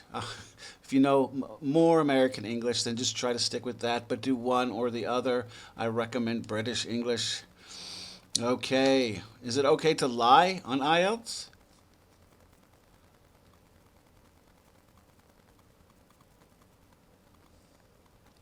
And what should you do if you make a grammatical error?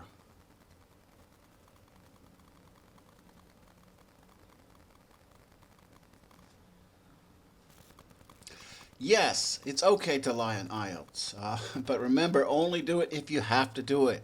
Don't just lie for the fun of it. Lie if if it could give you a better answer, like on part two. And yes, for grammatical errors, immediately correct yourself if you accidentally misspeak, because otherwise they will think that you don't know what you're saying, what you're talking about. They'll think your mistake, you think that's normal, right? So it's always better to correct yourself if you make an error.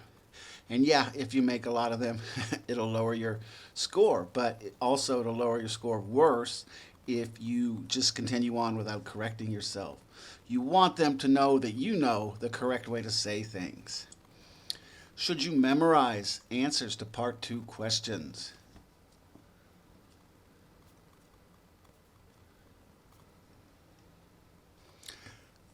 Some people might tell you to memorize answers. I recommend that you work more on your fluency.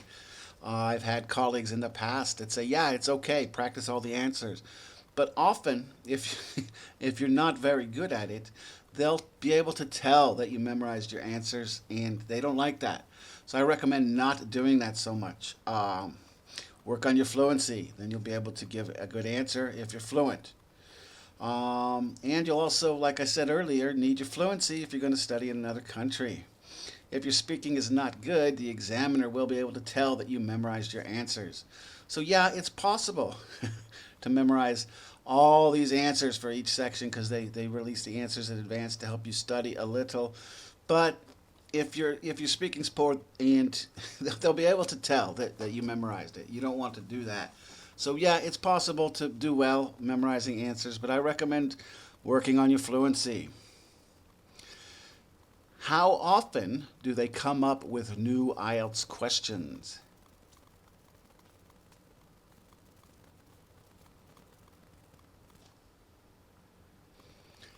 They introduce new questions 3 times per year, right? So about every 4 months they come up with new questions. Uh, don't worry so much about that. If you could find them online, that's great. But again, try not to memorize your answers. There's a lot of questions if you want to memorize the answer to all of them. I'm going to say it. I've said it before. I'm going to say it again. Practice, practice, practice. What are your interrogatives?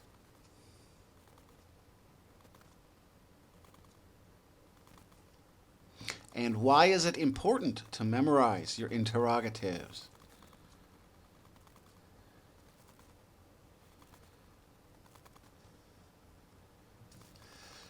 Who, what, where, why, when, how. Right? It's important to memorize these because you'll need to say them quickly. You only have 1 minute to prepare. These are really good to help you think about answering part two questions. Which interrogative do we not need to worry about?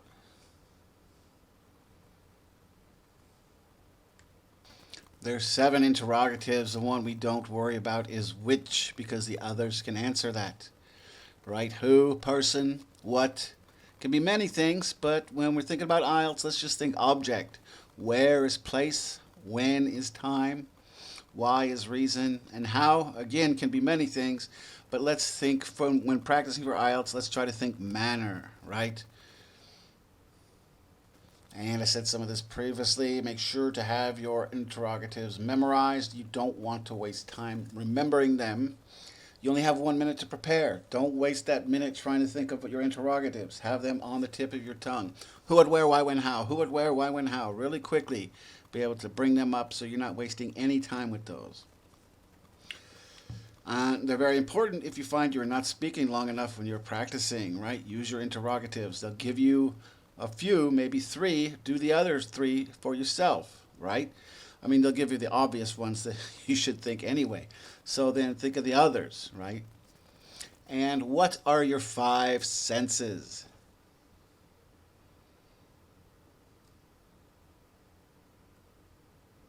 Okay, your senses would be sight, hearing, smell, taste, and tactile.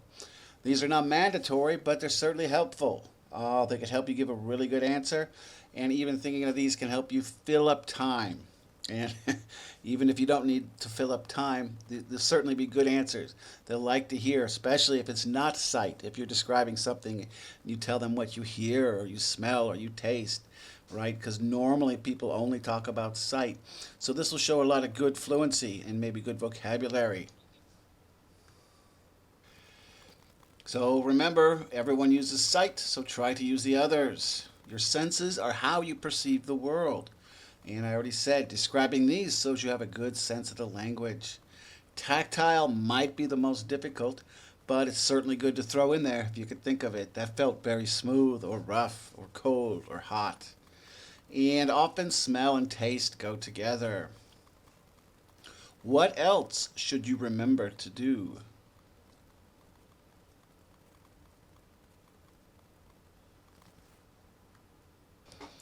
If you need more time, remember to tell a story, right? If the question asks you to describe something, you might want to tell a story about it.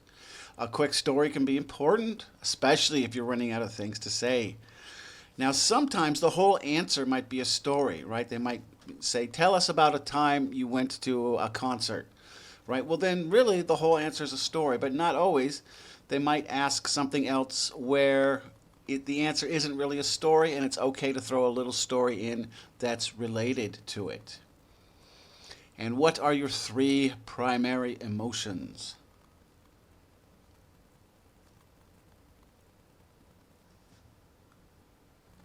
Right, we talked about these before. Anger, sadness, happiness. Those are the 3 big emotions we'll often talk about. What is a synonym?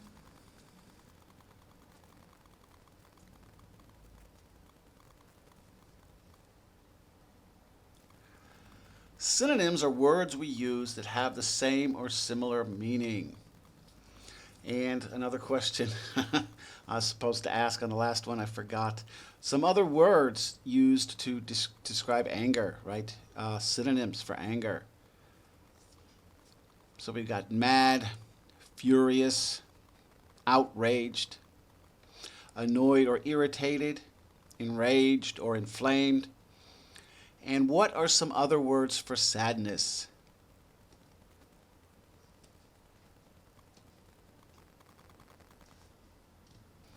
Other words for sadness may be depressed, melancholy, broken-hearted, sorry or subdued, blue, and maybe upset or unhappy, but those can also be anger words. And what are some other words for happiness?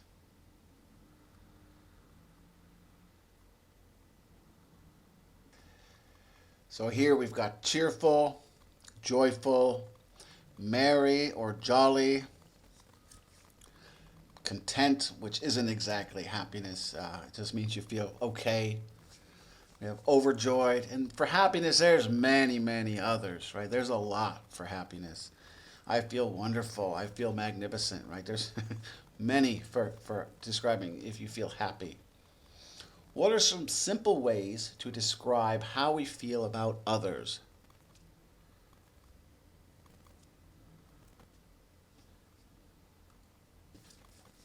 Right, we could say we love someone, we like someone, we dislike or don't care for someone, and we hate someone.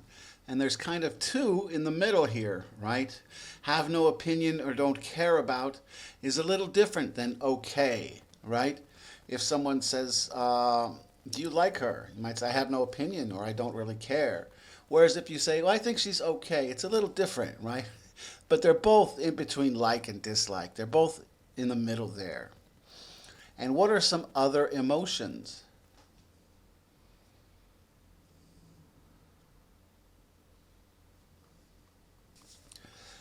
We have envy or jealousy. Remember, we talked about the differences between those two, right? We have alone or lonely. Again, we talked about the difference between those two. Bored, nervous, excited, confused, scared.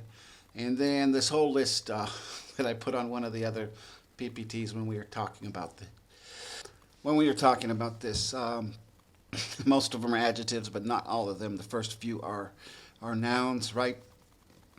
Disgust, fear, contempt, or you could feel annoyed, proud, relieved, enthusiastic, resentful, worried, remorseful, eager, satisfied, infatuated, empathetic, aroused, guilty, shameful, surprised, embarrassed, sympathetic, euphoric, alarmed, thrilled, enthralled, alienated, mortified, spiteful, hysterical, sentimental. You could be longing for something. You could feel anguished, attracted, exasperated. Something could be pleasurable. You could feel shocked, vengeful, or hurt. So a lot of them, and that's not even all of them. What are some physical feelings?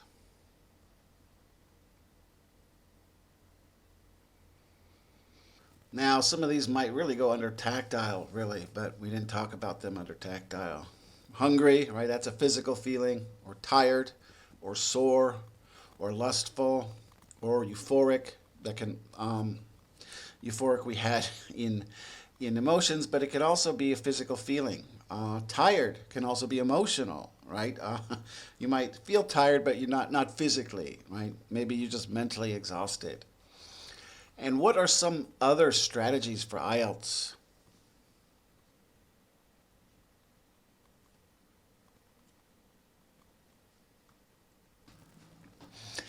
Some other things we talked about. Take good notes, right? This is mainly for part 2. Take as good notes as you can. You only have 1 minute to do it, but that will help you in your reading. Maybe for a little bit of time, repeat the question in a rhetorical way, right? So if they just say, describe a time you were in the classroom. As you start, you might say, okay, describe a time I was in the classroom. Okay, and then start into your answer. Another one is give examples, right? This is complicated to talk about. It depends on what you're asked. But if they ask you what your favorite movie is, you might say, well, I like a lot of movies. I like Star Wars. I like Marvel movies. But I guess my favorite movie is Excalibur. And you could always contrast yourself with others, right? If they say, how do you feel about video games? You might say, a lot of my friends enjoy playing video games. They play a lot, but I don't do that. So maybe I'm a little different. I don't play video games as often as others. And another one, don't generalize. We've talked about this before, right? This is mostly for part 3, but I don't know. I have it here in the part 2 stuff. Don't generalize. Do all Chinese people like this, or do all boys like this, right? I like to say I can't speak for everyone, but I know a number of people who do this. All right, what else? What are some other strategies?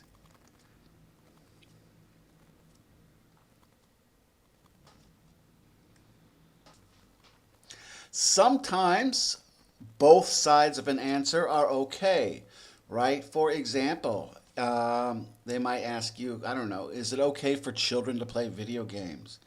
You might, instead of saying it's very bad for children to play video games or it's very good for children to play video games, you might say, well, there are some good and bad things about children playing video games, right? It can increase their coordination. It can help them get used to computers. It can, I don't know, give them something to do in their free time.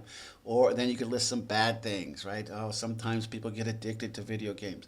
They sometimes ignore other things they should be doing because they're playing too much video games.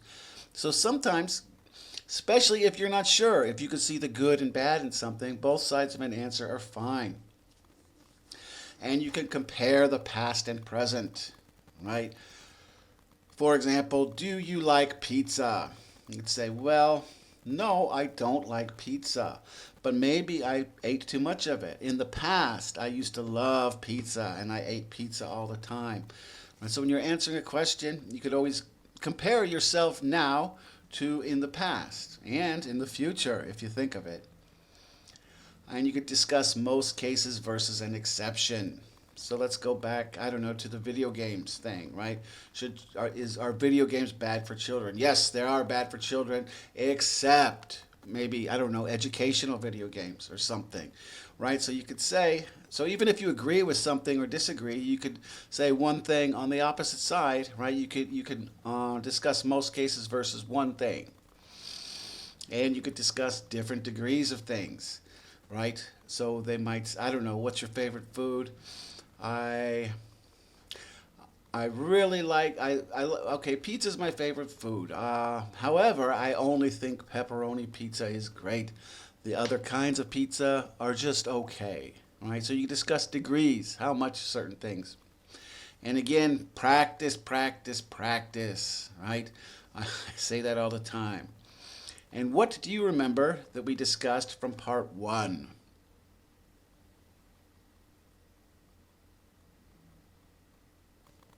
So remember that you could use some of the strategies from part 2 on parts 1 and 3 if you need to. Remember, part 1 should be 4 to 5 minutes. Well, it will be 4 to 5 minutes, and you will be asked up to 12 questions. Of course, you might not get all 12 if you answer the way the way I'm telling you to. Remember to use 4 to 5 solid sentences for your answer. Don't just say yes or no, right? You could say, if they say, do you like this? Say yes, and then give reasons why. Explain why you like it. Or no, and then say why. They might phrase the question in yes or no, but don't just answer yes or no. Also, make a good impression, right? Smile. Seem warm. I know maybe if you're an introvert, this might be a little difficult, but it's always good to make a good impression. They should not judge you on that, but it's sometimes human nature, right? If you like someone, you want them to do better. If you don't like someone, you don't really care how well they do. So it's always good to make a good impression for work or school or any type of test. So it doesn't hurt to do that here. They should not judge you for it, but they might. Don't go off topic for part 1, only 4 to 5 sentences. You probably shouldn't go off topic for any of them, but part 2, you go off topic a little bit as long as it's related to what you're talking about. But for part 1 and even for part 3 a little, try not to go off topic. Only ask the examiner to repeat the question if you don't understand it. Maybe, yeah, if don't answer the wrong question. If you're not sure what someone's asking, then don't just start asking. Have them repeat it. Say, I'm sorry, I didn't understand what you were asking me. So that goes along with answer the question correctly. It's okay to do that maybe once or twice. If you do it for every question, that's going to look bad. But once or twice, it's okay. It's fine. They shouldn't knock off points for that. And it's much better to understand what you're asking. I'm sorry, what they're asking than to not understand it and give a completely wrong answer. Speak loudly, or at least a little louder than you normally speak. I've got a lot of students, and most of them are female, who really have a problem projecting their voice. So practice doing that. You don't have to yell or shout, but speak a little louder. Have a nice, solid, firm voice. and when answering initial questions before you start the test, right? Because they'll say, "What's your name? What would you like to be called?" Right? You can say yes or no for those. It's okay, just not for the actual part one questions. Remember, once you're asked for your ID, your test is beginning, right? So if they say, "What's your name? Where are you from?" And then you could just say, "Oh, my name's Joe. I'm from Cincinnati." But once they look at your ID, your test begins, right? And so then don't just give simple little answers. Start giving bigger answers, 4 to 5 sentences. And of course, always practice, practice, practice. And what do you remember about part 3?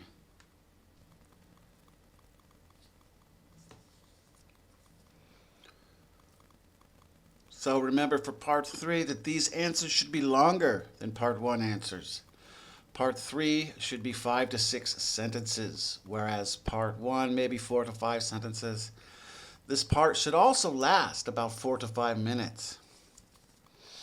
Your answers are longer, so you should have fewer questions here, right? While part 1 is a few personal questions, part 3 is designed to be more like a conversation, but it's a conversation where you're doing most of the talking, right? Though all the questions in part 3 will be related to part 2 and kind of related to each other. We've already talked about generalization quite a bit, or stereotyping, in this lesson and in past lessons. Remember, part 3 is where the interviewer might ask you to generalize too much, most likely, right? So what do Chinese people think of that, right? What do men think of that? What do women think of that? What do people your age do about this, right? I always like to answer those. I can't speak for all Chinese people. I can't speak for everyone my age, but I know some people or many people like to do this. I don't know why they ask those questions. I, I, I honestly find it not very professional, but they ask them. And of course, remember, practice, practice, practice.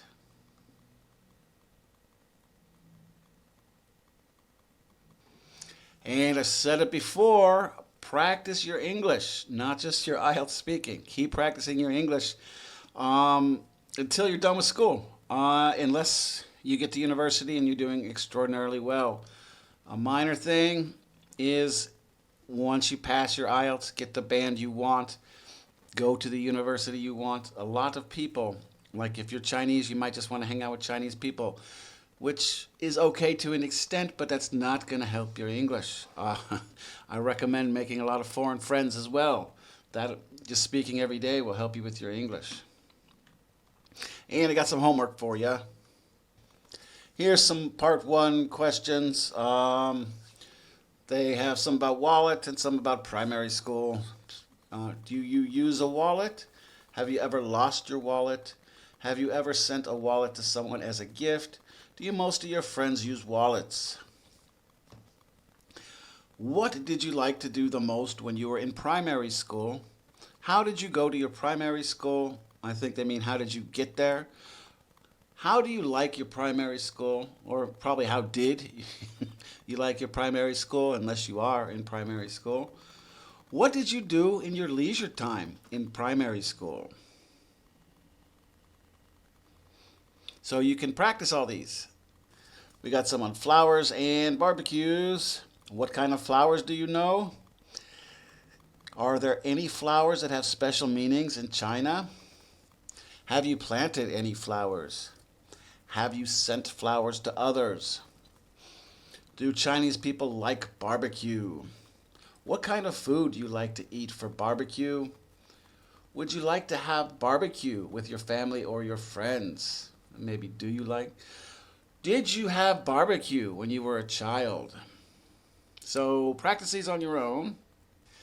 Then we got a couple part 2 and part 3. So the first one, describe a foreign person who you have heard of. Heard or I would say heard of or known about that you think is interesting. You should say who the person is, how you know him or her, what kind of person he or she is, and explain why you think he or she is interesting. Then the part 3, they have to go with that. Do you have any foreign friends? And do you think having foreign friends is a good way to know other countries? Do you think it's important to know the culture and language before going to another country? What do you think of people who work in international companies? What abilities do people need to have when working in an international company? Then the next one, describe a time when you waited for something special that would happen. You should say what you waited for, where you waited, why it was special, and explain how you felt while you were waiting. And of course, throw in a couple other interrogatives if you need them. That's why we studied them. The part 3 they have for that, on what occasions do people usually need to wait? Who behaves better when waiting, children or adults? Compared to the past, are people less patient now? Why? What are the positive and negative effects of waiting on society? And always remember, part 3, they might throw in some others that weren't on there, especially if you answered those in your part 2. A good interviewer won't re-ask those, but will think of some other things to ask. Okay, I'll say it one more time. Practice, practice, practice. You can practice with your friends. Maybe foreign friends or foreign teachers if you have them. I know a lot of people. I work in China. A lot of people don't have any foreign friends, or they're not overly familiar with their foreign teachers. If you need to, you could hire a tutor or teacher for a few practice tests. You paid for this, so you don't need to pay for a new course, right? If you if you find someone to teach you, that's great, but you've paid for this, so when the person is teaching you, just practice these strategies. Maybe they'll teach you another new strategy or two. I don't know if I agree with all strategies, but just remember, interview. If you really need more help besides these, interview your potential teacher and just tell them you've taken class and really you only want to practice and you want some feedback about how they could answer better. You don't want to start with strategies because you've already learned a bunch. Use the strategies you learned here. You just need practice. All right, guys, that's about it for these lessons. I'll be doing some more lessons probably, but they might not be IELTS. So do well. Good luck. Thank you very much for taking these courses. Goodbye and good luck, guys. All right, take care.